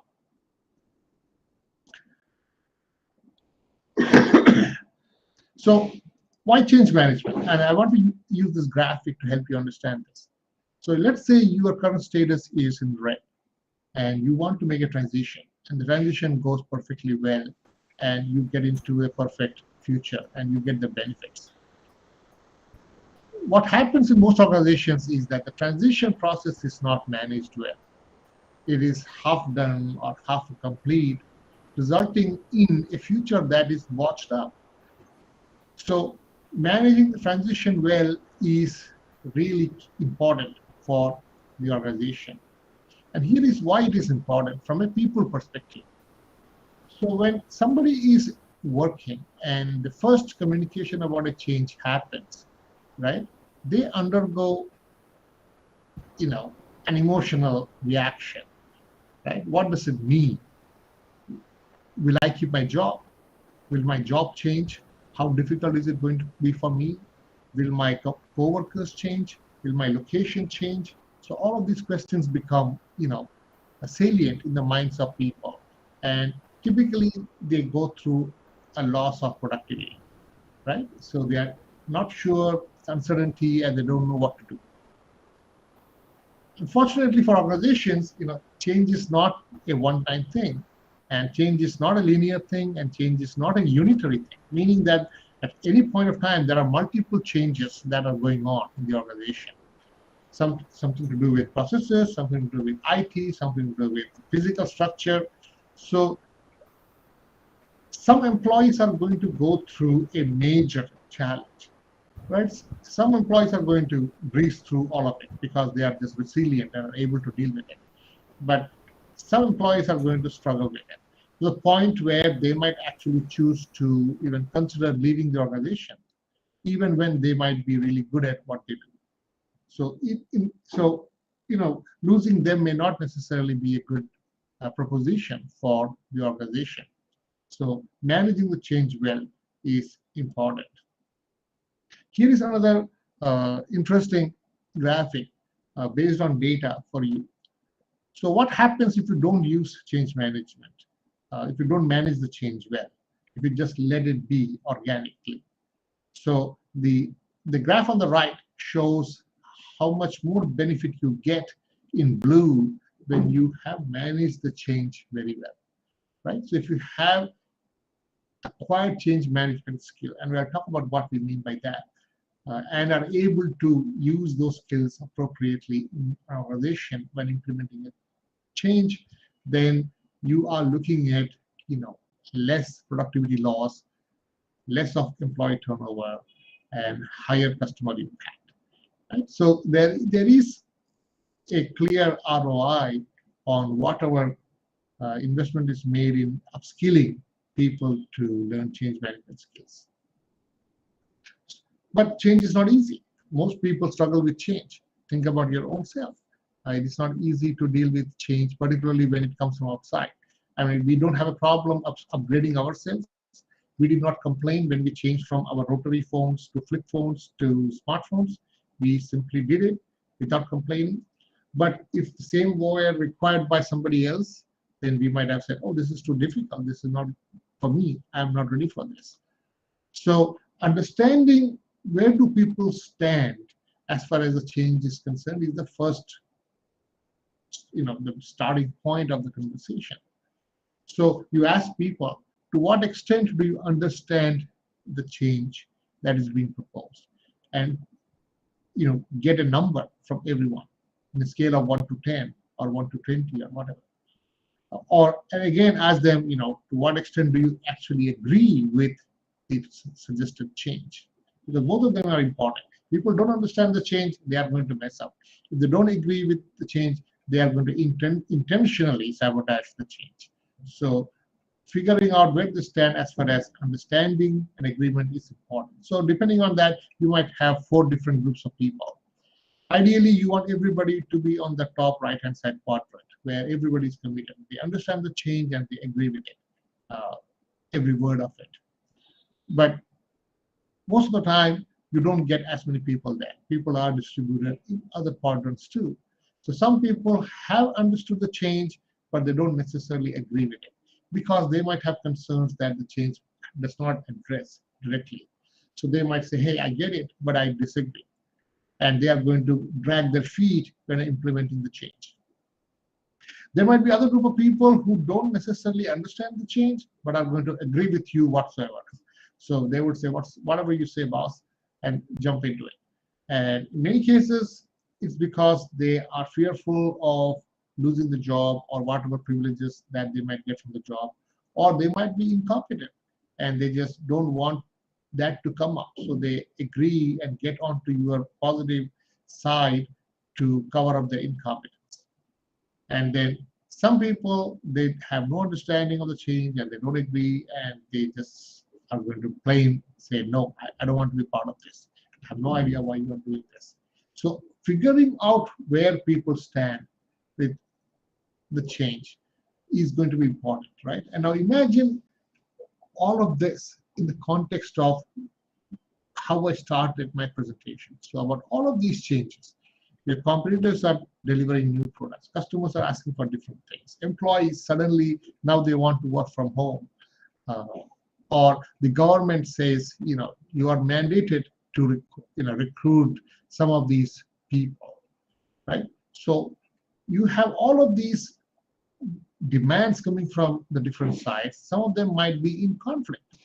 Right? For example, reservation and meritocracy can apparently look like they are in conflict, right? Or diversity and performance can look like they are in conflict. Do you want the best people or do you want the different people, right? So, and are they really mutually exclusive? Is a question that one has to worry about. Or how can we come up midway to figure out, okay, we have differences because differences are important for creativity and for our long-term performance. Even if the short-term performance is a little slow, it's okay, right? So that kind of evolution becomes very, very important. And you're looking at multiple propositions for changes that can happen. Saurav, am I out of time already? Yes, sir. The thing is that, sir, we have got another session actually. So.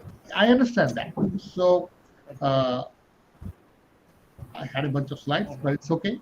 I'll just move to one single slide and leave it at here. Successful change at its core is rooted in something much simpler: how to facilitate change with one person. Right? So figuring out what their needs are and what are the challenges at the individual level becomes very, very important. So irrespective of whether you are HR or marketing, finance, you are going to be a manager, isn't it? So this might be something for you to keep in mind as you deal with all these changes that we face today. Okay. So I guess I will stop here, and if some of you have been waiting to ask a question, feel free to ask them. Questions, students, HR students.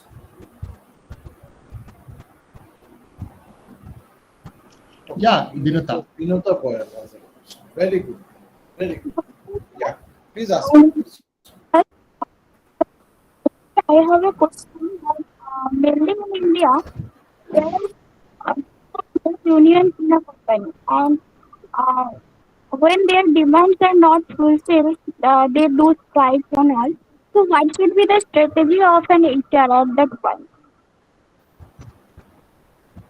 I'm not sure I could hear all of your question. I heard the last part. What should be the strategy of HR? Could you Professor, repeat? yeah, Professor Samsha, can you please Yes, reframe but it I for sir? even I was not able to listen it properly, but how much I can understand, possibly she's trying to say that a pertaining issues which happen over here in India, specifically maybe in our state, I mean in West Bengal, is those strikes and lockouts and all. Now, Yes. in such cases, there are of course, there are political interferences, but she's asking what is the way out to come out of it, because that is actually decreasing the productivity. So that's what she was asking. Yeah, I wish I had a good answer to share right now, because if I had one, I would not share it here. I would probably make money out of that idea, because I know there are businesses who are really looking for an answer. But I think at the end, there are two things. One is leadership, leadership of the organization, and second is stakeholder management. So it is not like all organizations are struggling with trade unions. There are a lot of organizations, Larsen and Toubro or Tata Steel, for example, who have successfully managed a very positive relationship with their, employee unions, right? So there are, good examples. Yeah. So my voice is also cracking. Thank you, sir. Yeah. So Vinata, you are more than welcome to connect with me on LinkedIn, and we can continue this conversation. I'll be more than happy to. Adrenal, can you Yes. mute yourself because some sounds are coming? Okay, now I'll request Dr. Indranil Bandyopadhyay, our senior most professor, to kindly deliver the vote of thanks, give the vote of thanks to Dr. Viraj. Sir, please within 2 to 3 minutes. Sir, please. Okay, lot of thanks to Dr. Verma for attending our conference and delivering such a elaborate and knowledgeable and informative lecture, informative presentation in the field of HR. What are the changes are taking place in India as well as in various parts of the world. So we are really thankful for this type of knowledge sharing. So what you have emphasized from the beginning, I'm trying to sum up a little bit. Maybe some points are missing, but you started with your discussion. There is a level of stress. It has been increased in the post-pandemic era, which is absolutely correct. And organizations have to be careful about handling this specifically.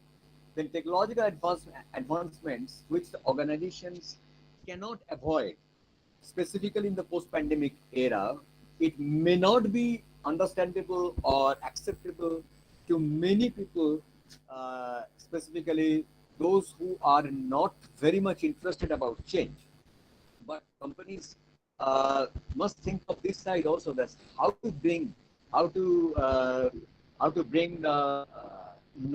how to inculcate knowledge to accept that technological change among the workers or all the staffs in the organization. It is the responsibility of the company. For that, they must arrange for special skill enhancement training and other things. Then in HR, you told that the revolutionary changes are coming. That is from traditional line of thinking.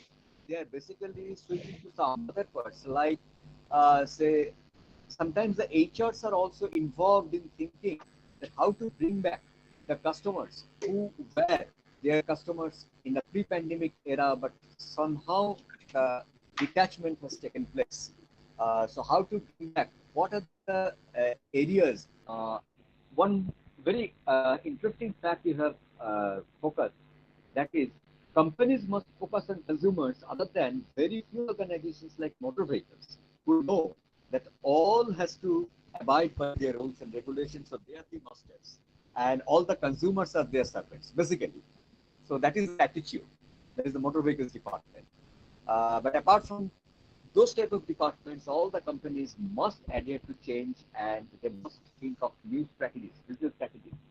Then you again pointed out that companies has to wisely judge that out of the total workforce, whom they should retain and whom they should not retain. And people should change themselves to be retained by the company because they must fulfill the demand of the company in the post-pandemic era. And every changes, basically, you told that changes in systems and tools, structures and strategies for every department must be there, and all these aspects must be interlinked, and the change must come in an interlinked manner, and which should be spearheaded by the HR department, because HR department basically deals with the organizational changes in out and out basically. So after that, you went for certain quizzes, two very interesting facts that Nokia and Wipro, what was their first business. So that was interesting.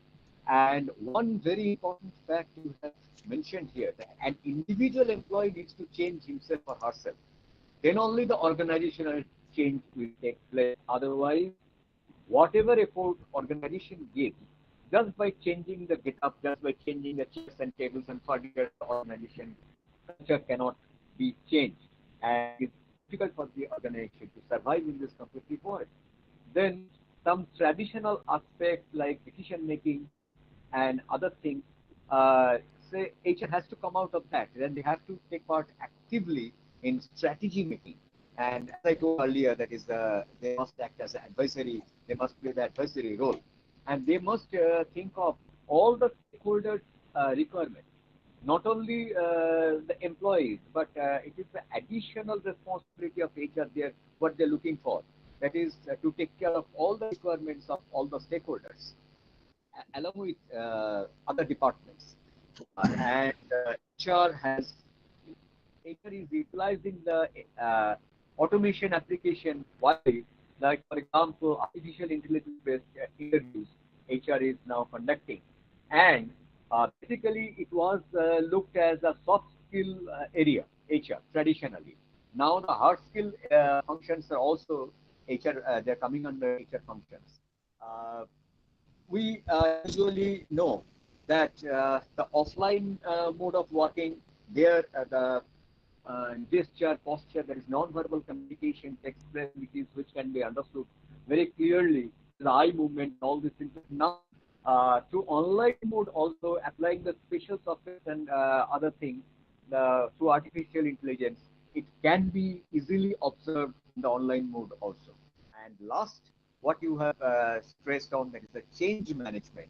That is how to make people ready for change. Relationship management is very important for this. And what basically is a scary line of thinking in the post-pandemic era for the people.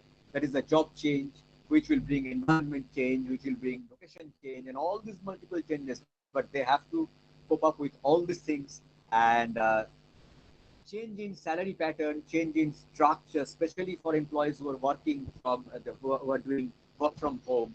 So for that also, companies must also keep a little bit deep thought regarding that. So change means all sorts of changes, and this change management is extremely important now. And there are a lot of professional bodies who are giving training on this particularly. So we have learned a lot of things from you. Director Parma, regarding the present need of HR function, what HR actually can do, how they can play a havoc role in organization development overall. Thanks a lot. Thank you very much for joining with us. And we will expect that we'll have a long-term relationship. And whenever you will get time, please try to visit our campus at HIT. I think we'll have more elaborate discussion, and it will be good for us to get you. Thank you very much. Thank Thank you. you. Thank you. Thank you. Yes, Mr. Saurabh, what can you want to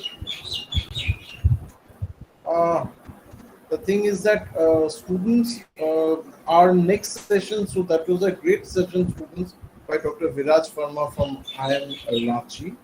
And students, just we shall again come back at 3:45, because from 4 p.m. onwards, another session by Dr. Indranil Bose, Dean of Walton University, Ras Al Khaimah, UAE. His session is going to start from 4 p.m. onwards. So from 3:45, 3:50 p.m. At 3:45, 3:50 p.m. Uh, do join the session. Okay, Audrey, and sir, for do you want 4 to tell p.m. anything? Yeah. That's what I wanted to say. The 3:45 join back because that is our last session. Yeah. So please come back and have your lunch. Okay. After I know this was a very interesting session I'm having. Actually, I was noting down the things. So now, anyways, thank you. So from my part, thank you so much, sir. And I will definitely get connected with you because I have a lot of things to ask because I am teaching organizational behavior because one of the fields which you are teaching, I have That's why seen over here. I asked you that if you have to tell something, because you may need sir's help in many Yes, cases. yes. So I will get connected with you in future. And as Sarah said, kindly, if you get time, kindly once visit our campus. I hope you like it surely. Yeah, I will. I will. Sure. And thank you for having me. I really appreciate the opportunity. Thank you, sir. Thank you. Thank you. Bye bye. Bye bye, bye bye. So bye everyone for now, and we will meet at 3:40. Thank you.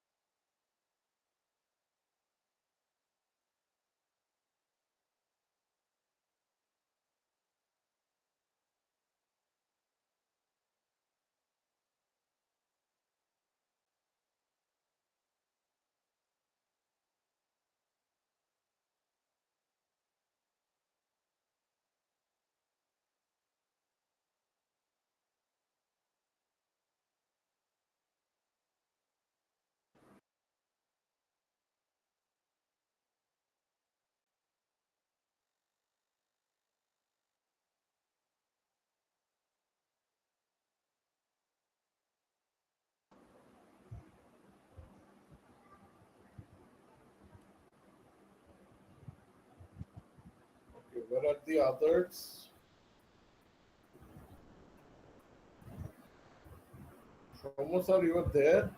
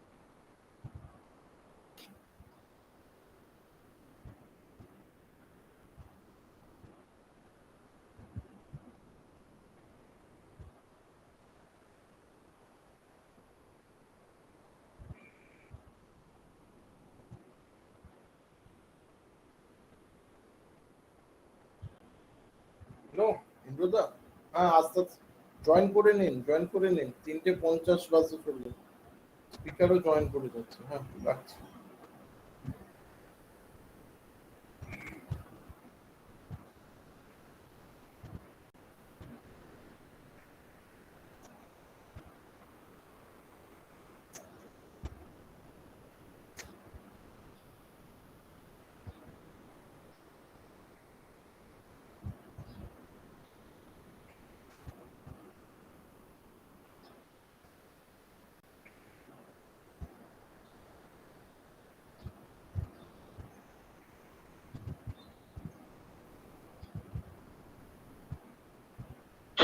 Good evening. Good evening. Oh, Adri, you have joined. Okay, I was just going to call you.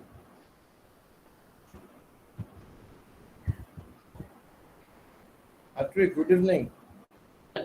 Good evening. I guess rather we should give a call to Dr. Vandavattar. No, I have already given him a call. He is joining. Okay. Professor SK Dala is over there. I can see him, but actually when I'm calling him, he is not responding. Professor Dhara session, I was there. I entered on that track. After the session main track got over, there was a time, so I entered over there. So he might have taken a late lunch. So his track was up to almost 3 o'clock. Okay, so that may be a reason. And I think the valedictory session will take place in this track only, right? Yeah. Main track. So what happens is now everybody will converge over here. So that's it. Because Okay. Professor Santra, one thing I must say that it's your turn. You will now give introduction of Dr. Engineering course. Okay, sure. Yeah. So please get ready, sir. Yeah, please get ready.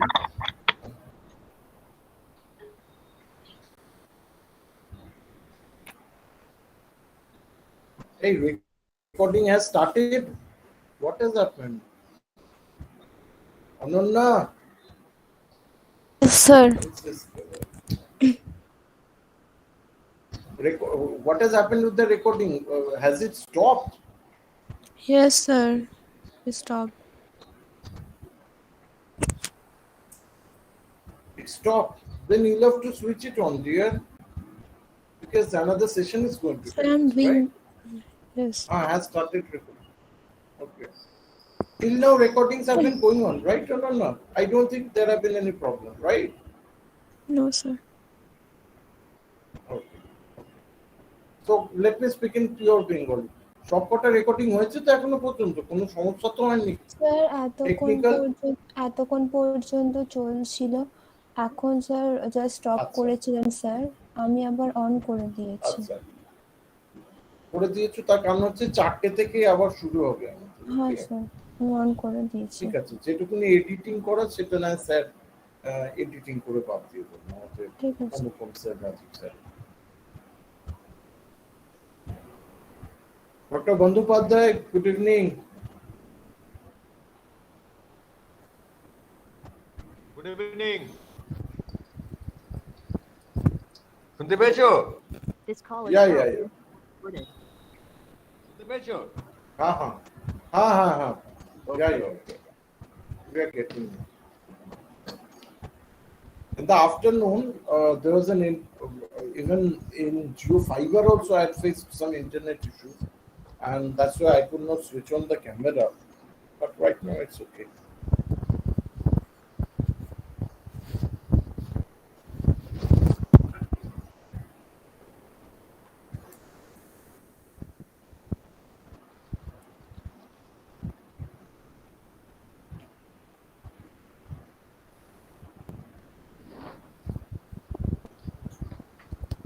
Why so few students? They are asked others to join in here.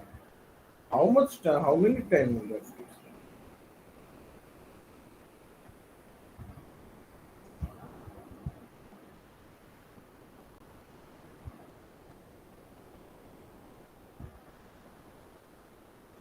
Adri কোথায়? Adri was here. Was means? Was here. Was? Just a minute. No. ঠিক আছে. That's right. Actually, I'm typing something. The number of see the student strength is only 16, keeping aside the faculty members. Professor Anupam De, Professor Shomokanti Dhara, Dr. Indranil, Dr. Saurabh, Dr. Rajiv, Professor. So keeping aside 6 faculty members, there are only 10 members over there, 10 students. It's pretty.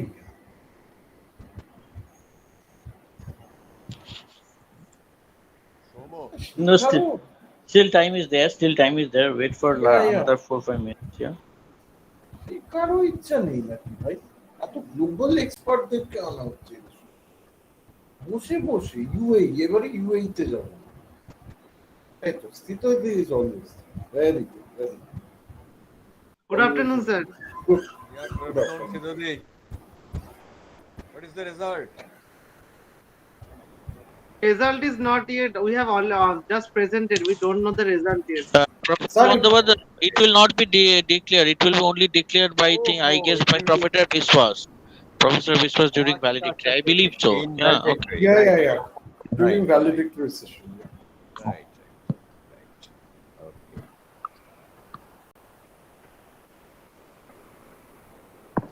Speaker will join anytime soon because he had told me that he will join after 3:50. So he'll join anytime soon. And friends, my dear students, please ask questions. And see, the thing is that if the speaker is asking you a question, you may be wrong. You don't need to worry about that. You may be wrong. You just say a wrong answer. But say something. And when you are being asked to ask questions, please ask questions. The question can be a very idiotic one, very foolish one, not a problem. Please ask. Don't remain quiet, because becoming quiet is not a great thing actually in the world of academics. Ask questions. Ask. Okay. During your age, in sessions like this, I used to ask so many questions. So I want my students also to ask questions. Don't remain quiet. Don't remain a Lord Buddha and sitting and meditating. Don't do that. I'd asked Ratna to ask questions. You had got a great opportunity of speaking before such a great person like Dr. Shankarsan Basu. He's a very, very, very well-known professor in the world of finance. One of the best professors of finance in the country. And you didn't ask anything. But I know you are a very dedicated girl. You should have asked at least one question.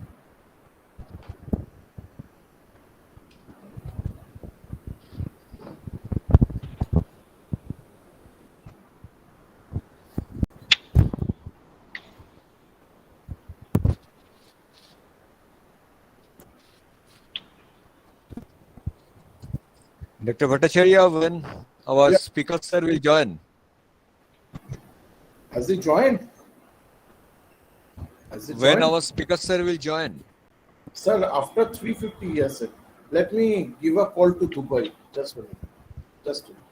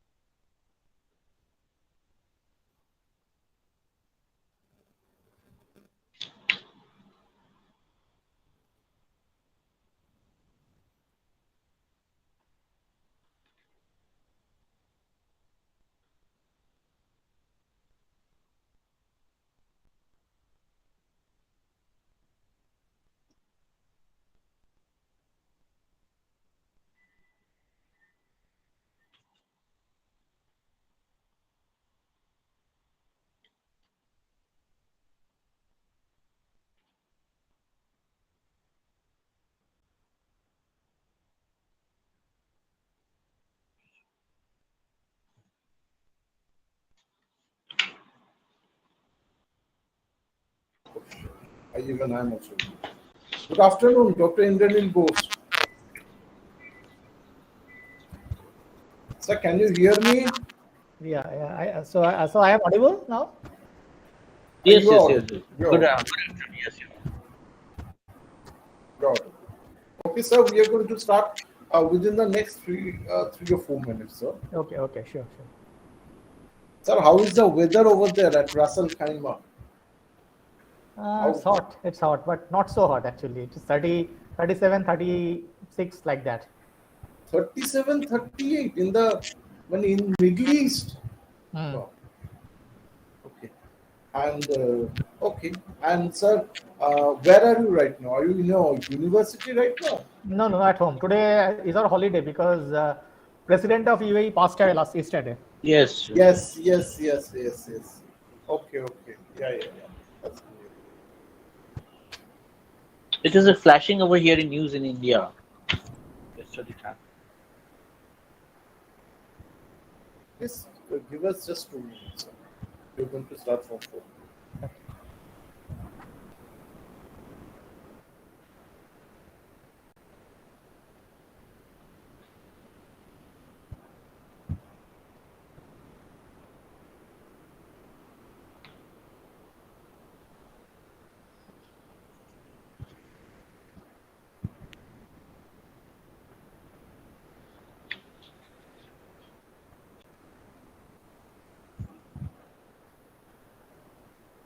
Friends, sir, just 1 minute is left, and we shall start sharp at 4 p.m. Sure.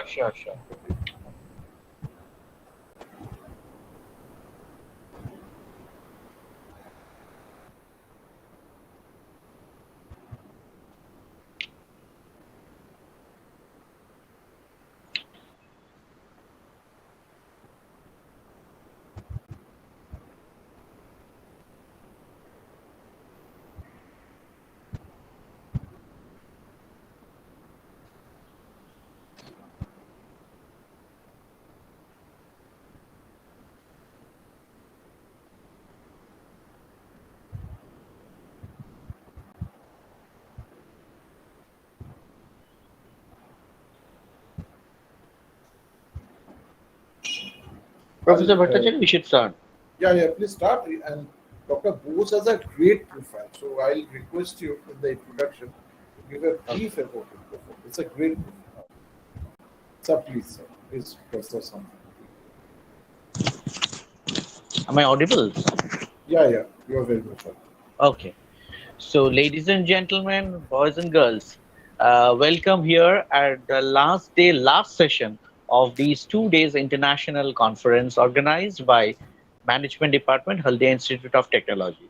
The conference has been really, in real sense, it was international when we started our journey from Cairo and then we went to Kathmandu, then Kuala Lumpur, came back over here in India. Today morning we went to Atlanta, USA, then we again came back to India, and this is the time before we sign off. We are landed just now to Ras Al Khaimah in the Middle East. Here today we have with us now to grace the occasion Dr. Indranil Bose. Now, whatever I will tell, it will definitely fall short of any introduction, because if you open up the international journals of repute across the journals, you can see he is a national of international publications. He is a regular contributor. If you see the publications like Routledge, you see Sage, you talk about IGI, you talk about IGI Global, you talk about Bloomsbury, everywhere. If you see, he is a regular contributor. He is a person who has received the MTC Global Distinguished Teacher Award at 2016, Best Teacher in General Management 2012, Dwang Mehta, which is given by Dwang Mehta B School Award, which is 2012 again, Award of Teaching Excellence by Magna School of Business, Hyderabad. He is also an occasional reviewer of research papers submitted by IAM 2013, jointly organized by IAM USA and IIM Ahmedabad. So this is just a part of it. Let me start about his education, and I will make it very brief because there are a lot many things and really a very enviable, educational background. He has started. He has completed his PG DPM from National Institute of Personnel Management, Kolkata. Then he went to the University of Bolton. After that, he has completed his Doctor of Philosophy in Management from Tirthankar Mahavir University, Moradabad. He was associated with the New Killingworth Hotel Private Limited as a management trainee, and then in Brainware, Kolkata as a senior placement executive. He then joined as a training executive in Institute of Computing and Skill Development, and he entered into the teaching field at Banwarilal Bhalotia College as a lecturer, further as in the IQAC group as an assistant professor, then Aravalli Institute of Management, Jodhpur, Institute of Sciences Management, Ranchi, Lal Bahadur Shastri Institute of Management Technology, Bareilly, and then he went to Westford University and joined over there as a senior lecturer at 2014. He was there as a senior lecturer and a program leader in business management. Then to Newham College of Further Education at the United Kingdom, then Western International College, which is also in the United Kingdom. He was associated in an online mode with various other institutions over India as well as abroad. To name a few, it was the Anand Sagar in Bangalore. It was Wexon University, Leeds Beckett University, Buckinghamshire University, Northwood University in United Arab Emirates, which is in Ras Al Khaimah. Presently, he is working as the dean over there, dean at the School of Business, University of Bolton Academic Center at Ras Al Khaimah. So this was very short. In fact, there are a lot many things to say. As I told you, if I can start telling, I will take up the minutes. It's such a pleasure to have with him in this last session of this conference. Sir, a warm welcome from my side and from my team. I am from the organizing committee. Namaskar and a very good afternoon. Sir, the stage is all yours. The virtual podium is all yours. So, sir, please. Okay. Good afternoon, everybody, and thank you for this invitation. So actually, I am only few days more in UAE, another maybe maximum 20-25 days, 1 month maximum. So I'm going back to India now. So after spending almost 9 years outside India, 9.5 years. So now I'll be I'll be sharing my screen today quickly. Just 1 second.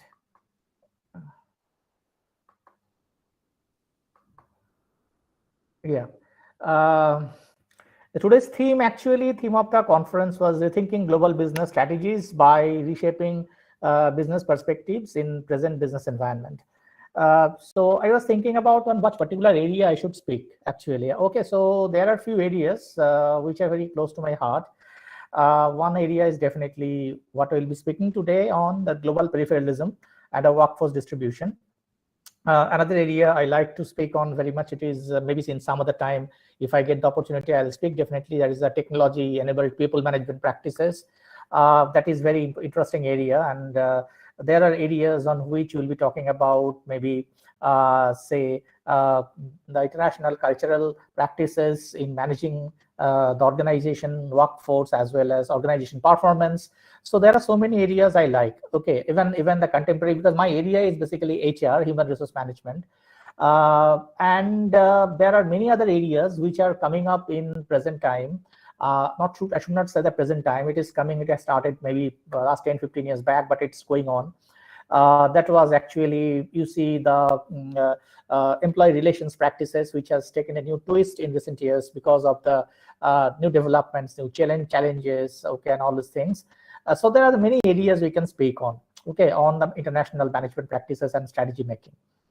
So I was thinking of talking on the global peripheralism and the workforce distribution. It is a very interesting area in today's context, because we are all management professionals or studying in management colleges or universities or B schools, whatever. But the main thing is this: see, when we study about the marketing or finance or other things, operations and other things, definitely they have different dimensions to study on that. Okay, when you study the human resource management, we actually speak on the traditional HR curriculum. They teach us the very basic things about the HR, like say we talk about recruitment and selection, what is called staffing. You can talk about competency mapping, competency building, what is training and development, compensation management. We can talk about many new areas, employment administration, the legal side of human resource practices, organization behavior. So a lot of things we study actually. Okay. But this particular area, what I'm going to speak today, is not that much of discussed, though it is a very highly, it is a very important concept and practice. And if you go to the International Labour Organization website or different policy making bodies, their studies and all those things, it is, I should say that 50% it is based on social science, 50% based on management. Okay. Now, when you talk about the peripheralism is basically something which is, what do you mean by the word peripheral?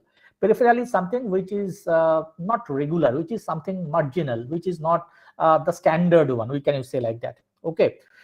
Because why I'm telling you the peripheralism is very important, because if you look at any of the organizations across the globe or even in the workforce, I'll share the statistics and information here. So because many of the information I've collected from the ILO website, which are easily available, if you can go to the ILO website, anybody who wants to study or make their career in the field of HR or people management practice or whatever like that, okay, there are a hell lot of things are being studied across the globe now. Now there are a lot of workforce modeling issues are coming up in HR. It's strategic HR basically. You can study, you can find out on internet also about the, say, Atkinson's model and other models are there, which are basically Western models, but which are widely used in the organizations, where how to integrate the peripheral workforce, how to manage the peripheral workforce and all other things. Okay, we are not only talking about the legal side. Legal side, definitely we have the Contract Labor Act and this and that, and in India and other countries also. But how to manage the peripheral workforce, how to integrate them, how to distribute the cost of employment, how to engage them in the workforce, all these things have become very important, because in most of the organizations, majority of the employees start still to their peripheral employees. Okay, and there are peripheral employees basically means there are many reasons behind that. I am not going to tell all those reasons now, but definitely I will show you some statistics and some figures here from different countries in the world, and how this global peripheralism is being addressed at the policy level, at the strategy level, at the organization level, at the management level. I'll try to put some light on that. Now, when you talk about my presentation is now quickly, it will be based on mainly these areas. One is who are the peripheral workers, peripheral workforce, the different types of peripheral employment, then the regulation of employment and the concept of the standard employment relationship. That is very important today, because the standard employment relationship and the peripheral employment relationship are different things. I'll be trying to share some the global scenario, the facts and figures from the available on the IL website and other places. Even if you study to the CIPD, the Chartered Institute of Personal Development, their website is available. CIPD is a UK based chartered body. Like in India, we have the chartered accountancy, cost accountancy and other things. In UK, they have also chartered qualifications and chartered bodies on HR, on marketing, on many other areas. Okay, they actually publish a lot of reports and a lot of things on their websites. They have the very prestigious qualification, CIPD fellowship, and all other things. So if anybody wants to make the international career in the field of HR, human resource management, and apart from that, if you once maybe you have done your MBA from your from any place, and after that you plan to go for the CIPD professional fellowship with them, it is a very costly thing, but it's a rigorous process also. You have to attend some courses, you have to pass some examinations, some interviews, and other things. But once you are a professional fellow of CIPD, I'm telling you that your international career is open to you. Okay, I mean, it is not only in India, across the globe. Okay, in UK, in Western countries, in Singapore, in Middle East, wherever you go. So it's a very important part. So CIPD comes up with a lot of research-based information about different aspects, mainly the emerging aspects of the HR practices. So one of the major areas they have identified for last 5-6 years is the peripheralism. Now, who are the peripheral workers? Now, peripheral workers are actually the people who are contingent workers. Contingent workers means need-based workers. So, see, if you stay in the apartment, we'll see in the apartment you have the security guard. Okay, or security guard is being hired not directly. Security guard is being hired through some agencies. Okay. So they're the contingent workers. You need at your home, you have the housemaids, or you have somebody cook at your home or clean your home. Okay, they're contingent workers. Okay, in the corporate sector also there are a large number of contingent workers. I'm giving in India itself an example. If you go to the Vizag steel plant, about 40 to 45% employees, they're working in the plant that is done by SAIL. They're the contingent workers. They have the strong unions and other things. That's a different thing. But if you look at the Maruti case in India a few years back, it was Manesar plant. A lot of things happened and industrial disputes happened. One of the HR managers, I think senior manager of HR, was attacked by the contingent workers and the casual workers, and there are a lot of things, issues are involved there. So people teach all those things in India about while they teach the industrial relations and other things.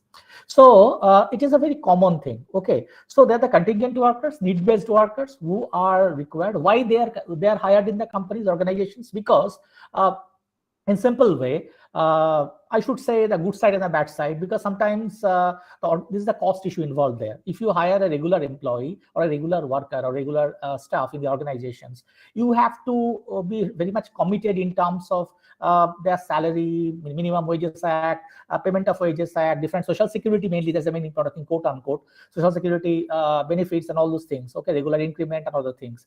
And that means more and more employees, more and more commitment to the employees. That's from the management side, it's required. If you go for the contingent workers, it can be tenure track employees, it can be part-time employees, it can be say peripheral employees in other senses. I'm showing you like that what you say in the peripheral employees in the factories and other places. So definitely the responsibility of the management legally, at least legally, has become much less. Apart from that, the organization may not be able to hire the regular employees due to many reasons in the total number which is required. Okay, so there are many reasons behind that. Even in many countries, the educated professionals, including our own country. Take example. If I say one example of a pediatric surgeon, pediatric heart surgeon, take it like that. Okay, we have the plenty of heart surgeon in India, no problem at that. But pediatric heart surgeon is not that much in number. Okay, now one pediatric heart surgeon will not be ready to work for a company directly. Okay, for a hospital directly. The pediatric heart surgeon, maybe in Calcutta itself, maybe if you search on that good pediatric heart surgeon, maybe maximum 10 or 15 or 20 people, not more than that. Okay. Now these people are related to different hospitals. Okay. Today morning they require one surgery in the PLS hospital. In the evening they require maybe in RN Tagore. Maybe next day they require to go to MRI. Like that kind of thing. A lot of hospitals are there, Apollo, like that. Okay. So they charge their fees and for the operation, and many of the hospitals retain them with the retainership fees. Okay, so that when they are called, they sign some agreement, but they are not the regular employees of the hospitals. Look at the attorneys, in the lawyers. Okay, they're educated people. They are not the normal layman or the workers working in the field, nothing like that. Okay. These people may take example of a lawyer, attorney. They are being hired by different organizations, companies. Okay, I have worked in the HR department. I have seen, I have met many of the lawyers, labor lawyers, basically. Okay, in Calcutta, there are only, say, top-notch attorney firms who are dedicated to labor law only. Maybe maximum 10 or 15, not more than that. Okay, and most of the attorney firms which they deal with the labor laws only, Okay, they're located in mainly in the Dalhousie and the High Court area. No, because I worked there in the personal department in Kenilworth. I know that thing all very well. Okay, so these lawyers are retained by different hotels. And there must some of their clients are hospitals, some of the clients are hotels, some of the clients are actually factories, like that. Okay, so as well as I was working with the hotel industry, the Kenilworth, and I have to go to an HR department. I have to go to different lawyers, 2 or 3 lawyers regularly, with providing them the papers and documents and discussing a lot of things and something, hearing in the court and something like that.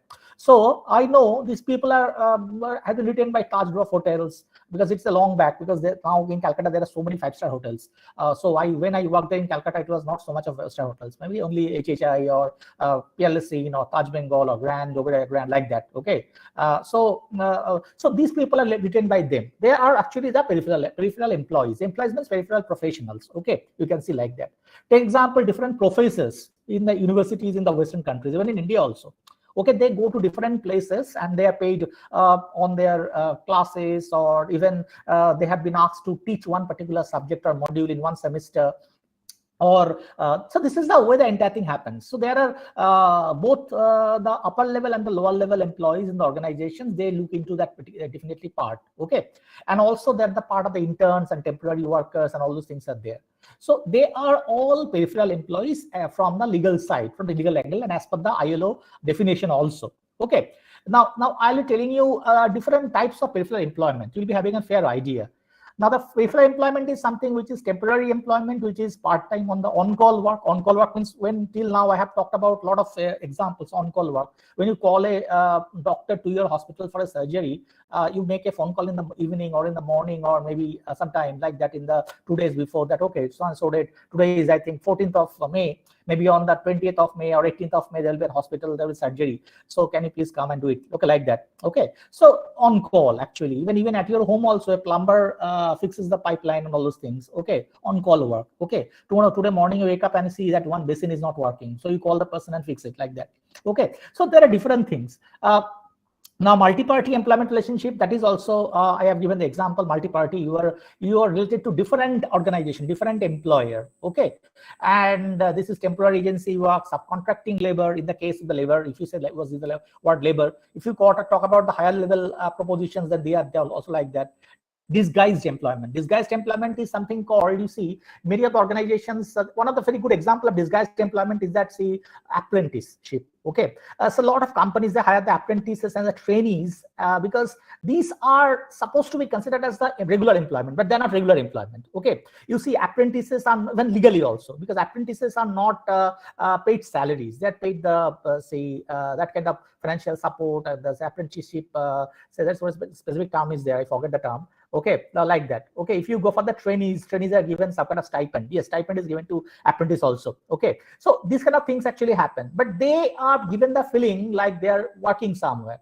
Many of the organizations, they can absorb the apprentices or the trainees, but I know I have worked in the hotel industry. I've seen in most of the hotel industry in Calcutta or even across the globe, actually. Okay. At the lower level, operational level, 80 to 90% employees are considered as the trainees. Okay, trainee operator, trainee housekeeping, trainee food and beverage, trainee this and that, like that. If you go to the service industry, the concept of the trainee and the apprentice concept is very common. Apprentice is more popular in the manufacturing sector, but in the service sector, trainee is a very common word. Okay, which is one sort of disguised employment. Disguised employment is, people say, the management say, they have their own logic. They say, okay, the trainees or apprentices are being offered the experience to work there after that, but it is not exactly like that. Okay, it has been found that in most of the cases in the developed world, like UK and other places also, traineeship has been curtailed by the law, because traineeship, by virtue of the traineeship, people actually exploit the employees. Okay, trainees work from the morning till normal, like any other regular employee, they work actually, but they are paid much less. They are not covered under any social security benefit. Okay, just one certificate at the end of that tenure. Maybe you're the trainee for 1 year, you're the trainee for 2 years, the trainee for 6 months. After that, you will be maybe another traineeship offer will be given to you. Okay, and you are paid, but it is actually people, many of the companies, organizations, they use the trainees to get the job done. Otherwise, if they have to hire the regular employees for that and something like that, they have to pay them minimum salary, minimum compensation, minimum policy of the HR related things and other things, social security, whatever I'm telling you. Okay, if they want to terminate them, they have to give them some termination benefit and other things like that. For the case of the trainee, it is not there, it is a disguised one. Okay, disguised employment. Okay, and also dependent self-employment like that. Also, this is actually when you are attached to different hospitals, different companies. As I take the chartered accountants, they're also disguised employment in one sense, because they are not only on-call work they're doing, but also they're on contract with different clients and they're doing it for them. Okay, so they are attached to different companies. Even if you look at their CVs also, as a chartered accountant, I have done the audit with so many companies, 10, 20 companies. Okay, they say why? Because they have done this and they want to affiliate themselves with such organizations. Okay, so that improves their credibility for the future. So it is a typical psychological game also. Okay, like that. Now, when you talk about the very basic concept of the standard employment relationship, which is not found in the case of the peripheral employees, the standard employment practice is basically the normal, regular employees, where the standard employment relationship is contract is signed. Okay, the basic word I have mentioned, contractualization. The contractualization, whether you are a peripheral employees or a regular employees, you are bound by certain contract. Okay, but when you talk about the contractualization of the employment relationship, that there are fundamental difference between that, fundamental difference. Okay, now when you talk about the contract signed between a trainee or a peripheral employee and the management, and on the other side, if you see the regular employee and management, the contract is signed, the basic nature is different. Okay, now I'm telling you the concept of the contractualization in the employment relationship. It actually started in England. It is in the later half of the 19th century. Before that, there was no contract signed even. I'm telling you many places. Okay, there was actually the psychological contract. I mean just informal contract or somebody's verbal contract like that. The actual contract basically on the paper, on the legal terms, started in the late 19th century, and which actually started in England and gradually spread to the European countries. Though the industrial revolution started long back. Okay, long back. Industrial revolution started actually late 17th century, early 18th century across the globe. You know that thing. Okay, even it came to India also with the before say then it was a British rule in India like that. Okay. So, but the legal difference and distinction between the employment and the self-employment was defined there clearly. All the terms I just mentioned about the say disguised employment, part-time employment, all-call employment, all these terms were introduced then in the late 19th century. Okay, and there were around 3 to 4 acts were passed in the British Parliament then. Okay, and gradually those acts, actually the spirit of those acts were tried to attempted to be spreaded across the British colonies. Because later half of the 19th century, and when I consider the 19th century total overall, so British has the colonies across the globe. So you can see in Asia, in Europe, or many other places. So it is a very common phenomena. You found that like that. Okay. Now, when you talk about the standard employment relationship, what are the areas which are defined by standard employment relationship? Like that, say employment and the income security issue. Now, when you talk about the employment and income security issue, so in the case of the standard employment relationship or non-standard employment relationship, okay, they are basically fundamentally different. Employment and the income security, when it is defined by in the case of the normal regular employment relationship, it is completely different, where you talk about the basic salary, the allowances, the social security benefits. If you got injured at the workplaces and loses your say ability to perform at your workplace for permanently or temporary employment relationship, income security is a factor. Okay, where you talk about the peripheral employees, income security is a factor. It's a standard employment practices. Income security comes in hand with the other things like that. See, somebody is covered with the insurance, somebody is covered with the ESI in our country, in India. Okay, in UAE there's no ESI concept here. Okay, it's a purely Indian concept. In UAE or in UCAPs, there is no ESI concept. There's an insurance concept. Some of the insurance concepts are guided by law, issued by the government, and some cases some good companies also come out with the private insurance, which is much better than government insurance. conditions, okay, like that. Health and safety of the workers, what kind of health and safety guidelines are applicable to the regular employees, and that is the standard employment contract covers it, and non-standard employment covers it. Okay, enhancing the productivity, that's a very important part. Now, when you talk about the enhancing the productivity, what we understand like this, enhancing productivity basically means how you can talk about the productivity enhancement, which was a major issue in the Manesar plant in Maruti 5-6 years back, 7 years back. Okay, a little before that also. I was in India, I remember that time. Okay. It came in the newspaper and a lot of things. Now, enhancing productivity basically talks about, say, if you talk about the training and development policy, what the companies and the organizations think about the training and development. It's an investment by the company. It's a cost. So in the case of say investment, what about the regular employees? What about the part-time employees, peripheral employees? What kind of training is given to these and what kind of training is given to them? Because they are, say, in a country like us, in India, we have the huge surplus labor. Okay, so there's a chance that people are not leaving their work. Okay, unless and until somebody got the very good job. Even I'm talking about the peripheral employees.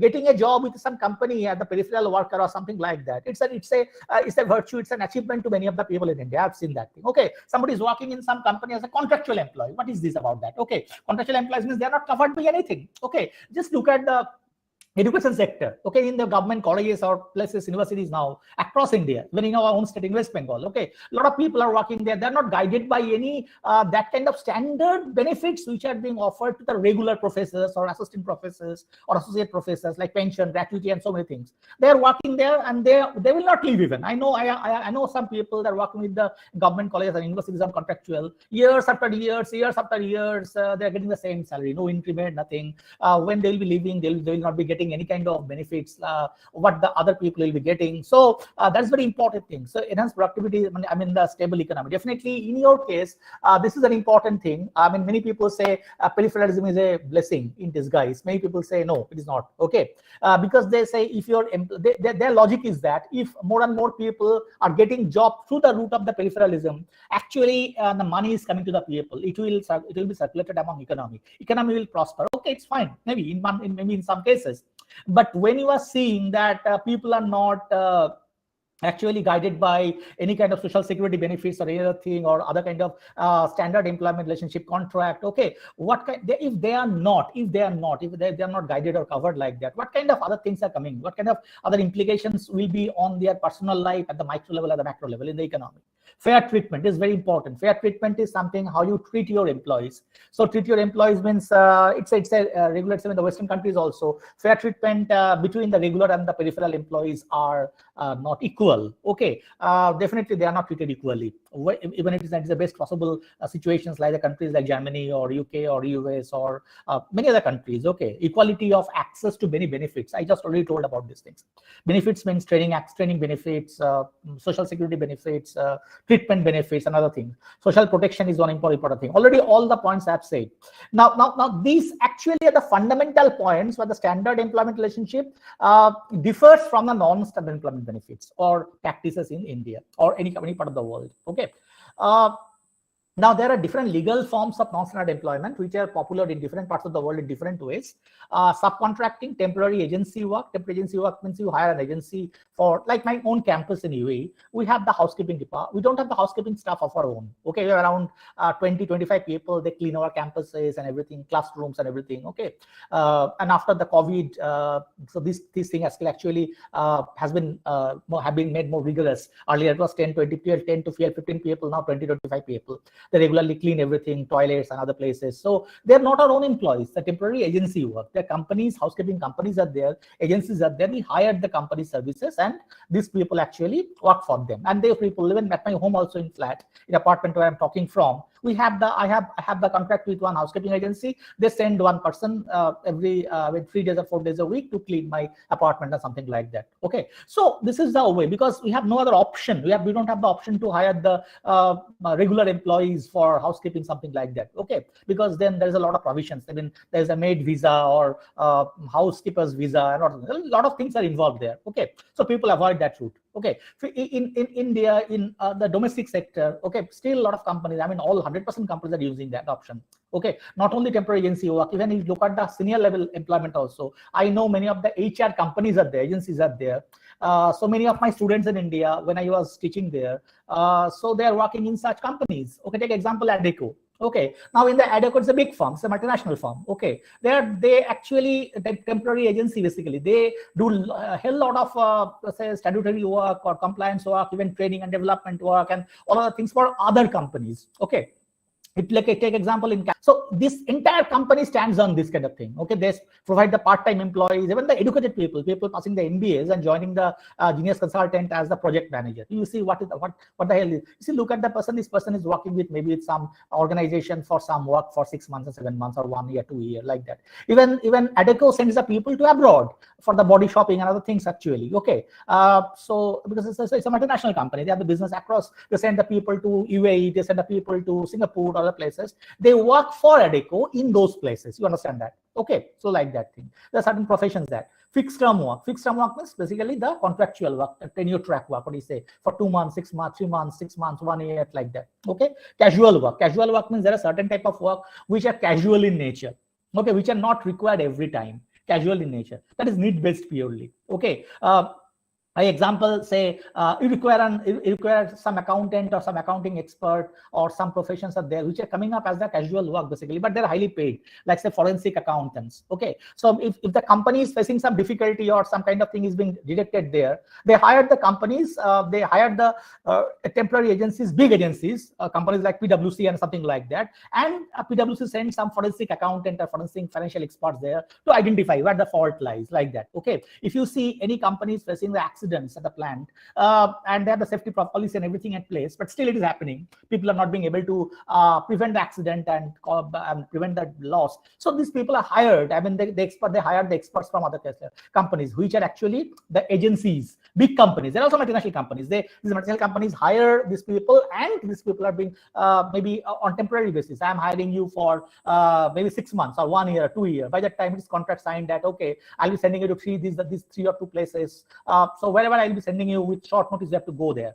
The condition is like that. Okay, and for that every visit, all the client payment, everything will be shared with you. Definitely like that. You are not on a regular salary in many cases. Okay, disguised to employment, already I've told about the apprentice and all those things. On-call work, I've told you. Part-time work, you all know. There are a lot of part-time things. In your college also, there are part-time professors must be there. Okay, dependent self-employment. Dependent self-employment means basically, I talked about these chartered accountants or lawyers or the doctors or the professors, even like that. Even many cases, a lot of people are there at the low skill level or the medium skill level or the unskilled level also. They are the self-employed. They're not working with any other places, but like that. So there are different legal forms and they have been defined, and their rights and obligations have been defined in the laws across the globe. So it's very important, but these things have become very popular in recent years. Now when you talk about the global scenario, the peripheral workforce of the waged work, which is the word waged work. Okay, now there are different things. This report has come in the 2021 by the ILO study. The report actually came 2021. This is maybe 2018, 19, 23 year study was conducted, because ILO and all these big organizations, they do it actually. Now, if you look at that, it has talked about basically 1, 2, 3, 4, 5, 6, 7 types of employment, which are peripheral in nature. Now, they say Asia, Europe, Africa, North America, South America, Australia, and the Oceania. Now, these are the, I think, 1, 2, 3, 4, 5, 6 types of geographies I mentioned here.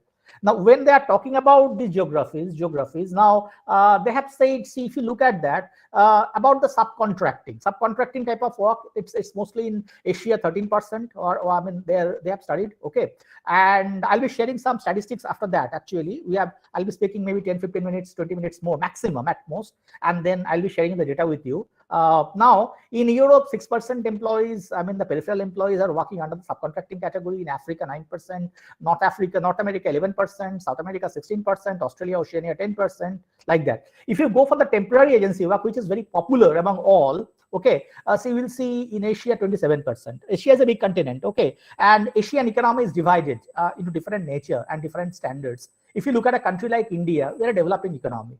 Okay, if you look at the country like say Singapore or say Japan or South Korea, even in the Gulf countries, they're very affluent countries, very rich countries. Okay, so temporary agency work is popular in a developing country like us, also a country like them. Okay, I've seen temporary agency work is absolutely popular in the country like Gulf. I've traveled many countries in the world, even in the Europe also. I've been to Netherlands and into UK for 9 months almost. I've seen temporary agency work is so popular. Even the companies, big banks, I have seen the banks and many other companies where my students are working there.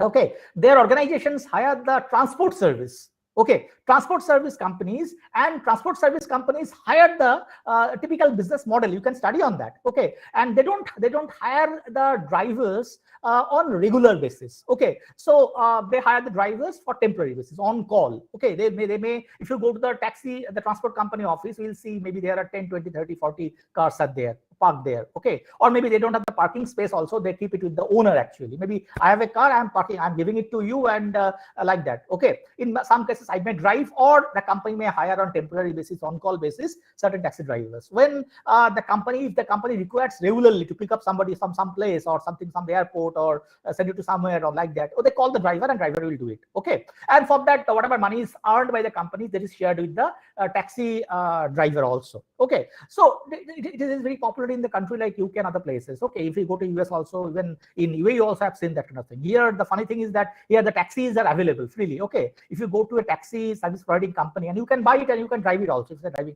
driving license here. Okay, like that. Okay, so this is the thing. Now when you're talking about different things, in Europe it is 34%. Look at the European situation. That's why you're talking about the Europe, UK and any other countries. So it's very popular concept in different types of works and the jobs. If you go to Africa, 18%, North America 12%, South 12%, and Australia, Oceania, say 16%. If you go for the tenure track, that is a fixed term employment work, 11%, 18%, maximum has been found in the South America. Here I'm telling you one thing. Okay, the country like Brazil, Argentina, these are the big countries in South America. Okay, now these are the countries not only in population, definitely they're not populated like our country in India, but they're highly populated country if you compare with the other countries. And geographically, the size-wise also, they're the big countries. Now, what I'm telling you there, it has been found in a very funny way that many of the people who are educated people, young people like you, okay, when they do not want a regular employment, they want the fixed term work. Okay, fixed term work. Fixed term work means basically they want experience, they want to explore different places. The reason they have given it, actually, if you are working with one company, actually for the time being, or maybe for 5 years, 6 years, 7 years, 10 years, whatever like that, what do you understand that the normal regular type of job or the work, so they think, okay, their growth prospect is less, their income security comes down, because if you are terminated or fired from one company, you are searching for the job and something like that. If you have the 2 or 3 different income sources, and you are working as a part-time, maybe a fixed term employment, maybe you are actually on the contract with the company for next 1 year or 6 months. Okay, and 3 days a week or 2 days a week are coming. Another company with another company, you are engaged with the same kind of contract. So your income source is different, and you are exploring different industries also. In future, this will help you to get the better prospects, better jobs, better income, whatever like that. That is the thing. Okay, so there's a study on that. Actually, the study was done by Stevenson and P. That's a study which is actually about why many of the people in many parts of the world are looking for the peripheral employment. If you look at India also, this is a very common tendency, that top-notch business schools and the management colleges and the universities in India, many of the students, they are now looking for tenure track. They don't look for okay, I am getting 30 lakhs or 20 lakhs or 15 lakhs package. Okay, many people say, no, we are looking for on the specific category. Somebody is an analyst. So the people is thinking, I'll be working for a project. I have a student in India. He was a very average student, I'm telling you. Okay. Now his name is Kuntal Maiti. Actually, he was from Midnapur. Okay, when I was teaching in India. Now he's a very average student, I'm telling you. But he developed him tremendously. He is now an international professional in the field of the SAP professional. After that, I mean, he got some traineeship with the Siemens and something like that long back, not today. Today he's in Sweden. Okay, so He worked with the tenure track with the big clients. Okay, he joined with some Toyota. He worked with Toyota when the Toyota was working with the Toyota Kirloskar in Pune. Now that collaboration has come down. I mean, there's no further collaboration. Toyota had the plant in Pune. Due to some reason, it did not work well. So Toyota Kirloskar Motors, he was working there as a SAP consultant initially, SAP HA consultant. Okay, after that, the front end tool. Okay, not at the back end tool. Now after that, he worked there for around 1 year. From that, he worked in it's a 10-year track contract basically. After that, he came to Ethiopia airport. I mean Addis Ababa. Okay, Addis Ababa was the head cap. I mean the capital of the European Union. You understand that? Okay, headquarters. Like that, we will be coming to Addis Ababa to work. He came there for around 1 year. He stayed there in Addis Ababa. Okay. I was in India then, so I was planning to go out. I was talking to him, how is the country and something like that, Okay, he was there. He was so younger to me, much younger to me. Okay, now he worked there for another tenure track. After that, he was in England for many years, in Liverpool, many other companies. He worked with the TCS, some tenure track only. Okay, and today he's in, I think, Sweden. Yes, like that. Okay, so everywhere, even in Sweden, he's working with 2 companies. Okay, but one company has given him the visa. He has the European Union visa, Schengen work permit. He has actually, because he worked with some of the European companies earlier. So you have this kind of understanding. This is a very major proposition. You can work in India also. It's possible. It's possible from your home or from the different places. If you go to Gurgaon or the places, I mean Calcutta also now companies are there, IT companies are there. You can work with them. Okay, so these are the things. So 30% is the South American proposition. Now, if you look at the casual work and the part-time work, it is also popular. If you go to Africa, African continent is a vast continent. In Africa, there are certain countries which have the very fastly developing economies. Like if you go to Ghana, like if you go to South Africa, if you go to Ethiopia, there are only few. Tanzania, okay, even Kenya. These are the countries which are their economy. Nigeria, they're developing very fast, but not all those African countries. So. So there are 4 or 5 countries where the economy is growing very fast. They're developing very fast. Their cities, their countries, their cities and their economies are prospering very fast. So they are looking for the casual work. Even they are saying, look at the lot of startups now in India also. Okay, even abroad also. Startups prefer to hire the employees in the peripheral contract. Okay, not a regular contract, because they don't want to get involved themselves in that kind of thing. Okay, so 26% of their employees are casual work and the part-time work in North America. North America means there are basically 2 major countries, Canada and US. So understand that. Okay, Australia, Oceania, 29%. If you look at that, all these major economies, so like that. If you look at the disguised employment, it is approximately 10%, 16%. All these things are there. Okay, so there are different things which are. The scenario is very popular, so you can understand that how it is working in different parts of the world. Now you will be thinking, what is the good thing and bad things, the positive and negative side, I'm telling you. Now, positive impact of the peripheralism is that already I've shared with you a little bit. Like say, as in 2016, there have been almost 5 billion workforce across the globe, 5 billion. Workforce means they are people who are working, okay? And out of that, 4.1 billion. You can understand, out of 5 billion, 4.1 billion work under the categories covered under different peripheralism. It is the report came in 2018 by the ILO report. So you can understand.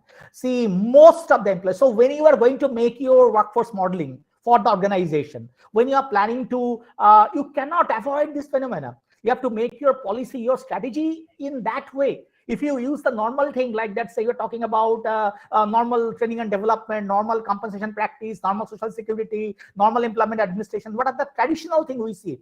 But what are the, how you can incorporate these major workforce in your thing? At the macro level, government level, governments are doing a lot of things. But at the company level, if your company is hiring the large number of peripheral employees in your workforce, I just told you that 41 to 42% of the workforce at the middle and the senior middle level and the junior level, they are the peripheral employees in the Vizag steel plant. It's a government organization, government of India. Okay, if you look at in our own state, large number of people are working as the peripheral workers in the education sector, healthcare sector. Even doctors are being hired in Bengal on contract. Okay, it is not only in Bengal, across the country. Okay, so Bengal is a reflection of all the things what is happening there. Okay, so but these are actually, so the numbers are very big. So there are definitely grievances that these people are not being treated properly. They are not paid well. Their working condition is not as per law or whatever like that. Okay. So peripheral work practices have created additional approximately 1.2 million to 2.8 million jobs per year across the globe. When it was studied in 2018, this was being found that it is, though it is there are a lot of negative sides involved in it, but it has created some sort of employment for the future. Okay, if you always guided by a lot of, there's always a dilemma that okay, the labor law versus the industrial growth. Okay, because labor law is considered always which provides the maximum possible security for the employment. If you want to terminate one employment, a lot of rigorous process you have to hire. Then even though your business is not doing well, okay, if you study that strategic HRM, what kind of HR related decisions the company says at the company's life cycle. If you go start with the say at the very beginning, then at the growth stage and the saturation stage, the decline stage, the embryonic stage at the beginning, okay, how many people are required, what kind of policy focus should be there. Take simple example like that. See, it's a part of the study now, and the companies are following it. A company, when it was started with say the embryonic stage, the very first stage, the company was conceptualized at the embryonic stage. You say call it the embryonic stage in the organization life cycle. Okay, in the embryonic stage, you will be having only 2 or 3 people or 4 people or 10 people like that. After the next stage, when the company started growing, it will be focusing mostly on the regular employment, regular employees to be hired. Okay, because you require responsible people. You do not want to take risks. Organizations also understand that okay, if you have the peripheral employees at a certain level at the very beginning of the growth stage, you might not be able to take the best brains in the company. You might not be having the options of getting the people more engaged or involved in the work process, or like that. When the organization goes to saturation in the decline stage, but you require the people, then a lot of people left your organization because they are not finding it interesting. Now you have no other option but to hire people on the peripheral roles, basically on the different ways, because you are hiring the people because they are not only cheaper options for you, cost effective options for you, but also many of the jobs which you are supposed to be done with the regular employees.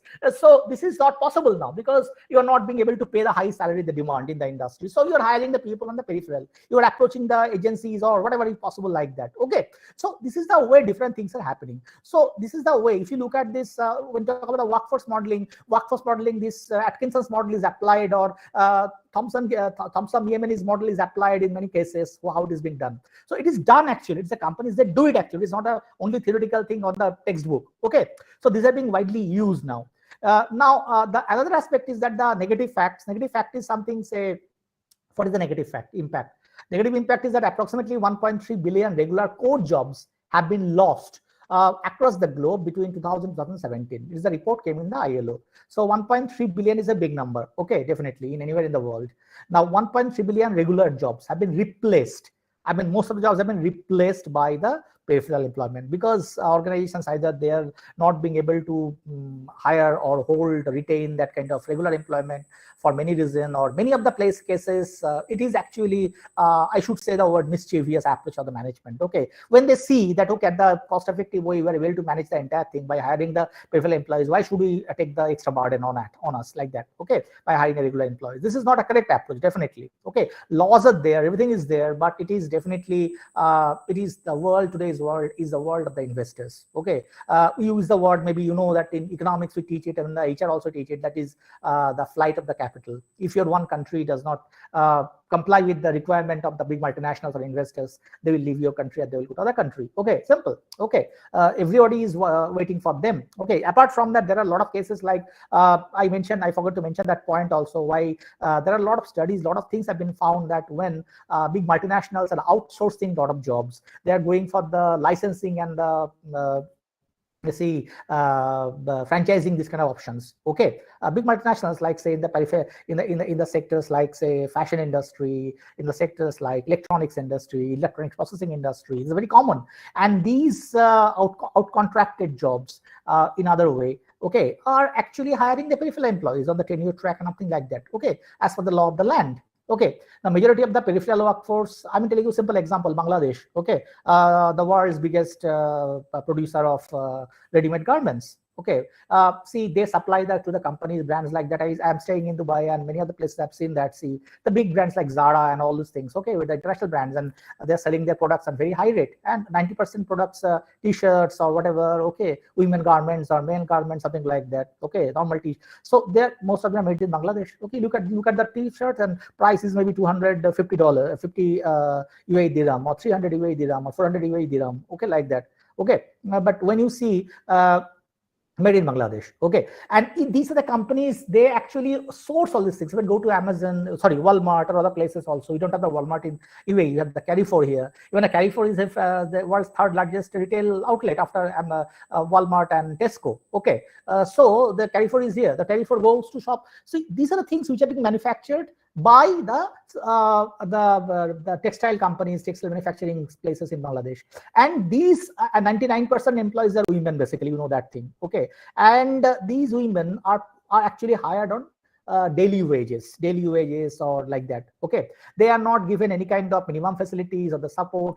There are certain accidents happen in Bangladesh on these, but still Bangladesh government could not say antagonize this kind of investors there, okay. The local investors, they supply these things to the international market. Bangladeshi people are so proud that their products have been sold across the globe. I have seen that, okay. And the thing is this, because of this thing, when there's a popular pressure within the country also. So this is the thing, okay. The majority of the peripheral workforce lacks employment and income security. It is approximately found in Europe, 96%, in North America, 91% in European continent, the studied people, okay. Then safe and healthy workplace facilities missing in 86% people working in peripheral as an employee. They are studied actually in 86%, 61% North America, like that. Increased reported cases of unfair treatment, which is 430% increase in North America, approximately 238% in Europe. These are developed economies, developed countries. European Union is their laws are very stringent. Okay, you know that thing. Equality of access to benefits, approximately 107% reported increase across the globe in recent times. Okay, reduced social protection. 87% peripheral workers of Asia lack social protection.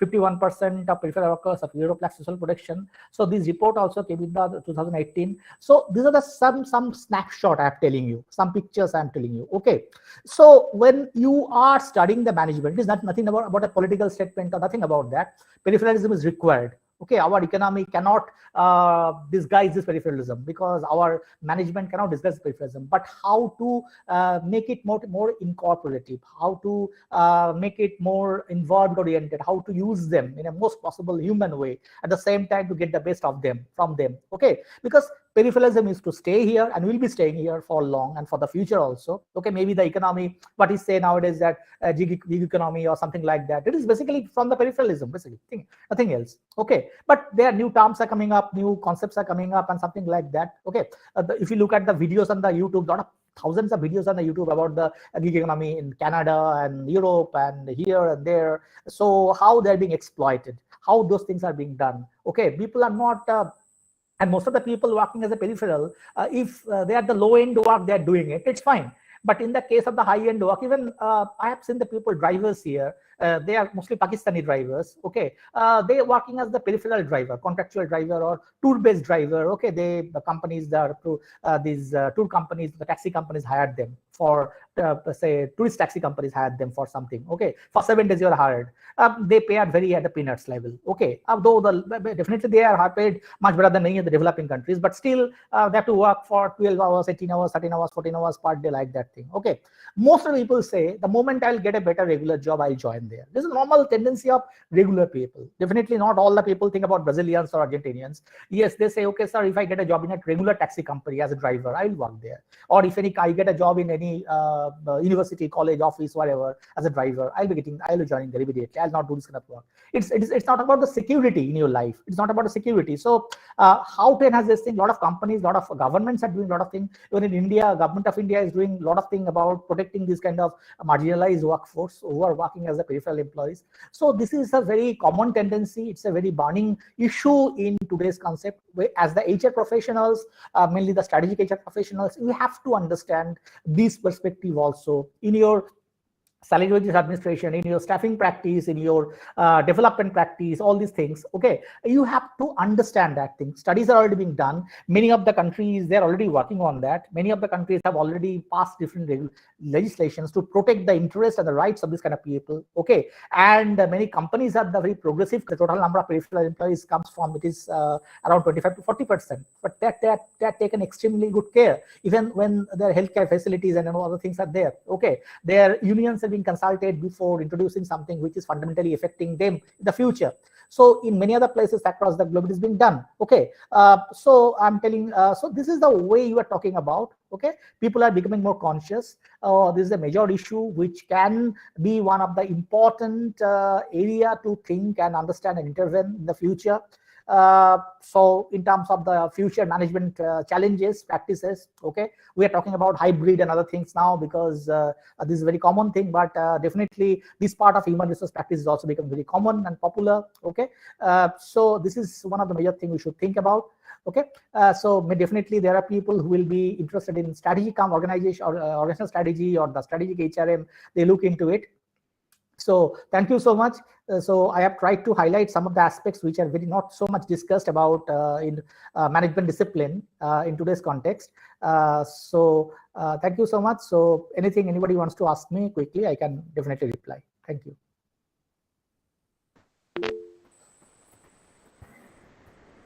Yes, we have one question from our student, Stitodi.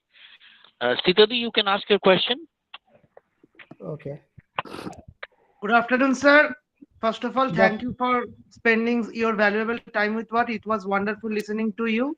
And my question is, what is the effect of automation on peripheral employment? Nowadays, lots of jobs are being automated. So what is the effect on automation of automation on peripheral employment? Okay, I think automation has have a positive effect. Okay, because if you look at the economy, it is called the open employment opportunities. Just see automation. Simple example I'm telling you. In our sector, education sector, there are around in India itself. There are thousands of startups have come up. Okay, now most of the startups in India, I just mentioned one thing in higher education or even in the school level education or something. I have a friend. He left his job around 4 years back because of some medical issue, other things. Okay, he's based in Calcutta. He takes classes. He's a peripheral employee. He's an on-call. Okay, he is very good in English. He's very good in sociology, and this is an MBA definitely. Now he teaches to the students online.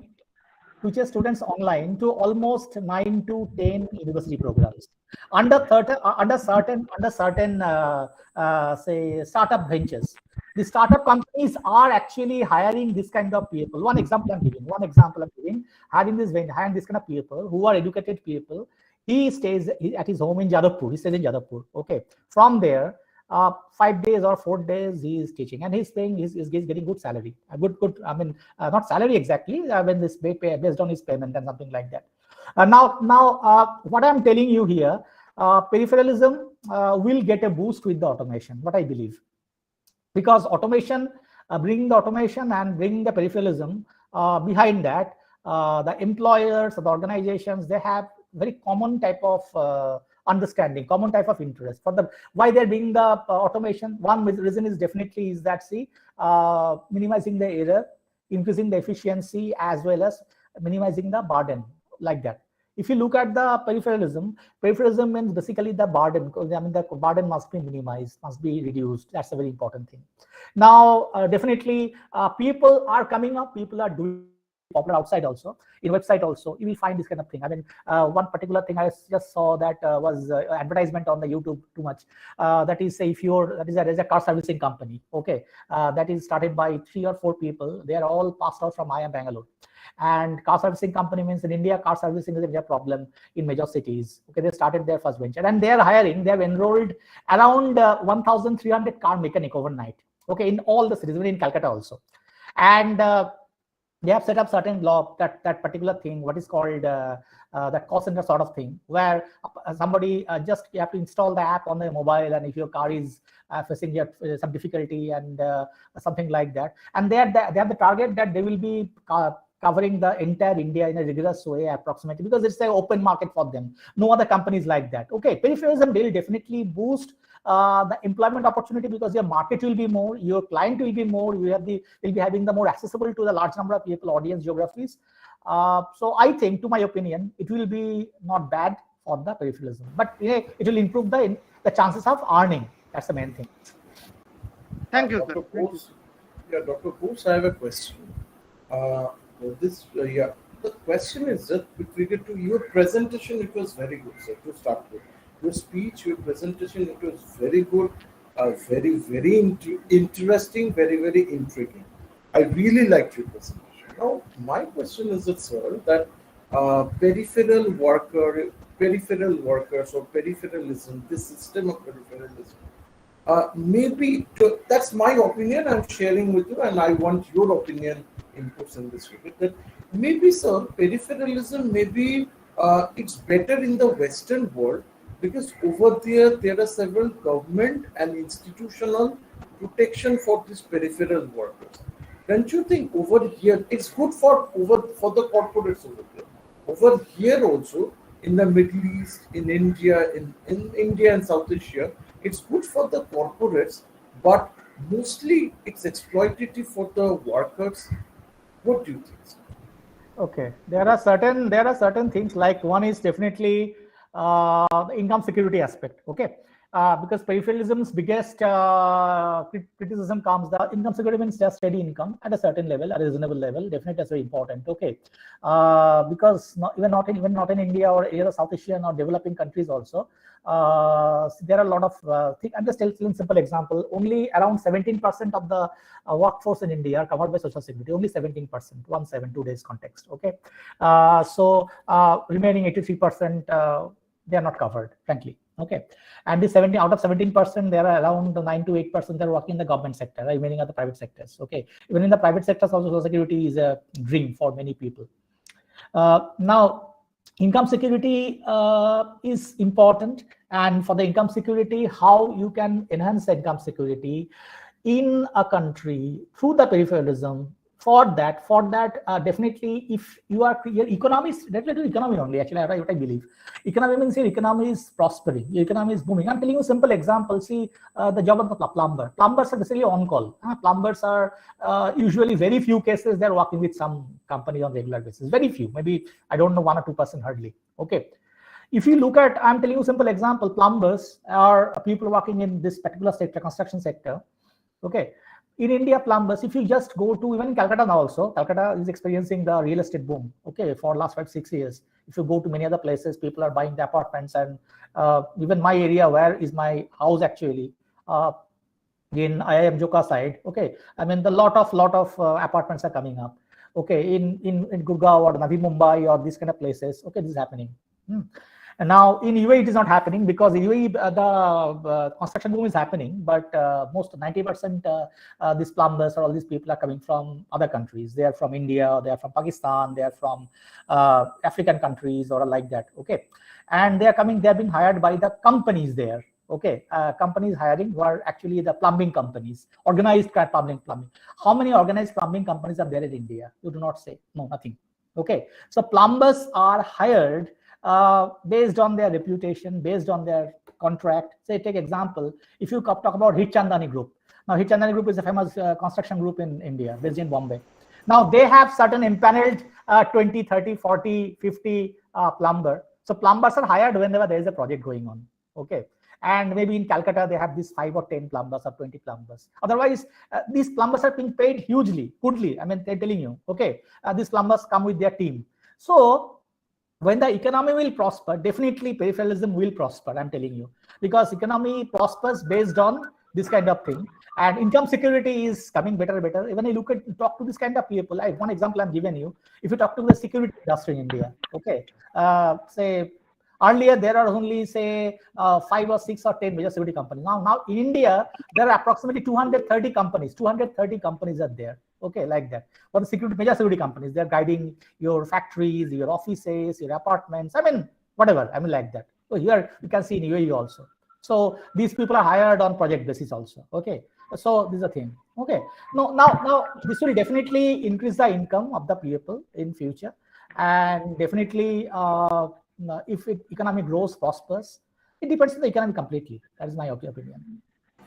Thanks. Dr. Indranu Bandyopadhyay, he has raised his hand. Sir, please ask your question. Yeah. Dr. Bose, actually, I've got a very specific question. What Professor Bhattacharya has asked right now regarding the exploitation. And I'm asking you this question because you have traveled a lot of countries in the world and you have seen the world. China is such a country, basically they tell that they are communist country, but they are more capitalist than USA at present, basically. And the exploitation level in China is absolutely high, and we know that only about 30% of the news inside China, what is happening, only 30% of that comes out to the rest of the world, and 70% is suppressed. Now, one article came out on the software companies of China that is totally based on this peripheral employment, where it was told that the girls within the age group of 14 to 17 years, they are employed basically in the software companies, and once and they are treated like something like animals basically, and even when they are sick, the company management or even no one bothers about calling a doctor or something, no medical attention, no medical treatment for them. And once they are unable to work, they are simply thrown out, and even sometimes it happens that they are kept outside the road, that is just by the side of the road. So this is the sheer exploitation under the peripheral that is workforce concept. So it varies from country to country where it is beneficial and where it is detrimental. I think for China, it is absolutely a detrimental concept comparing to any other country. What is your view? I don't have any idea about China, sir, frankly speaking, because but yes, definitely a lot of things we don't know about China, definitely, surely. There are a lot of open videos available about Chinese these practices. Okay, even the regular employees in China, their job is not secure, because many places in China, I was looking at one video during the lockdown. I like watching these videos. Like say, I forget the place, Guangzhou or somewhere. So this particular company used to make the refrigerator for fish markets and all these things. Okay, and they had around 800 workers at the plant. And the funny thing is this: this particular company was functional for around 10-15 years, and they used to hire most of the laymen, I mean, semi-skilled or unskilled workers from different parts of China. Now many villages, and this company was after 5, 6 years, 7 years, this company was not making profit. So this company was actually sold to another company, and this company, the new owner, they started manufacturing something different, not the refrigerator for the fish market or chicken market or this kind of livestock market like that. So what actually happened, all the people were, they were not told that from next day you are going to come here. They are the regular employees as per the law, Chinese law. Okay, and they came there. The next day they found that the company's name has been changed, ownership has been changed, they're not being allowed to go inside. They agitated in front of the company, like we say normally, because trade union formation is not that allowed in that way in China, what we see in other countries. Okay, or even in the developed countries also, trade unionism is not actually any more popular, I'm telling you, because of many reasons you all know. And trade union does not solve all the problems also, frankly speaking. Now this is the thing. So the thing, now that this particular people, they actually have been interviewed by BBC and many other companies, and they have been showing that this is a factory where I used to stay. These people do not have the money to pay their rent because they have come from other places, from villages and other places in China. So see, if you look at the from the broader perspective, income security or that kind of thing, yes, social security is a major problem for the peripheral employees. That's why I told that, one example I gave the Tata, even for the these temporary workers also, or this kind of contractual workers also, they give their social, this medical benefits and all those things. I know people there like that, but it's very, very rare cases, still very rare cases. Okay, they are the ideal employer definitely in many cases, Right, but not right. in all cases. Tatas are always the ideal employer. And basically, all these professional workers are, they belong to the unorganized sector. But in India, at least, they are taken care of by certain laws. You told that ESI is the Indian concept. So insurance, insurance for the factory workers and others. Even the many state governments, they are going for insurance for unorganized sector workers also. But this type of this type of security measure is not taken in many of the Asian countries, and that's why 27%, as you told, that is the highest number of peripheral workers that prevail in Asia. They are only from Asia. 27% is not a matter of joke. So huge, yes. It is very difficult to. Even I'm telling you an example, Bantala Leather Complex. I did when I was writing my thesis, I used to go there. Bantala Leather Complex, it is one of the first SEZ in leather industry in Asia. But now Leather Complex, now where then state government, when it was started, tried to introduce say ESI, or in many cases health insurance for the workers, mainly this kind of peripheral workers, because but most of the employers were not ready to give this benefit to the peripheral employees like that, okay, at that point of time, because they always used to say the market demand is less, or there is the cost will increase in the market. And I just told you, sir, that one simple thing, like the flight of the capital, people always, industrialists or entrepreneurs, they always show you that kind of thing. And there are companies like Volkswagen or companies like Toyota, they left Australia, they left the Netherlands, they left countries like Sweden, like that, the rich countries actually, when the local government tried to because they were not getting the benefit of peripheralism. Benefit, yes, because the workers. So Volkswagen was told by, I think, Sweden government or some other government like that. I wrote that particular case earlier. To give certain special benefits and to something like that. I mean, related to workforce or human resource policy, as well as quality policy, as well as not only about that, but also about the environment protection, something like that. And they said you have to make it in India, in Sweden, and you have to sell it some other country. Immediately they said no, they left the country. Take example Toyota had the plant in Australia, and Toyota had around almost 300 their retail partners there, dealer, distributor, something like that, and total covering all these things around 10,000 employees, and directly or indirectly was associated with Toyota. Now Toyota also closed down the thing. Australian government is so powerful, the union is very powerful, Toyota Union in Australia.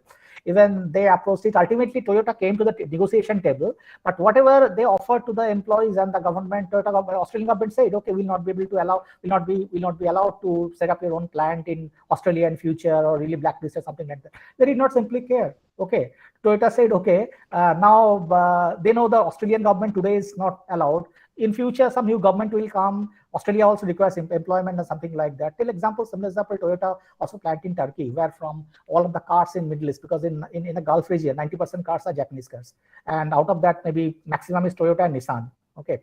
Now, most of the cars are coming from this. You look to Turkish labor law. This new president of Turkey who has come, he abolished around 67 to 70 labor laws to attract the investment, because Turkey is facing the economic crisis, and not only labor laws, the welfare laws and other things. Okay, like that. Even they said the employees should be paid compensation if they lost their things. And it is not only the peripheral also, but also because segment of Europe is a Turkey, but they're very affluent economy. It was actually affluent economy.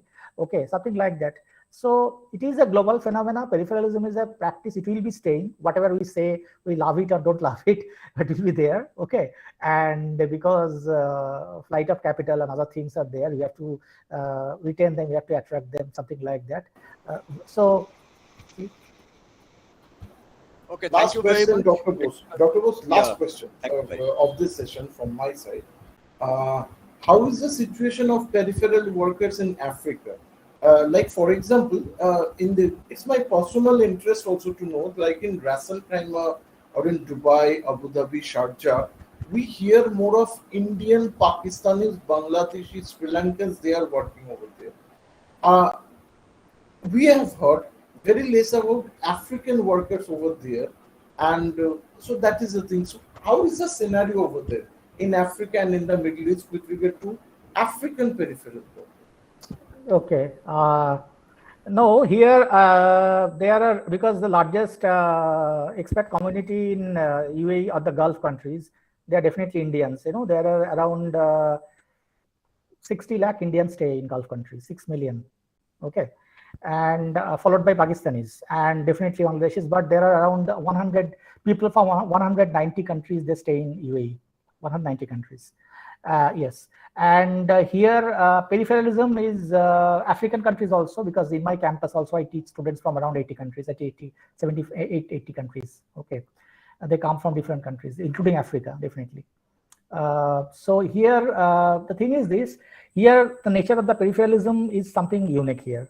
Here, what is saying, I'm saying a lot of Indians are highly skilled here, because if you talk about the unskilled or semi-skilled category employees or workers, now Indians are not, you will not find that much of Indian here working as that. Earlier it was definitely there. Indians are not working in that big number as the carpenter or as construction worker or this kind of thing. Okay, Indians are coming, they're basically skilled employees who are coming to this country. Okay, in other industries, you will see the plenty of bankers, Indians, plenty of doctors, Indians, plenty of nursing staff. They're basically from Philippines. Okay, even in UK also Philippines nursing staffs are there. If you talk about financial sector, Indians, okay, like that. Okay, and they are earning very well and they're living in very good place. Higher education, a lot of Indians are there. Now, peripheralism wise, you will still see that taxi drivers, Pakistanis, 90% Pakistanis, and remaining, say, 8% Bangladeshis or this, and remaining are from other countries. Indians are also there in few. Okay, if you look at these kind of things, Indians are coming to this country not as the peripheral in that sense. High-end jobs, there are a lot of high-end sectors where the what we called the self people prefer to peripheral. I know a lot of people there. They go to different universities to teach. They're highly educated. They're Indians. Maybe they're having the Indian passport or US passport or UK passport or even Indian passport also, but they're highly educated. They have studied abroad. They have studied in US or UK, and they're going to different places, and they're on their own visa, because visa is a major requirement here to work in this country.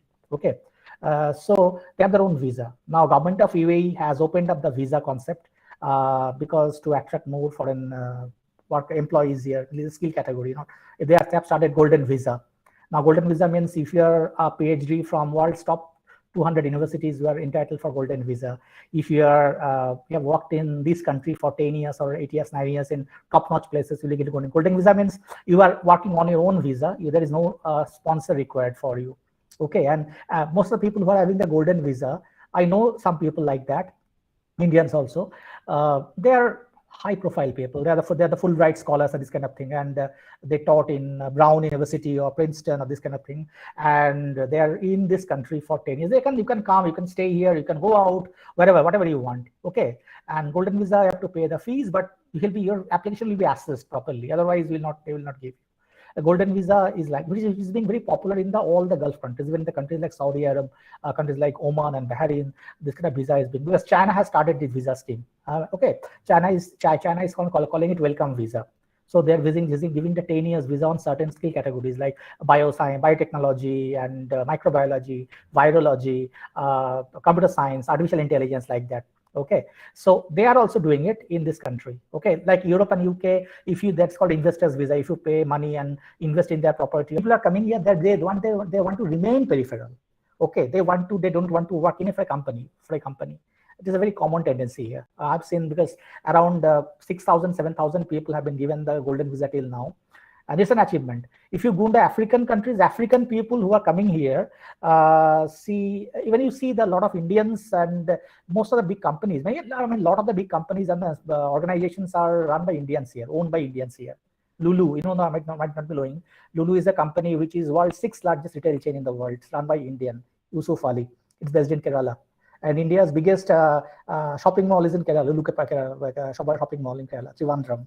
It's not in other places. Okay, so Lulu, he's an investor. I mean, Yusuf Ali. They have the 6,000 employees across the globe. They have the plant office so in African countries, Africa, you see, African economy is little diverse. I just told you that there are few countries which are economically prospering, very prosperous. They're developing. Some countries are completely backward.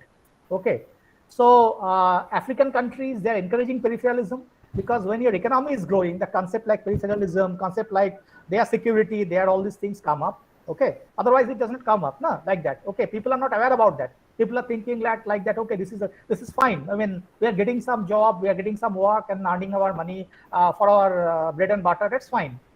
Definitely, it's fine. Africans are working here in large number, but Africans are working in mostly in the menial jobs. I mean, see, they are working as a cleaner or this kind of things. Okay, they are working with their companies. Thanks. Professor Shatra, please carry on with the session, sir.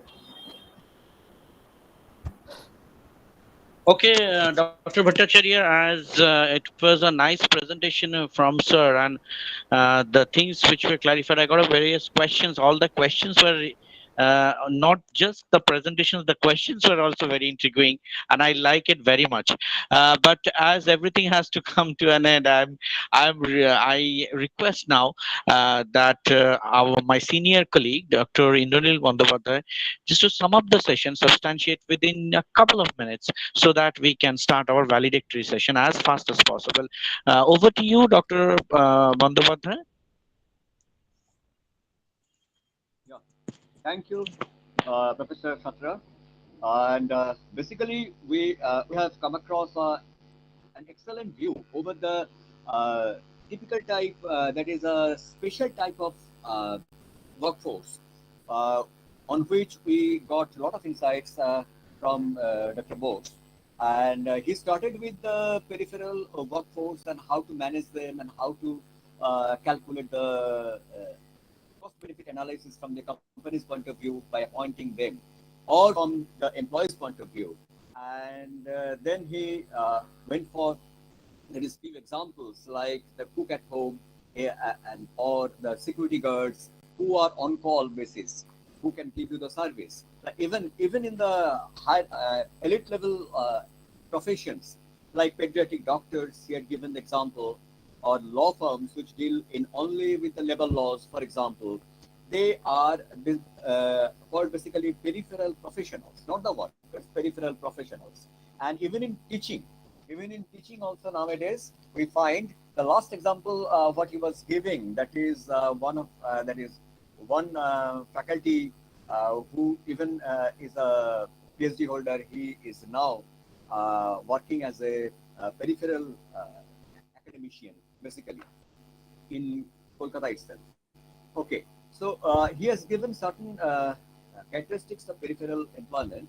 That is, it is temporary in nature, on-call work, then contractual, and most interestingly, I didn't have the idea even that apprenticeship or training, it is a disguised employment. Basically, in economics, we have found the word disguised unemployment, but it is the new thing what I have heard, that is disguised employment. So it is a new learning for me also. And he has explained the contracts for the standard employment and contractual employment, how it differs. And he also mentioned that the concept of this peripheral employees, it started in UK with the Industrial Revolution, and in Europe, basically the British colonies, there is British colonialism, they actually flared this concept. And the standard employment relationship, non-standard employment relationship, that is where income security is not there. So these are all explained in a very detailed manner by Dr. Bose. And then he has also told that economy for any country may be benefited by having more peripheral workers. But for employees' point of view, it creates basically the world of uncertainties. And he told that 7 types of peripheral employments are there. And in 6 subcontinents, peripheral employees are found. In Asia, it is 27% around, or whereas in Europe, it is as low as 6%. So about this, we already had a discussion earlier. And even the hired drivers for car driving is a common peripheral job in Europe and advanced countries. That also he has told. And one stunning view he has given, there is young people sometimes willingly don't want to go for fixed time regular employment. Rather, they prefer peripheral employment. And this is a very strange thing to believe, but it is growing more at present. And even in India, we are finding this trend. And the startups more importantly, they are preferring the peripheral employees than the regular employees because of their cost aspect, looking from their cost aspect. And he has told that in 2016, another stunning statistics, there is 5 billion workforce total there was in the world. Out of them, 4.1 billion were peripheral workforce. Oh my God. So what a stunning statistics. In India also, most of the areas, most of the fields are having high number of peripheral workers. 1.3 billion regular core job Right. is Excuse lost. interrupting. Dr. Bandhavardhan, can you please shorten it because we are running short of time? Yeah, I'm just on the verge of finishing. But these are all few interesting statistics. That is 1.3 billion regular core job is lost because of the peripheral employment in 2017-18 as per the ILO report. So this is the biggest demerit of peripheral employment. So anyhow, we have come across the end of the session, and a lot of things we have learned from this speech, from this elaborate speech. And many thanks to Dr. Bose for joining us and contribute in our two-day international conference. And in future, you are coming back to India. What as you told, so in future we want to see you in HIT, that is physically, not like this on online. So we want to see you in HIT. Thank you very much. Thank you very much for your contribution. Thank you, sir. Thank you, sir. Thank you very much, Dr. Thanks so much.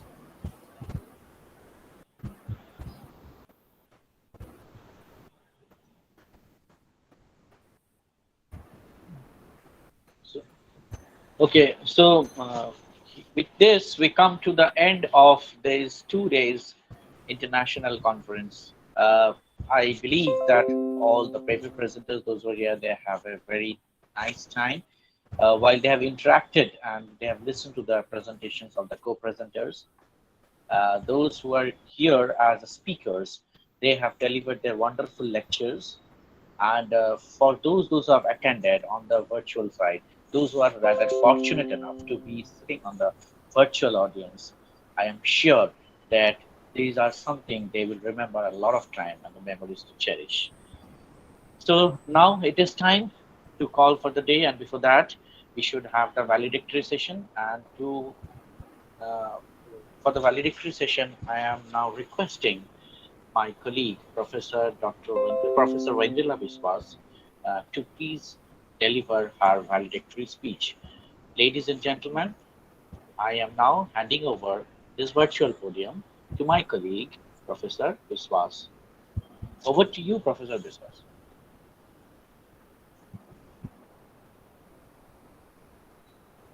Am I audible, sir? Yes, you're audible. You're audible. You're audible. You're audible. Thank you so much, Professor Agnil Shatra, for handing me the session. Now, it's a tough time that we need to end the session for this 2 days international seminar, which has been a wonderful session for all of you, I guess. And so this is a valedictory section. It's not a ceremony. It's not mere a ceremony, but it's a session where we can extend our deep gratitude to all people, to all those wonderful people out there who has helped us to make this session or conference successful so far.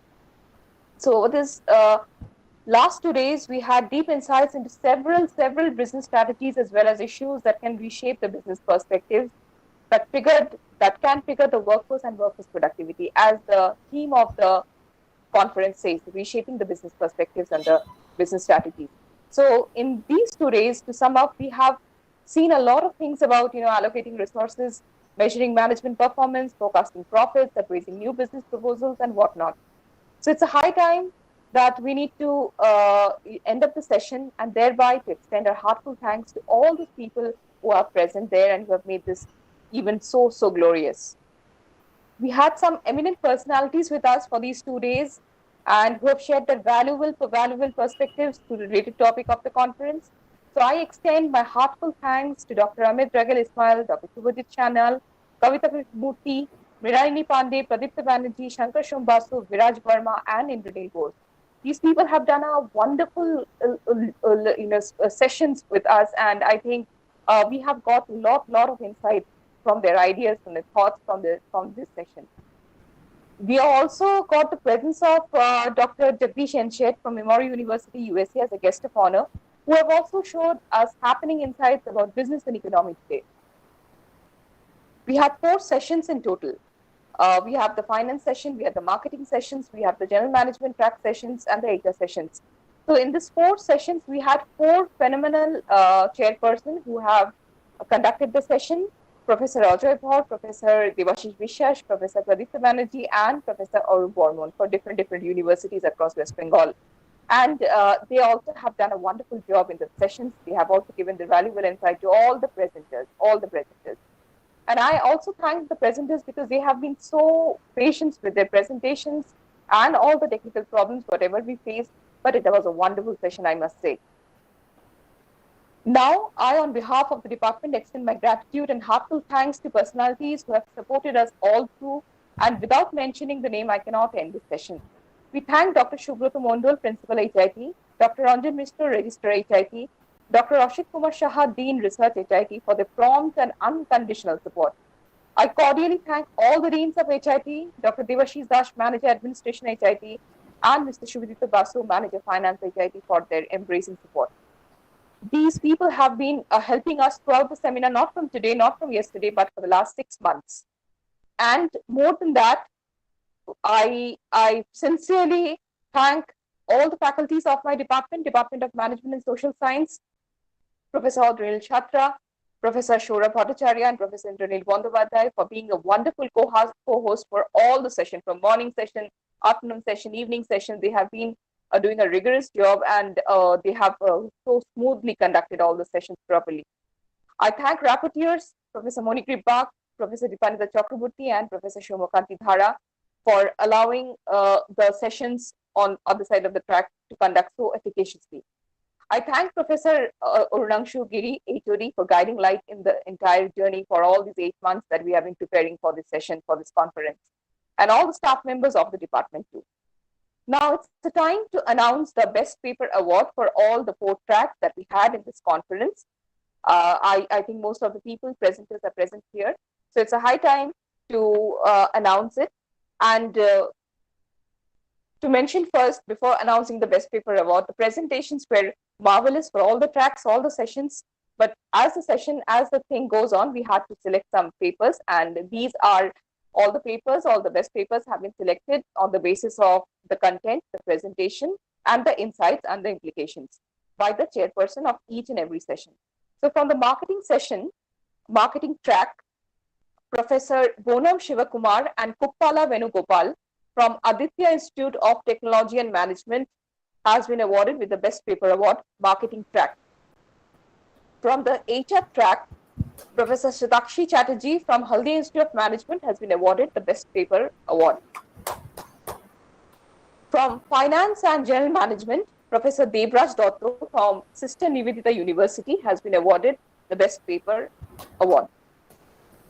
And we had a students track also. In the students track, we have actually 3 awards.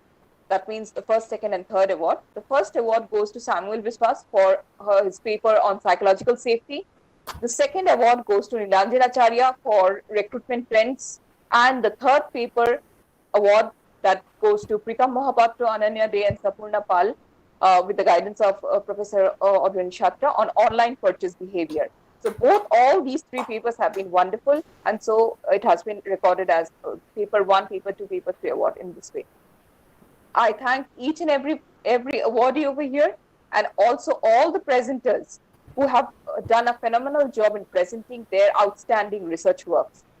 So it's a high time to say a goodbye to all of you. You have been so wonderful, cordial, as well as so responsive, both students, speakers, as well as all the members who have been attached with the conference for all these 2 days. So it's a high time we say a goodbye to all of you. Have a happy weekend and stay blessed. I hand over the session to our HOD, Professor Urunangshu Giri.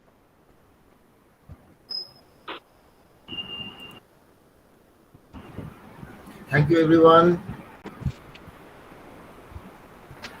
So this is the end of our session.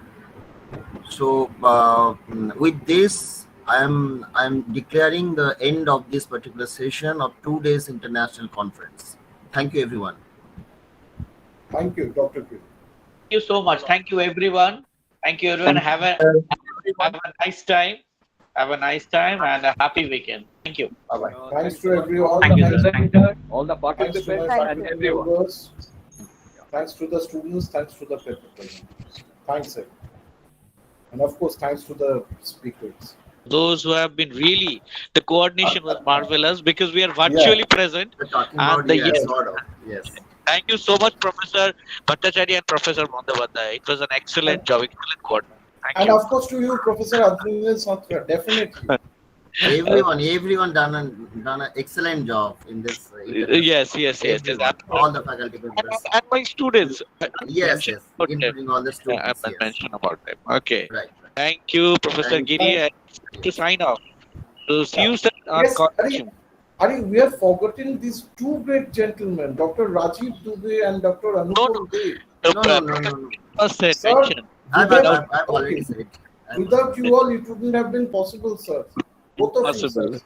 Thanks a lot, sir. Possible without them. So thanks everyone. Thanks.